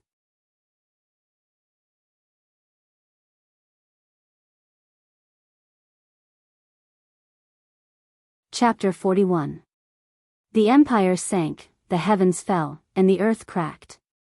The capital of triumph, the capital of the empire with more than 2,500 years of history since the Age of Kings, witnessed the rise and fall of 2 generations of empires. As the final empire sank, it was completely buried at the bottom of the sea of eradication. Gilbert's compassionate words even affected the guards on both sides. Thales could clearly feel that their hands, which were pressed against the hilts of their swords, were trembling slightly. Gilbert pressed down on Thales' shoulder and looked at the young knight on the wall, who was forever roaring and charging forward, but looked as if he would never reach the end. Thales could feel the weight on Gilbert's hand. He heard the former Foreign Affairs Minister quietly recite a poem from Cahill's Yellowhammer's collection of poems. The hero raises his flag, the king raises his spear, the empire has fallen, and the world has lost its light. 10 years of blood and fire, we return victorious, but we can never return to the homeland we fought endlessly for. The emperor no longer exists, and the nobles are all black. When he said this, Gilbert said absent-mindedly, Thales, my young sir, can you imagine that feeling? Thales stared at Tormund, who was charging forward with an indomitable will. The young knight looked so brave and fearless. Even on the horrifying battlefield, he still shone brilliantly. At that time, will he know that he can never return to his hometown? Gilbert did not wait for Thales to reply before he sighed, no, at least I can't. Thales did not say anything, but there was a strange feeling in his heart. Living beings in fear, desolate, with nowhere to go. Thales calmly recited the last 2 lines of the poem. Living beings in fear.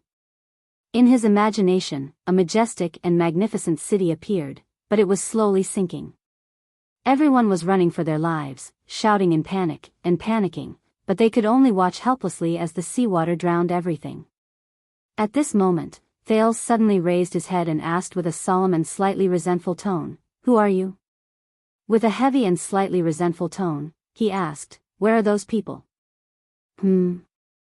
While immersed in the memory of the King of Renaissance, Gilbert turned his head and looked at Thales in puzzlement. Thales also looked at Gilbert. He calmed himself down, and his gaze was calm. Not only the royal family and nobles, but also the knights and soldiers. They were participants in the war. But there are also countless people who live in that land, farmers, merchants, the elderly, and children, the boy said calmly. Regardless of whether they are rich or poor, whether they are high or low, and whether they are of different races, they are involuntarily involved in this war. Everyone. During the war, when the continents sank, they were more innocent than the calamities, the emperors, the nobles, and everyone else. But they are the reason for the empire's existence. Did none of them manage to escape? Gilbert stared at Thales and narrowed his eyes slightly, as though he was seeing Thales for the first time and was re-evaluating him. Just like your grandfather, young Sir Thales, who sympathized with the people, you have a compassionate and benevolent heart. Gilbert sighed. Sympathize with the people? Those who could use the word sympathize probably never put themselves in the same dimension as commoners. As for compassion and benevolence? The prince shook his head silently in his heart. But Gilbert immediately lowered his head dejectedly. His eyes were filled with disappointment. No. The entire world, the final empire, from the nobles to the commoners, all sank into the sea. Only Tormund and his army were left. This proves that the final empire and even the ancient empire are not legends. They truly existed before. Thales lowered his head, closed his eyes, and exhaled softly. At this moment, Gilbert's hand, which was on Thales' shoulder, suddenly exerted more force. He spat out the following words, one word at a time. He enunciated each word clearly, and at that time, Prince Tormund was just the most unfavored illegitimate child in the final empire's royal family. Thales shuddered. Thales turned his head abruptly and looked at Gilbert in disbelief. He knew why Gilbert said all this. Forget about titles, territories, and assets, he did not even have the right to inherit his family name. Even the title of prince was just a form of courtesy. Gilbert looked at Thales with a firm gaze. Compared to you right now, he had nothing. The situation he faced was 100 times more dangerous than yours. Thales looked at Gilbert in a daze, then looked at the illegitimate king on the wall. Gilbert shook his head and put down the hand on Thales' shoulder. He continued to speak, the battle of eradication was won. Humans and the entire civilized world celebrated the great victory. The world's politics also changed. In the east, the King of Peaks brought the hopes of the Far Easterners and overthrew the old dynasty to establish the main Nox dynasty. Amar Maimo Hanbol raised his banner and began to spread the great name of the Hanbol dynasty among his countless believers. In the west, the hero Rikaru Extet was crowned king amidst the cheers of the people. The powerful and proud Extet kingdom was born. But compared to this, Gilbert looked at Master Calvin's painting with a stern and pitiful gaze. The final empire, which inherited the glory of the empire, lost all its land and citizens in one night. Only its last bloodline was left. In one night, the originally insignificant illegitimate child became the only remaining supreme leader of the empire that no longer existed.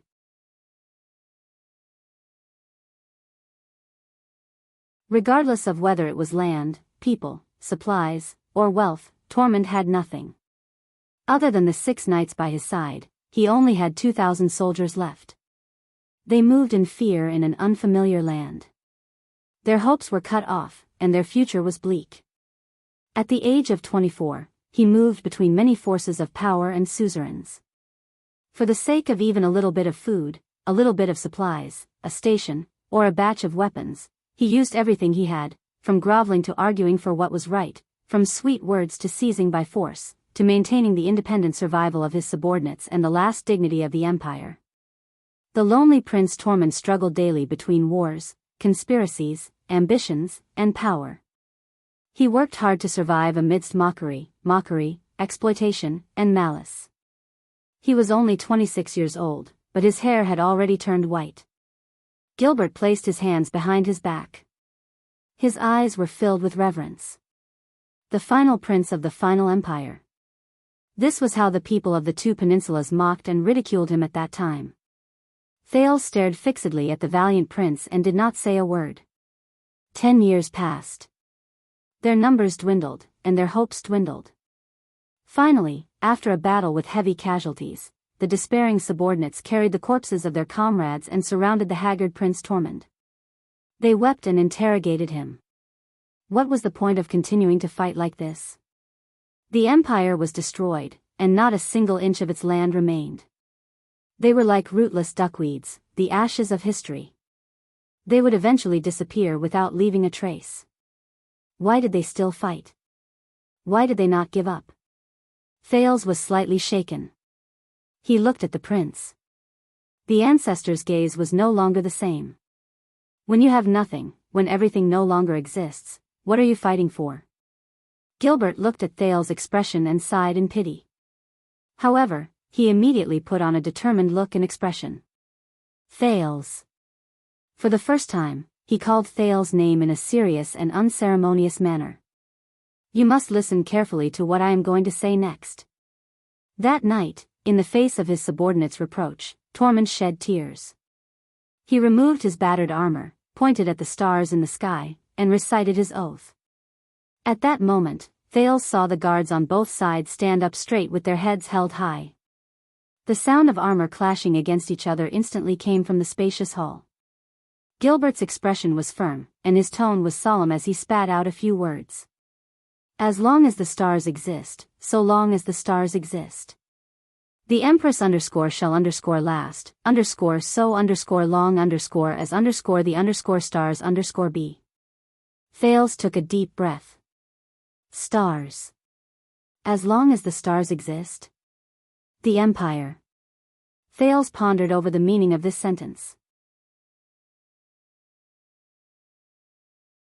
As soon as the middle-aged noble finished speaking, all the soldiers and guards in the hall began to move vigorously when they heard this sentence. Thud. Then, they swung their fists at the same time and punched the gold and silver 9-pointed star shield. Boom. The spacious hall was instantly filled with a clear echo. Thales, who was shocked by history and in a daze, took a step back in fear. Thales. Before he could react, Gilbert suddenly squatted down and held the boy's shoulders with both of his hands. He looked at him at the same level and said sternly, he looked at Thales at eye level and said sternly, please do not underestimate yourself, your bloodline, and the meaning they represent. The existence of you and Jade Star is the golden age of mankind. It is the strongest proof that the great ancient empire and the heroic final empire still exist in the world. At this point, Gilbert's eyes were filled with excitement. His hands were trembling, causing Thales to feel inexplicably anxious. He continued to speak loudly.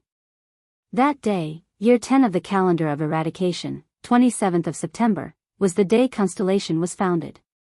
Prince Tormund, who swore while pointing at Constellation, took Jade Star as his surname, and became the founding king of Constellation, Tormund I.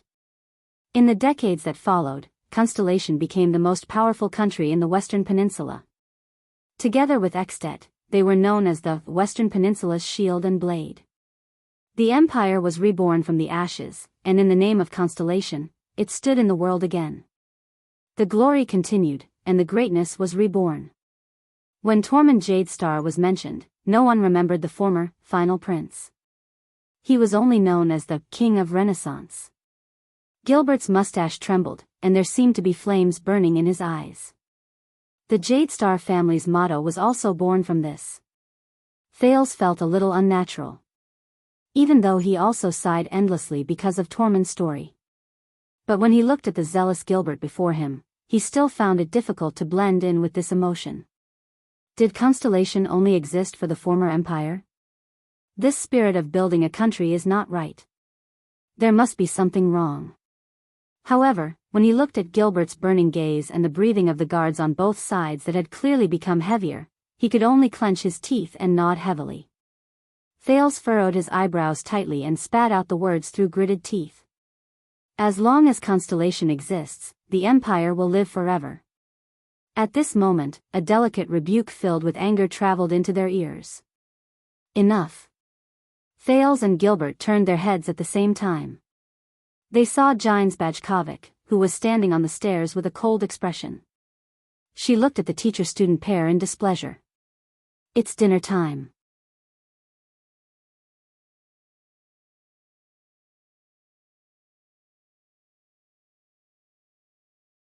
Chapter 42. That night, under Jines' piercing gaze and merciless scolding, Thales finished a dinner with a lot of rules with much difficulty. He also had a boring etiquette class that he had to attend. After all, etiquette was a code of conduct, and also one of the standards to distinguish social classes. At least he could use the table knife and fork in accordance with the rules with his trembling hands. However, Thales could feel the anger and dissatisfaction hidden in Jine's beautiful eyes. He vaguely knew that it was related to the history of Constellation that Gilbert was talking about in the afternoon. As long as Constellation exists, the Empire shall exist forever.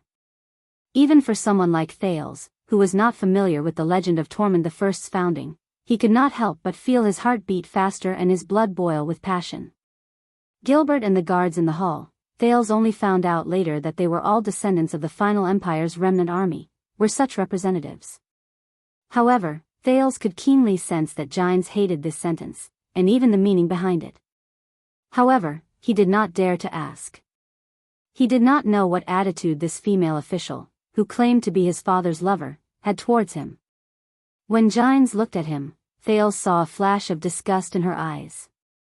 He also saw her forcing herself to endure it, as well as her repeated hesitation when she approached him. However, he did not see a sincere smile on her face. So, the entire etiquette class was unusually dull. That was until Gines, with a burning gaze, broke the silence, contrary to Thales' expectations. You don't like these rules and etiquette, do you? As she watched Thales bend his wrists with all his might to avoid exceeding the standard arm swings during a meal, Gines suddenly said coldly, "Your expression is even uglier than a horse that has just been shaved." Thales was shocked by the sudden question. In a flurry, he tried his best to answer appropriately, Madam Gines, I know that these are necessary. I am still trying my best to get used to, however, his words were interrupted by Gines again. Of course you must learn these etiquette, she said coldly, but her voice was filled with mockery and disdain. But it is best not to become their captive. Walking, sitting, or lying down in a so-called noble manner does not mean that you are really noble. Similarly, bearing those glorious and proud histories does not mean that you are really, Gines did not continue. She subconsciously bit on the second half of her sentence. Thales felt a chill in his heart. It seems like this lady has a different opinion about Gilbert's teaching method. Madam Gines, he cautiously probed, Gilbert's history lesson in the afternoon, you don't seem to be, not, what kind of joke is this? That is their great and ancient kingdom. How would I dare to have any opinions? Gines snorted and denied Thales' words.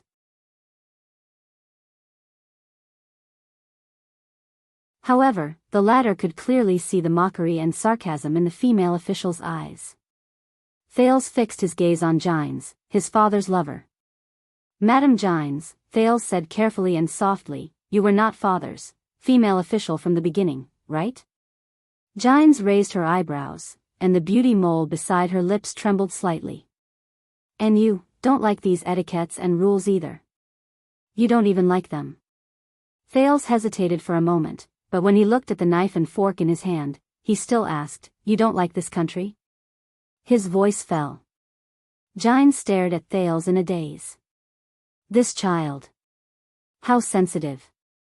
Gines turned her head and looked at the gold and silver 9-pointed star symbol above the fireplace in the study room.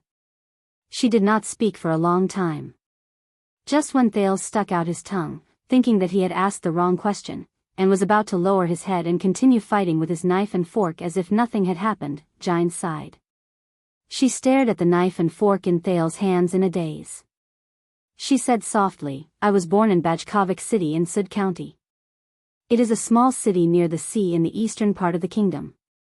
It is not a prosperous trading port, but it is self-sufficient by fishing. It is considered a good place in Constellation. The city master is my father.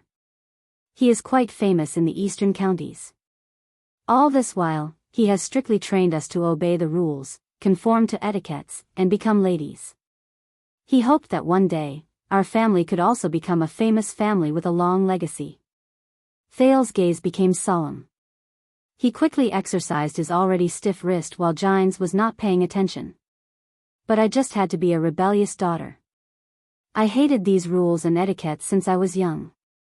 As a result, when I was 16 years old and about to become an adult, I was a wild girl who did not even know how to dance in court. I ate crudely and talked impudently. Jianghu smiled bitterly under the lamp. She looked at the moon outside the window, but her tone was filled with nostalgia. Of course, my father would not let me do whatever I wanted. In short, those memories were not very pleasant. Things became a little awkward. My family wanted to take away my identity and right of inheritance, and sent me to the temple to be a priest. Thales stuck out his tongue at a place where he could not see. He knew that the priests in the temple usually swore to remain unmarried and serve the gods for life. At this stage, it was probably not as simple as, a little awkward. Jianghu lowered her head slightly. Her gaze dimmed, but she immediately raised her head and flashed a happy smile. But at this time, a prince came to our castle as a guest. What? When he heard this, Thales, who was exercising his wrist, stopped. Prince? It can't be that melodramatic plot that I think it is, right? Jianghu continued. He heard my story, but he just laughed.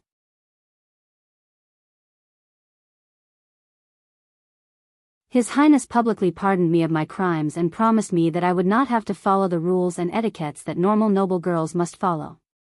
But the prerequisite was that, after I became an adult, I had to find a way to earn a living on my own outside of my identity as a noble girl. This is indeed melodramatic. However, Thales also had some doubts in his heart. Doesn't that prince's way of doing things and thinking, how should I put it, a little too advanced? However, Jianghu seemed to be talking to herself. The corners of her lips curled up slightly without her realizing it. She did not pay any attention to Thales' reaction. So, I walked out of my family's castle and followed the prince to the capital. From reading the court newspaper for His Highness every day, to being a laborious clerk in a warehouse, to being a scribe who earned 1 copper coin per page, to being a police station secretary, and finally to becoming a level 5 police officer. My life completely changed because of him. Thales was stunned for a moment. In his impression, Jianghu was a standard noble. He never thought that she had such a colorful past. However, after moving around for many years, I still became a female official in the end. Jianghu shook her head in a self-deprecating manner. Look at me. A disgrace to nobles who hated etiquettes and rules. But now, here I am, teaching the heir of the kingdom, teaching him the etiquettes that I hated the most in the past. After Jianghu finished speaking, her gaze returned to the dining table and she stared at Thales. His knife fell to the ground again. Thales let out an awkward chuckle. He asked a question that even he found to be a little melodramatic. That kind prince is Kai, is my father? Your father? Jianghu's gaze became a little blurry in that instant. However, Thales did not get the answer he expected. The female official turned her head around gently. There was a complicated and indecipherable look on her face. No, it's not him, Jianghu said softly. Even now, I still remember the smile on His Highness' face when he pardoned me, a girl who was shackled, dirty, crying and throwing a tantrum. That warm, accepting, and sunny smile. It was as if he was experiencing all the beauty in this world at every moment. No matter how ugly and dirty it would not move him. Your father, Kessel, was just a foppish prince who was famous for being arrogant and presumptuous in the capital. His face was filled with a naughty smile that would cause ladies to panic. He did not have this kind of reassuring smile. Thales looked at Jianghu in surprise. King Kessel. Arrogant, presumptuous, foppish prince? He saw Jianghu's gaze flicker, as if it contained endless sentiments and sighs. Then, she slowly spat out each word. That day, the one who came to our castle was the late king's eldest son. King Kessel's eldest brother, Midir Jade Star, the former crown prince. So, we thought that the Corleone family had come to help us as promised. The so-called 3 elites. Duke Zayan furrowed his brows and put down a letter with the emblem of a black fawn as wax. He crossed his arms under the tricolor iris flower. They were merely losers in the family's internal strife. They used the Corleone family's name, used our invitation, borrowed our long-distance voyage ship, and relied on our special customs clearance to use us, the Cavalier family, like fools. They sailed across the Sea of Eradication, escaped from the Hill of Pain, and hid in Eternal Star City. They stayed in our manor for so long, and even took away a lot of blood, is that so? The two supreme class knights standing in front of his study table, Lord Cassine and Lord Seychelles, did not say anything. They only stared at the middle-aged bald man between them, who was sweating profusely and kneeling on the floor, with complicated expressions. Cassine remembered that the bald middle-aged man was a fellow member of the Tower of Eradication who came under the old Duke's command with him and served Cavendier's tricolor iris flowers. Unfortunately, the middle-aged man was not skilled enough and was heavily injured in a battle. From then on, he could only handle civil affairs. But even so, the old Duke still pitied his situation and trusted him to manage the long-distance voyage. What was his name again? Cassine tried hard to search his memory, but he could not remember it. The kneeling middle-aged man's head was almost touching the ground as he stuttered, "Yes. Yes." They showed the sacred blood emblem that only the Corleone family's direct descendants have. That golden-haired one also threatened us with a terrible attitude. They also had your handwritten letter, enough. Duke Zayan sighed and rubbed the space between his eyebrows. Beside him, Butler Ashford immediately took the opportunity to pour a glass of fine wine from Sarah Dukedom. Zayan forced a helpless smile. "This matter is not your fault. You may leave. Remember to be more careful next time." The middle-aged bald man felt as if he had been pardoned. He kept nodding and apologizing. Under Seychelles' urging, he only left the study while trembling. "He was once a talent, but he is useless now," Zayan said with a pained expression and raised his wine glass. "Immediately send him to the Eastern Peninsula again. Get rid of him on the high seas. Don't do anything within the borders and territorial waters. I do not want to commit murder." Hearing this, Cassin's heart skipped a beat.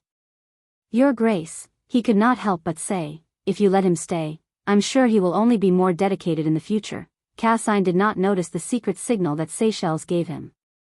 "Forget about the usual matters, but I do not want to make any mistakes when it comes to such a crucial secret matter." Duke Zayan sighed. He made a mistake once.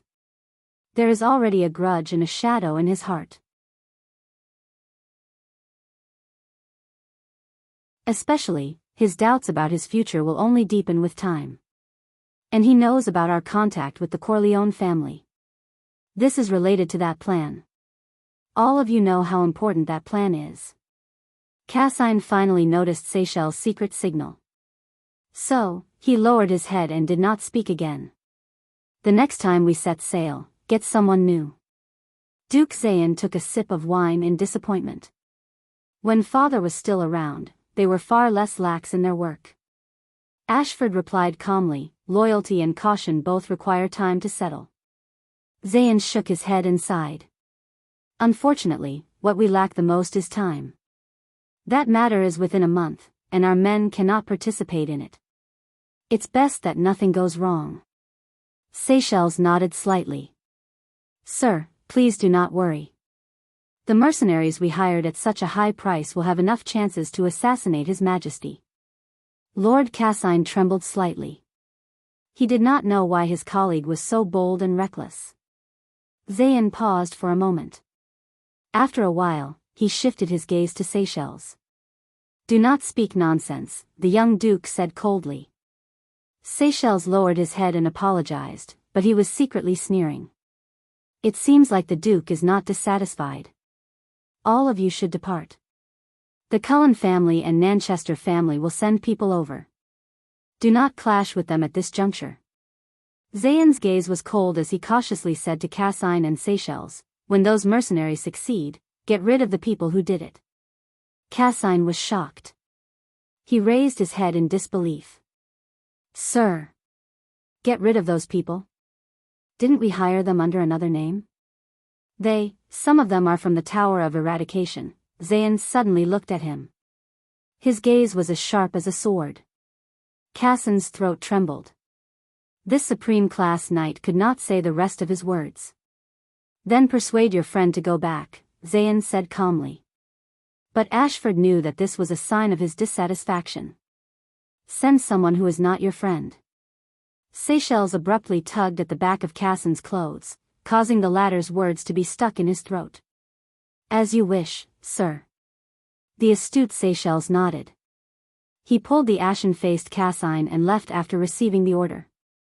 Zayn slowly exhaled and calmed himself down. He looked at the portrait of the old duke in the distance. Cassin is old, he said plainly. After this, send him back to Jadeite City or to his own territory. Ashford's expression was calm as he nodded slightly. As for the matter regarding the Corleone refugees, Ashford, you will personally handle it. Start with the investigation of the Cavaliers who suddenly broke into Vine Manor that night. Zayn spilled the red wine at the bottom of his glass. His gaze was cold. Contact the Corleone family. Write a letter directly to the Night Queen herself. Tell Katerina what happened here. Find the opportunity to increase our bargaining chips. Ashford nodded. As you wish. I remember that Mindy's Hall's probing was handed over to Blood Bottle Gang. Or did you not find Nikolai?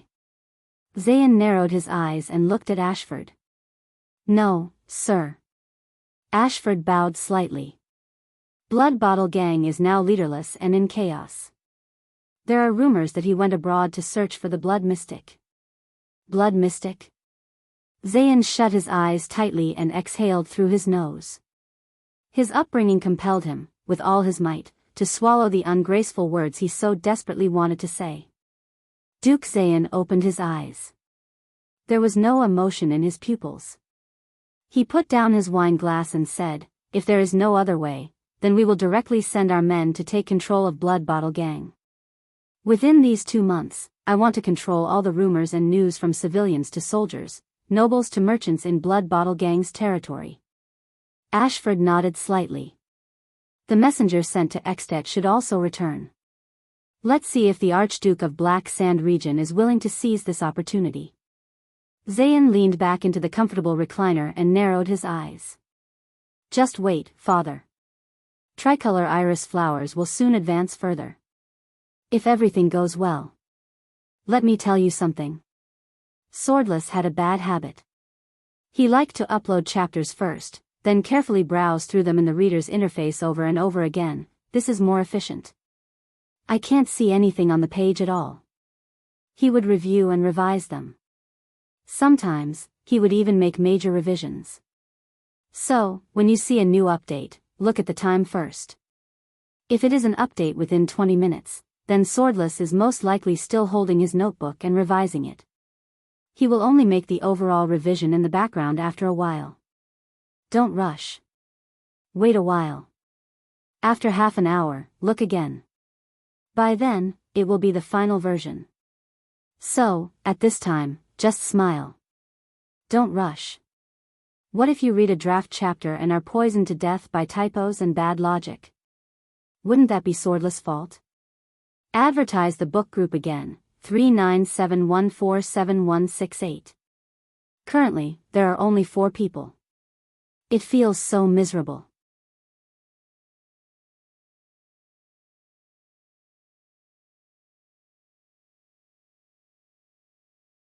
Chapter 43. In the next 20 days, the weather in the capital city turned cold, and winter arrived. Under Jine's fierce training, Thales learned 3 defensive styles, 7 offensive styles, and 1 combined style of the ancient Northland military sword style at the cost of more than 2 hours in the morning and 2 hours in the evening, under the prerequisites of exhaustion and backache. Only when his arm began to get used to the shape and weight of the shield and sword did he finally change to a larger sword and shield. Listening to Jine's words, he began the process of passively getting beaten up to learning to get beaten up, which was still what Jine said. In the past, you were the one getting beaten up. Now, you need to know why you are the one getting beaten up. This was the extremely strict Jine's. Isn't I still getting beaten up? Hey, madam, you haven't shouted to start yet. Hiss. This was the flustered Thales. Under Gilbert's strict supervision, Thales basically learned the advanced grammar of the common language and the basic usage of the ancient empire's language during his culture classes in the afternoon and evening. He began to come into contact with the rhetoric of Constellation's nobles and some necessary foreign languages, such as Far Eastern proverbs and elven warnings. He also learned some basic knowledge of Errol from his tireless history classes. In Constellation, a noble who does not know how to use the ancient empire's alphabet and ancient grammar as rhetoric is not qualified. And Mr. Thales, I believe you will need some time to familiarize yourself with the complicated and ever-changing ancient empire's alphabet. In the next second, as he watched Thales casually write down the ancient empire's alphabet, Gilbert sighed gloomily and threw away his dignity as a teacher into the sea of eradication. All right. Let us enter the next chapter, the basic rhetoric of the ancient empire's language. In Thales' eyes, other than the pony that enjoyed throwing him around and the various strange noblemen's etiquettes, there seemed to be nothing else that did not go his way. Even the Corleone blood clan trio and the lowly archduchess did not bother him.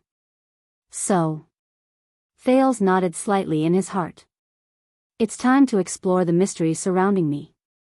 On a slightly warmer afternoon, Gilbert, who was holding a book and a cane, saw Thales standing on a chair in the study room and searching for something on the thick bookshelf. He could not help but ask curiously, "What are you looking for, my young sir?" Gilbert, wait for me for a moment. According to this alphabetical order, it should be here. Why is this book so thick? Gilbert chuckled softly and walked to the bookshelf.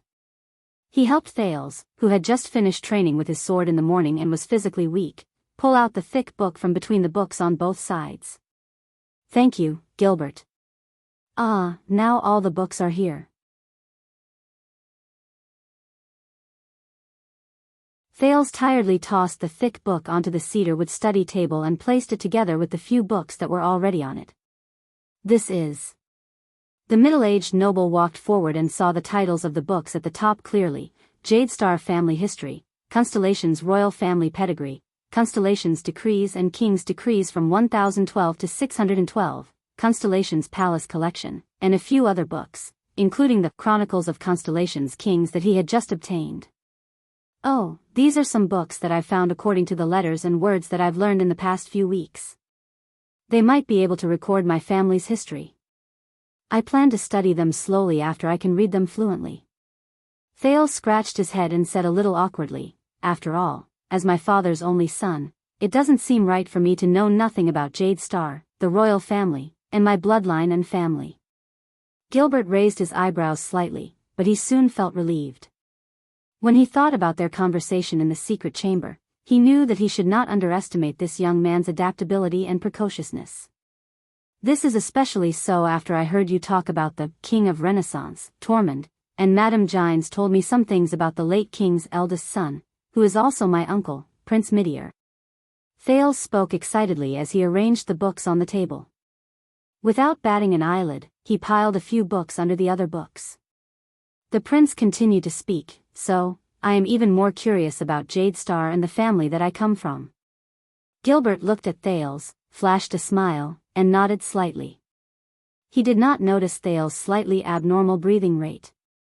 Your eagerness to learn and your diligence really gratifies me. Did Madame Gines tell you the story of the late king's eldest son? Yes, although not much. Thales nodded and pushed the book to the side. I roughly know that Midier Jadestar is a good person with a gentle smile. He seems to be very popular among the people. Out of Thales' expectations, Gilbert's gaze darkened, as if he had recalled something. He is more than popular, but he quickly recovered and nodded thoughtfully. I am afraid that you will not be able to find any records about him.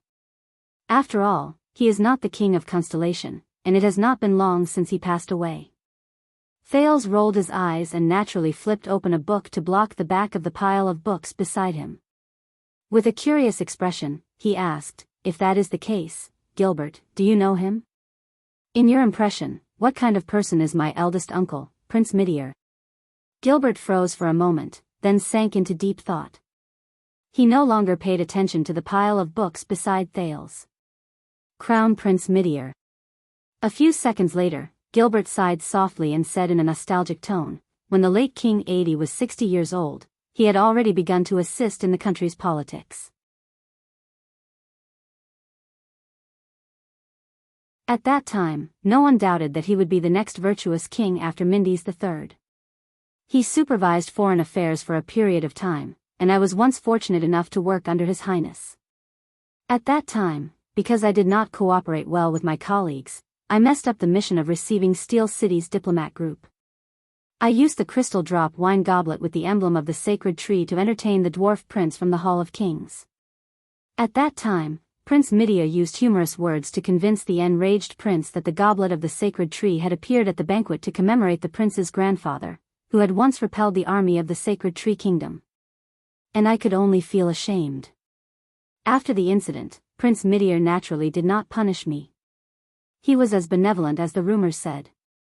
However, he personally passed me the crystal drop wine goblet with the emblem of the sacred tree and said to me, when he said this, Thales looked at Gilbert in astonishment as he repeated the former crown prince's words with an emotional tone, "Yes, Your Highness."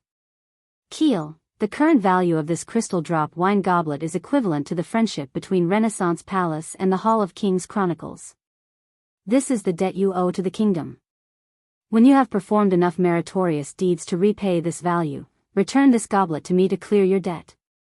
Gilbert stared into the distance and did not speak for a long time. Thales was the only one left.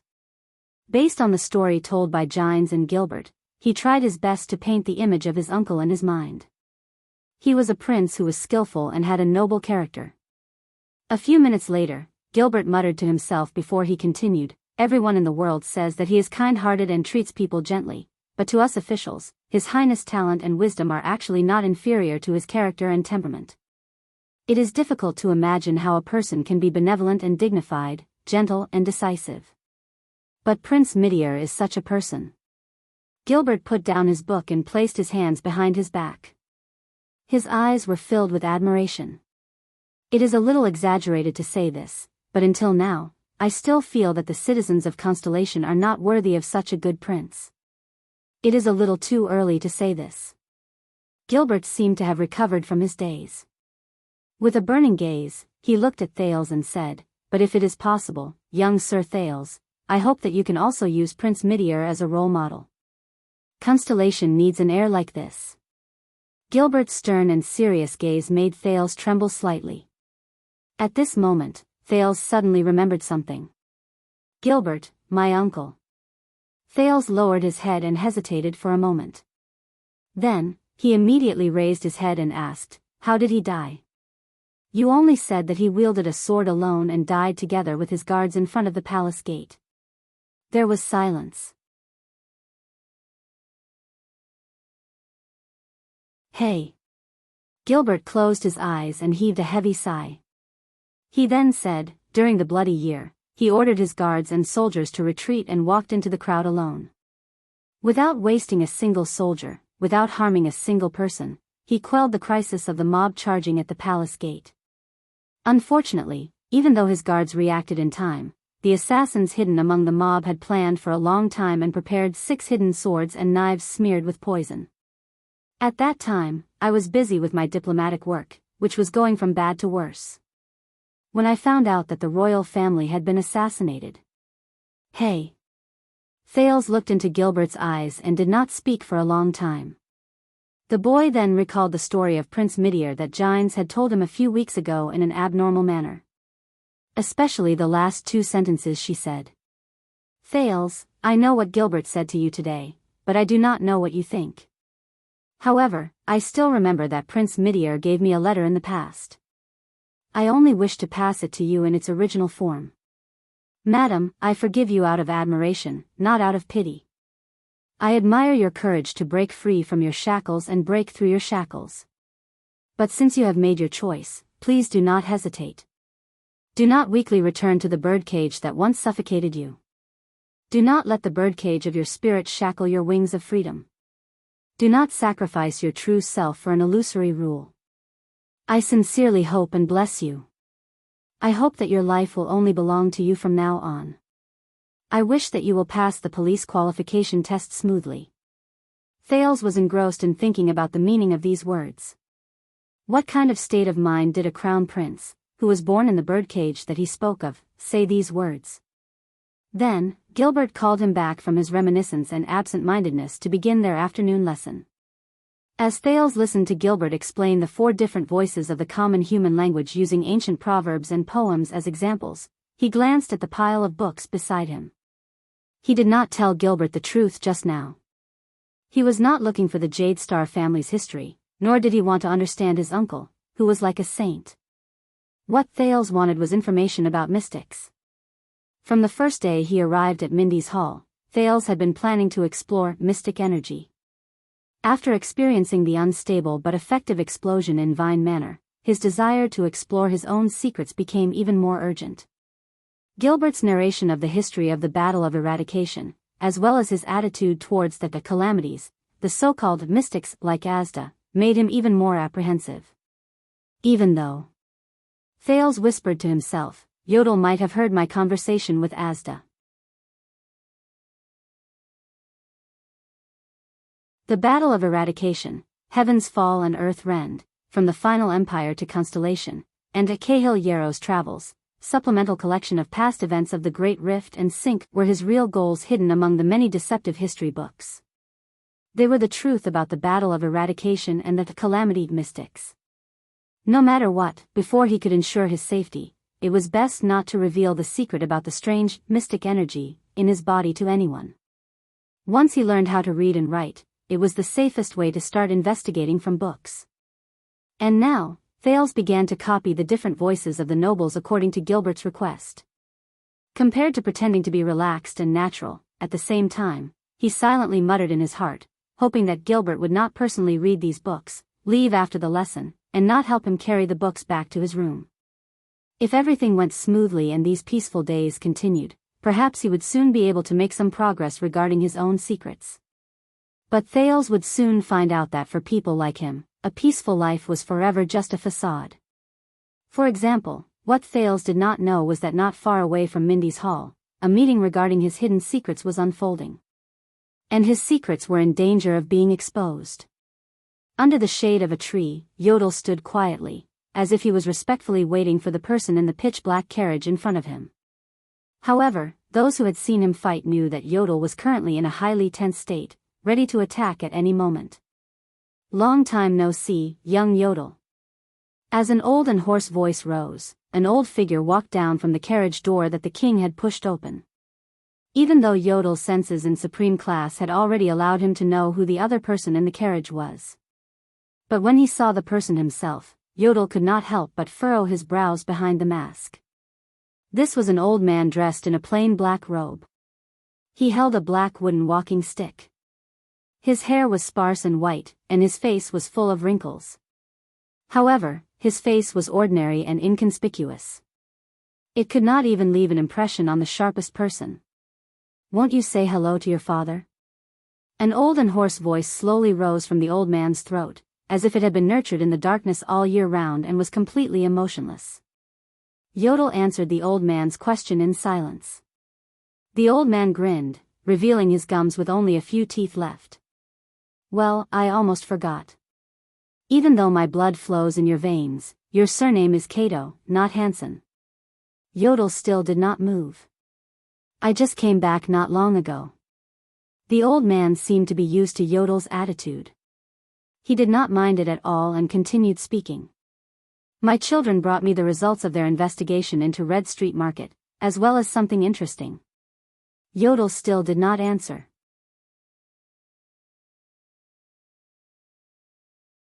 The old man chuckled softly and said slowly, "You're right. The air mystic, Asda Sakern, who the Secret Intelligence Department has been searching for 12 years without any leads, has been confirmed to have returned to the capital and appeared in Red Street Market." The gears behind Yodel's mask began to turn without anyone noticing. Although Blood Bottle Gang was founded by him and that homicidal maniac, the famous air mystic obviously did not come here just to exterminate the Brotherhood and cut off Black Sword's wings. Yodel did not say a word, but the gears behind his mask turned faster and faster. "Don't be nervous, Mr. Cato." With an aged and hoarse voice, the old man let out an unpleasant laugh. I'm just following His Majesty's orders to investigate how you managed to seal mystics while carrying the royal family's bloodline. Yodel raised his head abruptly. The pair of crystal drop lenses on the mask instantly turned from dark to bright yellow. They stared fixedly at the old man in black. This mask is still so annoying. I've long since advised His Majesty to throw it away as soon as possible. The old man in black leaned on his walking stick, as if he did not notice the gaze directed at him from behind the lenses. He walked in front of Yodel shakily and let out 2 unpleasant laughs. Then, as one of the bearers of the legendary anti-mystic equipment, the supreme sword and shield, Mr. Yodel Kato.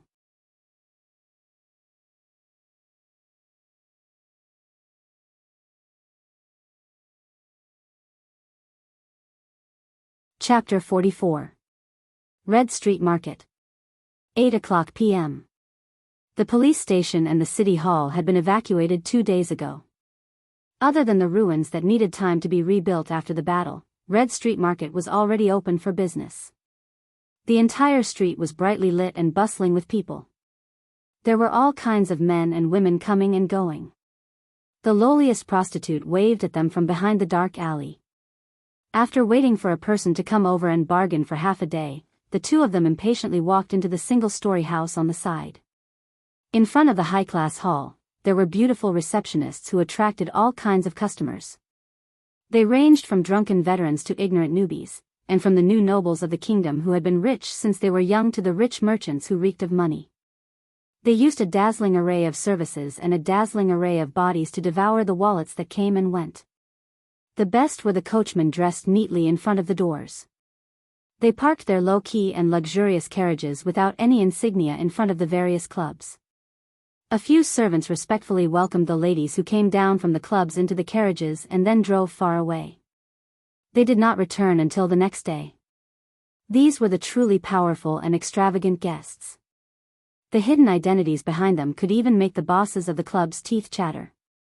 Everything was the same as it was 20 days ago. It was as if Red Street Market had never experienced a bloody and terrifying gang fight. The protectors of the street and the collectors of profits did not change from the Blood Bottle Gang to the Black Street Brotherhood. Except for the center of Red Street Market. There, the ruins of more than 10 houses that were blasted into pieces by the air mystic were still pitch black. In this pitch black darkness, dozens of people were busy digging under the ruins with great effort. The sound of iron colliding with the soil could be heard continuously. Under the moonlight, one of the 6 powerhouses of the Black Street Brotherhood, the head of intelligence, the sleepless Kobian Lance, draped in a scarlet cloak, stood in the ruins. He looked at the darkness around him, then looked at the lights of tens of thousands of homes in the distance. He could not help but frown. Too close, he thought. Those newly opened guilds are still too close to our excavation site. In the distance, a sleepless whistled. That was the signal. 2 people passed by. Everything is normal. Lana nodded at the other sleepless in the darkness.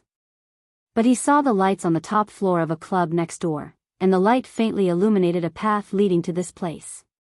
Lana snorted through her nose. It was too close. Immediately, a sleepless who understood the situation left behind him and communicated with another member of the Brotherhood for a while. The latter then strode towards the guild hall.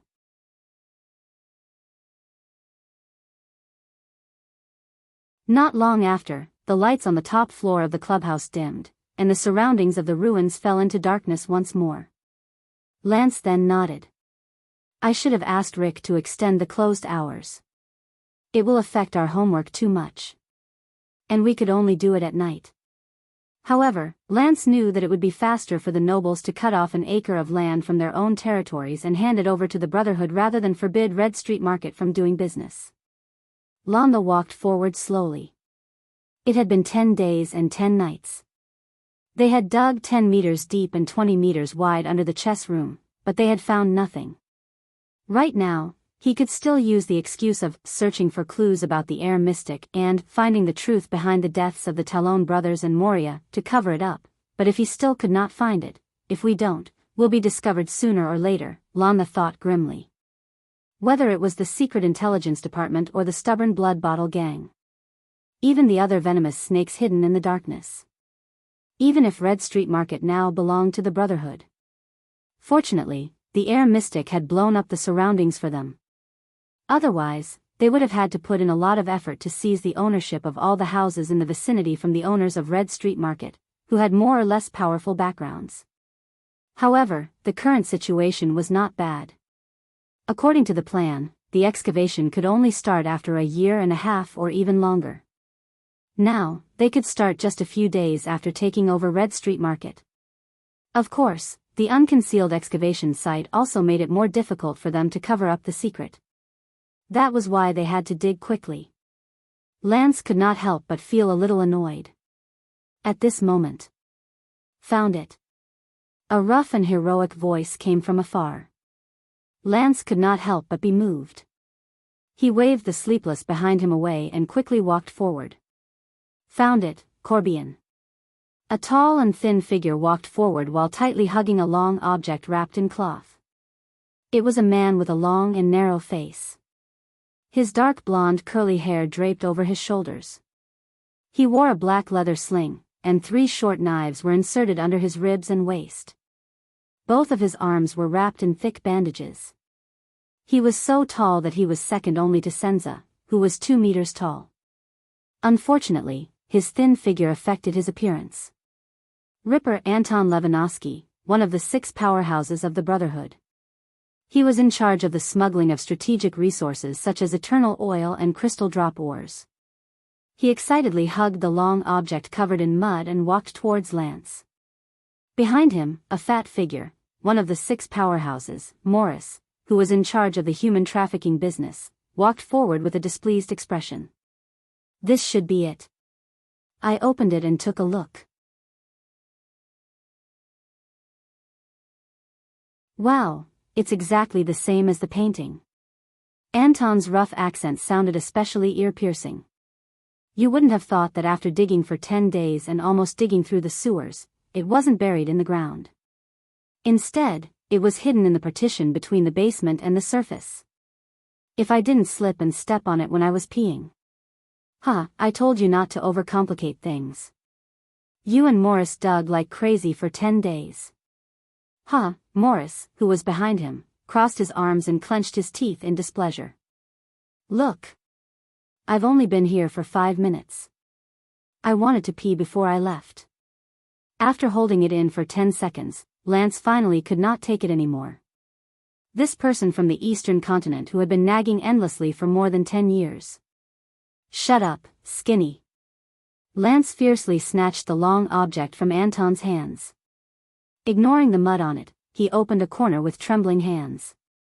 Anton still wanted to say something, but Morris, who was behind him, nudged him maliciously, causing him to stumble. Damn fatty. Aren't you just jealous that I'm... Shut up, Anton. This time, it was the fierce Morris. Lance gently covered the object with the cloth. That's right, he said softly, but he could not hide the unusual excitement in his voice. It's this. Lance stroked the long object with his trembling hand, as if he was caressing a lover. After all the hard work, and under the premise that we could not alert the Mystics or the Secret Intelligence Department, we took down Red Street Market. Finally, there is a reward. Hey. Anton spread his hands in displeasure. Who said we didn't alert the Mystic? Who do you think blew up these ruins? The air Mystic's appearance was an accident. Black Sword couldn't lure him away, but he really didn't know about this thing, Morris said calmly. But I'm thinking that Asda must know something. That's why he gave up the chance to kill Black Sword and took the risk to rush back to the capital to intervene in a small territorial dispute. He might even know that we're looking for a weapon that can defeat him. But we still found it under his nose, under the air mystic's nose, Lance said darkly as he observed the outline of the object. At the mention of the air mystic, the 3 of them fell silent for a moment. When I received the news, I thought you and Senza were going to die in Red Street Market. Lance broke the silence and sighed softly. We were lucky. Morris hung his head and his eyes were shrouded in shadows. You should see Moria and the Talon brothers. He still loves to make human balls. What happened to him? Anton's eyes shone with a strange color. Maybe he met his nemesis. Lance clenched the parcel in his hand tightly and closed his eyes gently. But he definitely didn't die. Come to think of it, it's been 12 years. I still can't believe it. Anton gritted his teeth and recalled with a mixture of fear and hatred.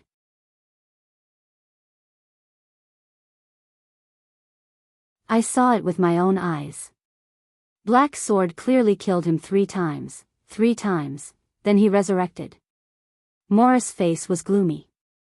He gritted his teeth and said, in 2 hours, he resurrected 3 times. 4 times, Lance added quietly. Outside the palace, after the crown prince was poisoned, Great Charlton killed that monster once. In an instant, the air between the 3 of them seemed to sink. Anton looked at the long object in front of him. With lingering fear and doubt, he asked, we've been looking for 10 years. But this thing, is it really useful? After all, the entire continent is filled with anti-mystic equipment. The things on those guards can only slightly weaken the influence of mystic energy, Lance said without hesitation. Only the legendary anti-mystic equipment bestowed by the Empire can truly deal with mystics. This is what Murat told me when I was still in the Secret Intelligence Department. I don't really dare to believe the information about your former boss. Anton's expression changed. As if remembering something, he shuddered again. That old man, even his saliva was poisonous. Oh, right. The Kingdom's Secret Intelligence Department actually didn't intervene in our operation this time? Morris said worriedly. After all, according to what you said, this is a legendary anti-mystic equipment that isn't on the books. It's even more serious than privately owning a mystic gun. Privately owning a mystic gun? Lance snorted softly in his heart. Privately owning a mystic gun is nothing more than a death sentence. As for the legendary anti-mystic equipment that isn't on the books. However, Lance just shook his head. The king is almost 48 years old. The matter of choosing the nobles as the crown prince is enough to make them anxious. Besides, I made a deal with Extet's secret room. They will release news that Murat is interested in. Ramon will attract all the attention of the Secret Intelligence Department. Murat will not discover our goal. I know my teacher too well. But fortunately, neither the Blood Bottle Gang's mystics nor the Secret Intelligence Department know the importance of this thing. Lance caressed the cloth in his hand and pondered about something.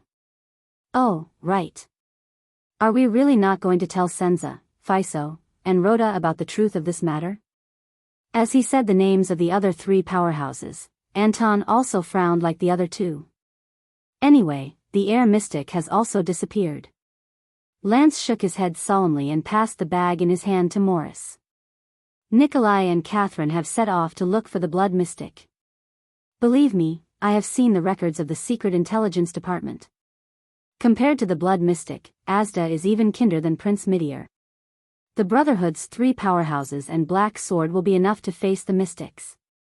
The less the others know, the safer they will be. Morris nodded and tied the long object in his hand tightly. There was sadness in his voice. For the former 9 powerhouses.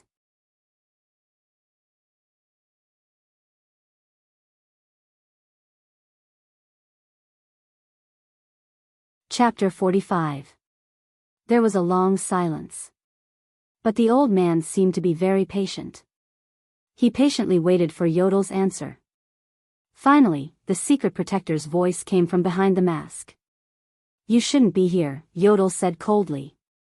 If anyone was present, they would realize that Yodel's hoarse voice was very similar to the old man's.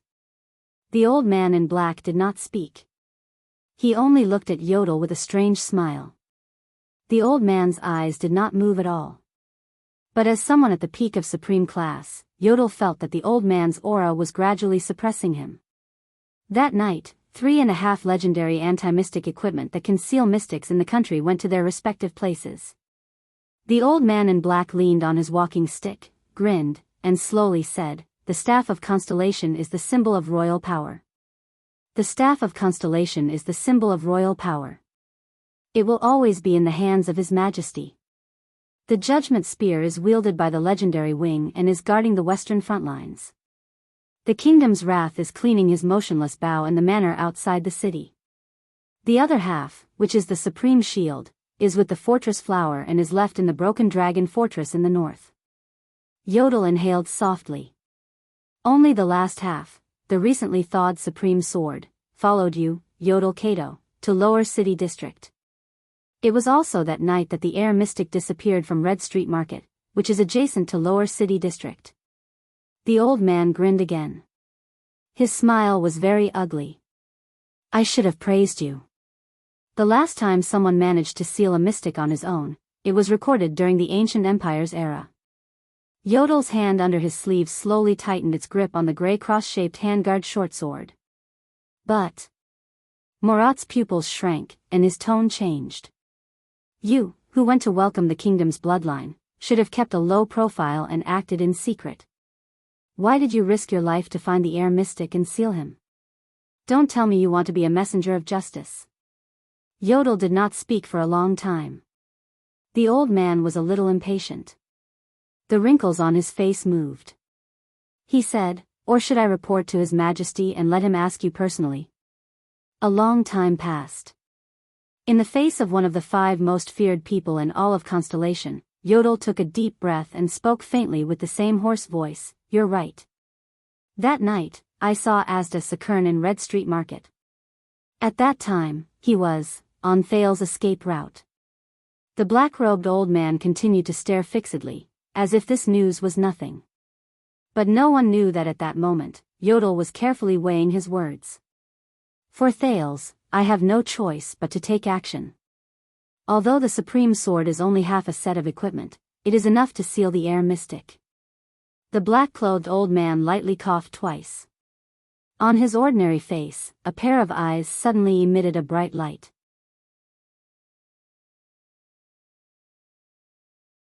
I think you don't mind telling me every single detail of what happened to him before you sealed him? From words to emotions, from actions to attitudes. I'm very curious as to why Asda would return to the capital, a place that is so dangerous to him. Yodel clenched his fists tightly under his robes. He had to be careful. He was facing the Black Prophet. He could not lie. He couldn't. Asda Sakern. He's a lunatic, Yodel said flatly. The old man, the Black Prophet, chuckled, the wrinkles on his face rippling. Of course, every one of them is a lunatic, so what? Even a lunatic should have words and actions, right? Before he was sealed, he was very excited, Yodel answered slowly, choosing his words carefully. The old man stroked his cane, his dry lips parted. You will never be able to understand their emotions. They are not even human, how could they have emotions? This nonsense can't divert his attention. Yodel thought in his heart. Yodel hesitated in his heart for a second before he made a decision. He had to speak. He had to. He said, Yodel's hoarse voice came slowly from behind the mask. He found a newborn mystic. In history, the first recorded appearance of mystics was around the Ancient Empire, around the year 1025 to 1035 of the imperial calendar. The imperial calendar, year 1000? From the Ancient Empire to the Final Empire, the imperial calendar had been used for more than 1,600 years before it was changed to the termination calendar. Thales recalled the basic knowledge he learned in the past few days. In other words, it has been 1,200 years since the mystics appeared. However, this did not seem to be a good time for him to let his mind wander. On the sand under the setting sun, Thales gritted his teeth. Ignoring the soreness in his left shoulder, he carried the heavy wooden shield with his 7-year-old body and charged towards Jianghu. According to the records of the Ascetic Tower's remnant chapters, a group of merchants headed to the Alchemy Tower witnessed an abnormally large lightning bolt. On the same day, thousands of tribesmen from a tribe 100 miles away from the Desert of War God were turned into charred corpses. Lightning? Then why is the air mystic's ability to control air? Is it the Fantastic Four? Or an elementalist? Jianghu moved her feet without changing her expression. The wooden shield in her left hand collided with Thales' shield at an ingenious angle. Asterisk bang. Thales' impact was reduced by half. He lost his balance and leaned unnaturally towards the side where the shield fell. Thales panted and used his sword to support himself. He was anxious. Jianghu saw through Thales' state. With a cold expression, she began to reprimand the boy. What are you thinking? Being absent-minded on the battlefield is suicide. Thales shook his head and tried his best to get rid of the content he saw in the War of Eradication, heavens fall and earth shattering. However, it seemed to be useless. The content regarding mystics still continued to appear in his mind. The alchemy tower is as mysterious as ever. They did not give any explanation. It is also impossible to find any written historical records about them. The existing historical records of the ancient empire do not mention this either. However, this is enough to foreshadow the devastation of the Battle of Eradication. What are the ascetic tower and the alchemy tower? Are they an organization or a place? Thales used the shield's center of gravity to swing the wooden sword in his right hand, which was not much lighter than the shield. With a twisted expression, he turned around and swung his sword. The war began in the year 1609 of the Empire calendar. However, there is no historical record that can prove how the Battle of Eradication started. It was as if all the opposing parties stood on opposite ends of the chessboard overnight and started killing each other. Why? Why is it that the beginning of a war that changed everything can't even be clearly recorded? Jianghu moved effortlessly and avoided the blade of the sword. She used the hilt of the sword to gently push Thales' body, which had already lost balance. Gilbert, who was watching from the side, shook his head. Thud. Thales fell on the ground again. This time, he fell face first into the sand. Thales spat out the sand in his mouth, pulled the shield with great difficulty again, and stood up. Enough. Jianghu shouted with a displeased expression. You only learned the form of the 7 offensive styles. The efficiency is completely different from when you learned the defensive styles. If you are not an idiot, then it means that you are not in the mood to practice today. Thales panted and nodded with an ashamed and apologetic expression. I am sorry, Madam Jianghu, the number of mystics is even lower than the number of dragons in the legends. At least, there are more than 40 dragons whose names are recorded in history. However, the number of mystics who publicly appeared and participated in the Battle of Eradication was less than 10. 10? 10 against the entire world? Brat. Seeing that Thales was still absent-minded, Jianghu angrily flung the shield and wooden sword down. Class dismissed. Wake up at 6 in the morning tomorrow and make up for today's progress. Gilbert furrowed his brows. He did not know what was wrong with Thales. On the battlefield, Jianghu turned her head and shouted at Count Casso, before dinner, he is yours. He's yours before dinner, fix him up like that. Gilbert smiled, raised his hat, and bowed. Thales threw down the wooden sword in frustration and began to deal with his left arm. His arm was stuck on the shield again. Even so, even though he has many followers, the ones who truly caused the Allied forces to suffer huge casualties were mystics in the single digits. The most famous record was the battle at the Siang Mountain Range at the Eastern Front in May 1614 of the Empire calendar. The Mountain Elves' 8,000 sentinel troops and the Dawn Dynasty's 50,000 well-equipped black armor troops were originally victorious. However, after the appearance of the Power Mystic, they were destroyed overnight. Power Mystic? Power? A single shadow, 58,000. What kind of power could cause such damage? It was almost comparable to an atomic bomb. Can Asda do it too? At this moment, Jianghu rubbed her palms and was about to leave with an unpleasant expression, but she saw a guard walk forward with a solemn expression and whisper a few words into Gilbert's ear. In the next moment, Thales was surprised to see that Gilbert's expression suddenly became surprised and worried, and even fearful. This Count Casso, who had rich experience in diplomacy, was indifferent to favors and insults, and who did not show his emotions, also had moments of worry and fear. While Thales was puzzled, he heard Gilbert stop Jianghu and speak with a solemn expression. His Majesty has sent a message. Lord Murat Hansen will be visiting Mindy's hall tonight.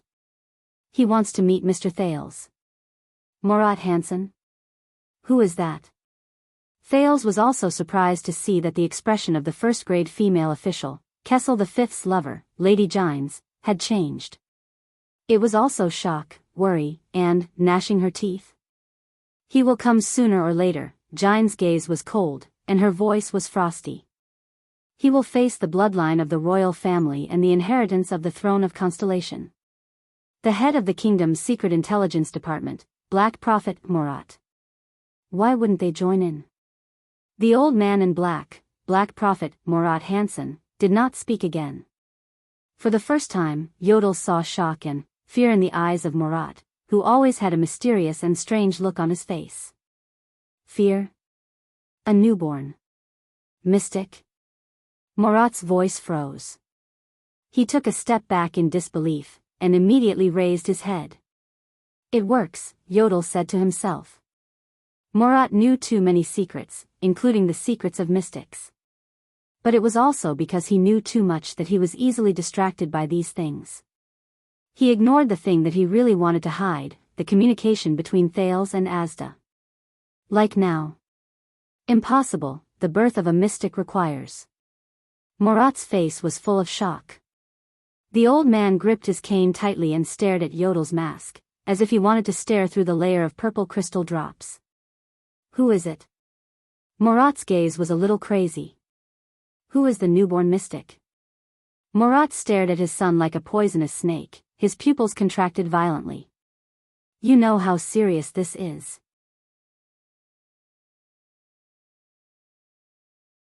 Murat furrowed his brows, focused his gaze, accelerated his breathing, and tightened his grip on the cane in his hand. The new mystic has to be dealt with before it. Yodel adjusted his breathing. This should have been easy for a supreme class elite, but it was extremely difficult at the moment. It. The image of the black-haired, gray-eyed boy slowly became clear. They will stay with you. I will go alone. In Sunset Pub, the stubborn boy's words and his resolute gaze vaguely appeared before his eyes. Yodel clenched his fist lightly. Murat slowly narrowed his eyes. Asda did not say his name, so he probably does not know his name. Yodel carefully sifted through the truest information and slowly organized it into words. Then, I sealed Asda. He really does not know Thales' name, Yodel told himself. I am not lying. Murat did not speak. The old man only looked at Yodel with a strange gaze. After a few seconds, Murat looked away. Very good, you did not lie, the old man said affirmatively.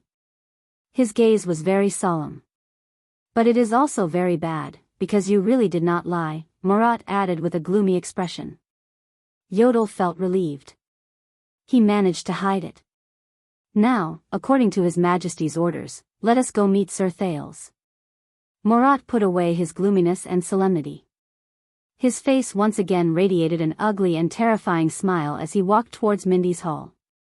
Yodel's breathing suddenly stopped.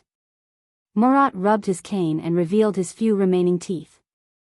He turned his head and said with a smile, regarding the truth of Red Street Market, you probably don't mind if I ask that child in person again. Like the so-called newborn mystics? Do not misunderstand, it is just a professional habit, like, to see if you are hiding anything? Yodel suddenly raised his head. Murat's smile widened. It was almost the climax of the last chapter. Swordless had to work hard. Although there were not many people who collected it, regardless of the starting point of the world of creation, there was a small increase of 1 or 2 every day. As a newbie who had signed a contract, Swordless was still very happy.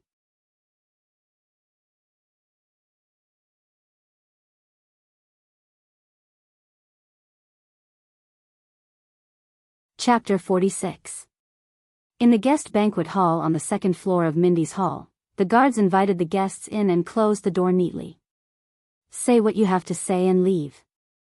Under the illumination of the everlasting lamps in the hall, Gines stood in front of Thales and blocked his way. She spoke bluntly.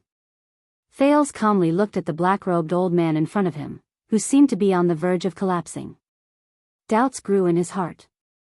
"You're still so cold, Officer Bajkovic." On the other side of the empty hall, Murat's old and hoarse voice traveled into Thales' ears. It was extremely unpleasant and made him inexplicably nervous. Murat's tone was mocking. "In any case, we have cooperated with tacit understanding more than once." "Cooperated?" Jianghu sneered. Who would cooperate with a venomous snake? "At that time, it was His Majesty's order and I had no choice but to obey." "How disappointing." Murat shook his head in a seemingly regretful manner, as though he was really sad. "I thought we were on the same side. You know, I have always treated you as my daughter." As he spoke, Murat's eyes shone brightly. "You know, I have personally raised you as my biological daughter." Murat lightly emphasized the word biological. Thales was surprised to see that Jianghu's expression, who had always been arrogant, suddenly froze, as though someone was strangling her throat. The female official, who had always been arrogant and imposing, immediately turned her head so that others could no longer see her expression. "Forgive me for being blunt." Gilbert, who was at the side, interrupted their conversation. With a serious expression, he bowed slightly. "Lord Hanson, you also know the importance of everything here to the kingdom. Please save unnecessary probing or small talk." Thales was even more surprised. Gilbert, who had always been well-mannered, seemed to be a little angry. "We all know that you are the chief of intelligence, and that you control the kingdom's secret intelligence department, which makes people pale with fright at the mention of it. Constellation also relies on your contributions." Gilbert's face was cold, and his words were sharp. "Hence, it is only right for you to meet the future king in advance. Then, please do not delay any longer. This is Mr. Thales." He deliberately emphasized the words intelligence agency and king. Thales suddenly realized that the former was meant for him, while the latter was a warning to Murat. The head of the greatest intelligence agency. Thales hid this information in his mind. The atmosphere was really not too good. The solemn Gilbert took a step back, leaving Thales completely out of Murat's field of vision. Murat's gaze swept past the crowd and shot towards the transmigrator. At that moment, Thales felt as if there was some kind of magic in those pitch-black eyes. It was as if she wanted to stare right through him. Thales even had the misconception that he was a little out of breath.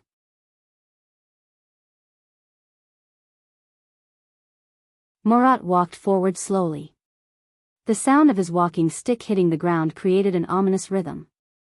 Thud, thud, thud. Behind him, the masked protector Yodel also walked forward slowly. "This distance is enough," Gilbert said coldly. "Count Casso, you are indeed His Majesty's most trusted attendant." Amidst the sound of footsteps and walking stick, Murat's gaze was still fixed on Thales, but his footsteps did not stop. His old and hoarse voice traveled into Thales' ears. "I really admire your loyalty to the king, whether it is to the late king or to the late king's heirs." Thales noticed that he emphasized the words heirs.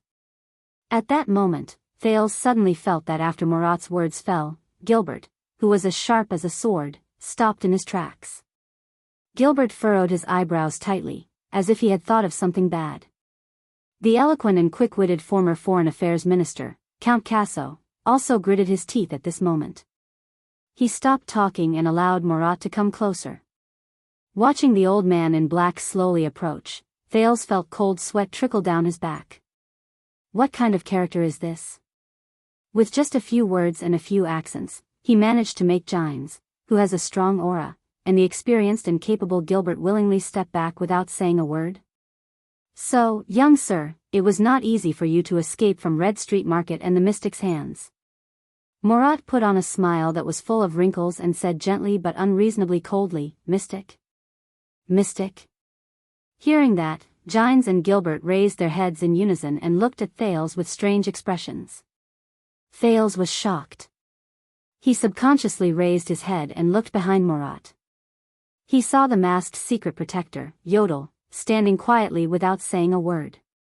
However, Thales acutely felt that the masked protector's posture seemed to be a little stiff and nervous. Yodel. Did you tell him everything? About my secret? In fact, I have some small questions to ask you. Murat smiled again. His eyes behind his wrinkles were extremely sharp. In private. Thales gulped. No, Thales cannot be alone with him.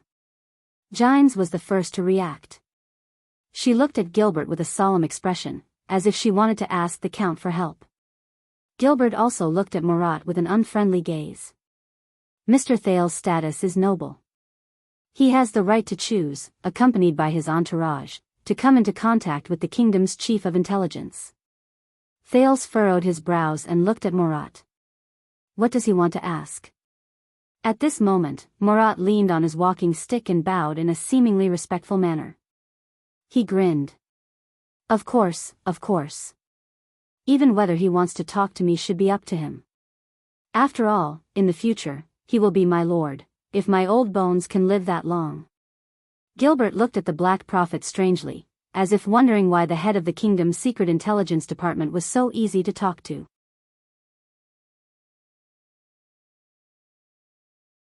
Only Jianghu's expression changed and she looked at Thales.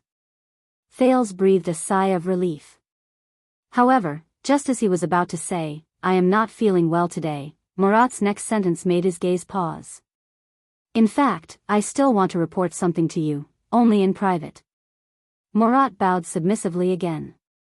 When the old man raised his head again, his face was still full of smiles. For example, the 3 children in Lower City District and a young bartender. According to my information, the Brotherhood seems to be dealing with an internal escape incident, and, at that moment, Thales clenched his right fist. 3 children in Lower City District. A young bartender? Thales' pupils shrank violently. Sinti, Ryan, Korea, Anne. Jayla. All right. Thales ignored Jianghu's anxious gaze and Gilbert's surprise. He took a step forward and said resolutely, let's talk in private. The wrinkles on Murat's face were squeezed together by his smile. He turned slightly to the side. Please move to the study room. At this moment, a sentence appeared out of thin air among the crowd. Let's talk here. Thales turned around in surprise. The one who spoke was actually Yodel, who had been silent for the whole night behind Murat. We can retreat. The strange, masked man's hoarse and indistinct voice came from behind the mask. Only then can I guarantee his safety. Murat seemed to be stunned for a second. When he turned his head again, he was already frowning. After a brief moment of shock, Gilbert exchanged a look with Jianghu. Both of them nodded firmly. Let's talk here. Asterisk thud. Asterisk Murat leaned on his walking stick and turned his head to look at Yodel. Why does everyone think that I, who has served Constellation and Jade Star for decades, will endanger the safety of the only heir and the kingdom's bloodline? Murat's eyes were cold, but he immediately turned it into an uncomfortable smile. Fine, let's talk here. Yodel nodded slightly and loosened his grip on the supreme sword that he had been holding in his sleeves for the whole night. But don't play tricks, Shadow's attendant. Murat smiled at the masked protector and pointed at his head. No matter where you hide, I can feel your presence.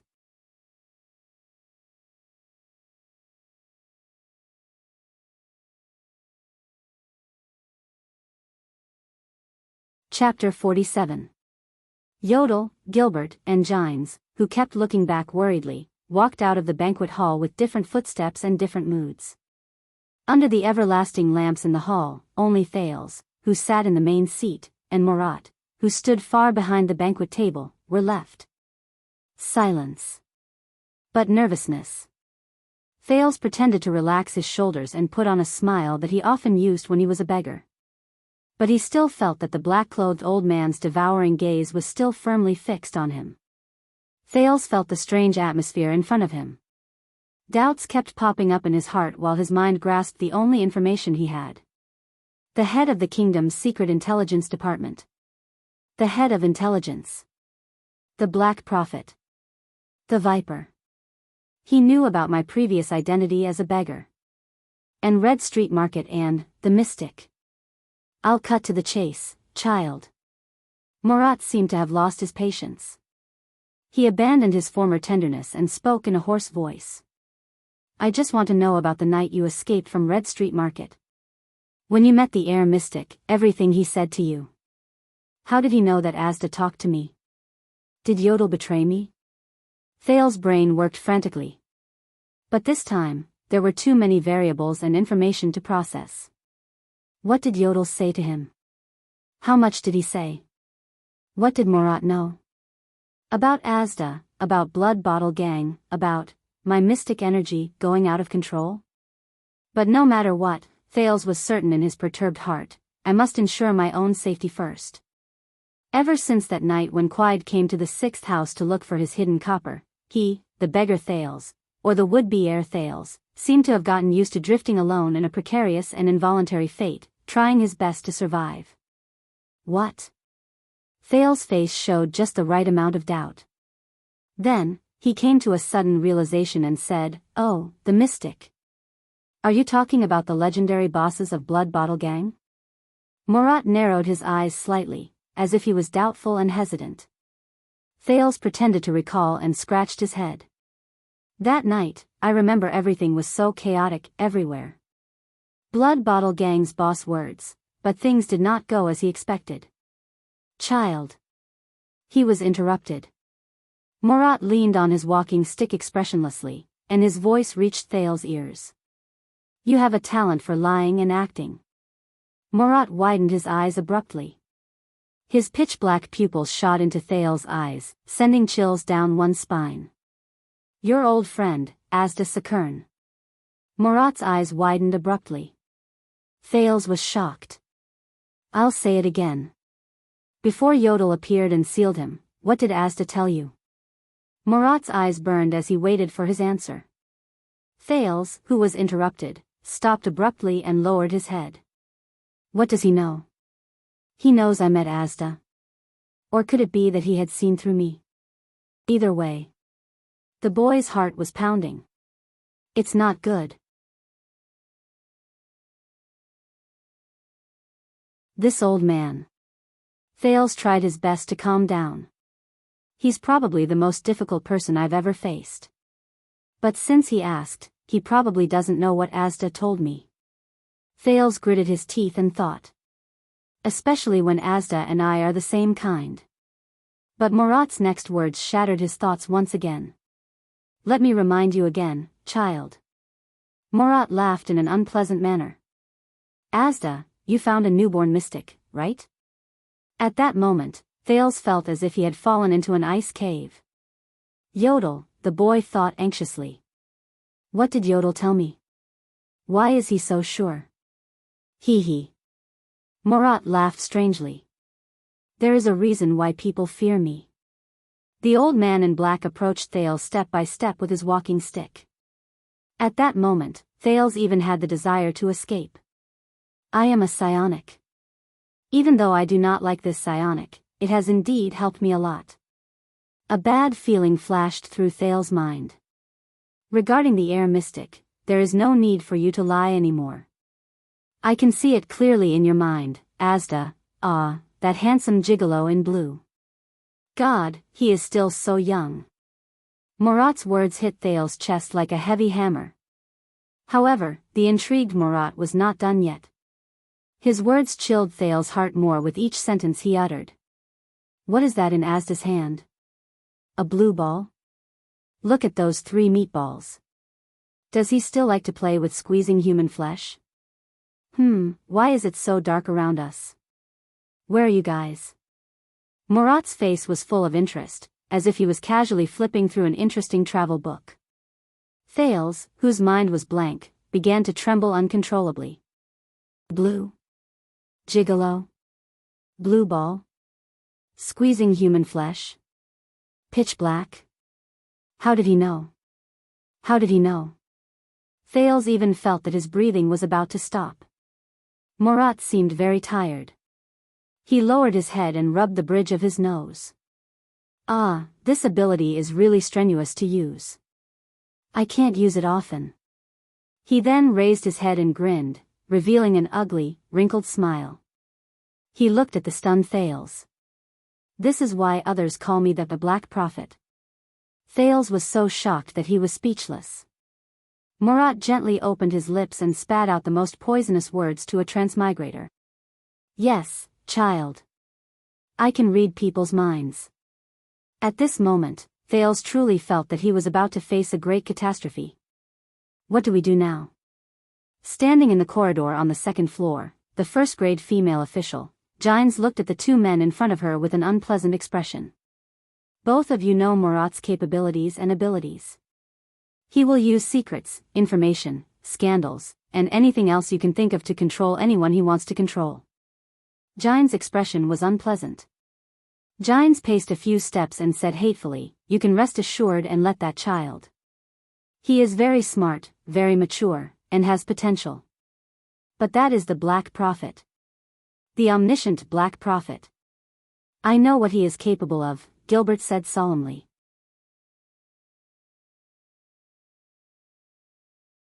How do you think the Fortress Treaty was signed without the help of the kingdom's secret intelligence department? Then why did you let him go? Kessel, that bastard, what was he thinking? Gines was so angry that she slammed her palm on the railing on the second floor. The huge force caused a dent to appear on the fir-wood railing.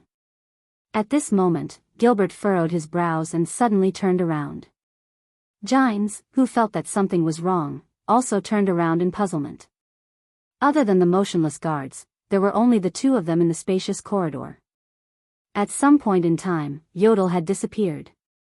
Again. At the same time. At the northern city gate of Eternal Star City, the guards and the city defense team had finished their sentry duty for the day. They were preparing to pull down the huge sluice gate and close the magnificent Inkstone City gate. It's another peaceful day. The captain of the last shift of the city defense team thought. He waved his hand and prepared to take his shift. However, the sharp eyes of the soldiers on sentry duty on the city gate saw a few figures on horses galloping towards the capital from afar. Behind them was a white flag. Wait! Don't close the city gate yet. The sentry shouted at his colleagues at the gate with a loud and clear voice, there are fast horses. They should be messengers. The captain climbed up the city gate in puzzlement and looked at the group of cavaliers in the distance.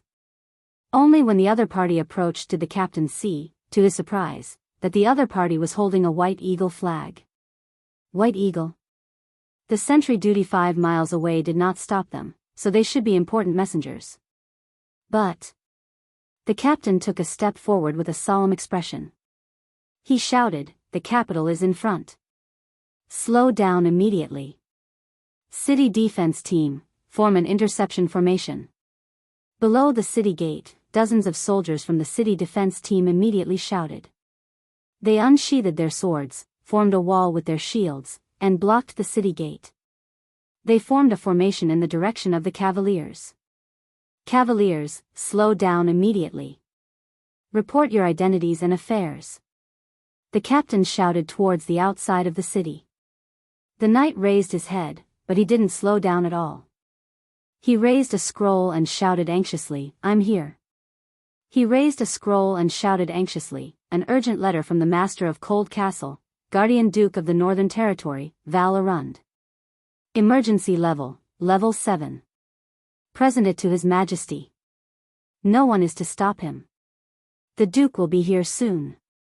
This is Sir's order. As he spoke, the knight raised his hand, and the scroll with the stone tied to it flew up to the city gate in an inconceivable manner. It was caught firmly in the hand of the captain who possessed the strength of a superclass.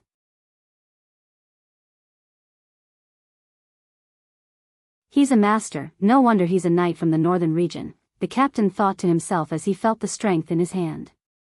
But when the captain took off the seal and scanned it, he nodded after seeing the signature and imprint on it. The captain took 2 or 3 steps to the edge of the city gate and shouted to the troops below, everyone, spread out. Let them through immediately. Thank you so much. The knights under the city gate rushed past the soldiers who made way for them. Under the astonished gazes of the passers-by, they whipped their mounts with all their might and galloped towards the center of the capital. Speed up!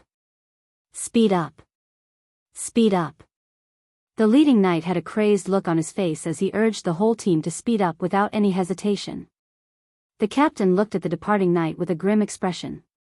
Don't close the door yet. If what he said is true, we still have a guardian Duke of the North to welcome.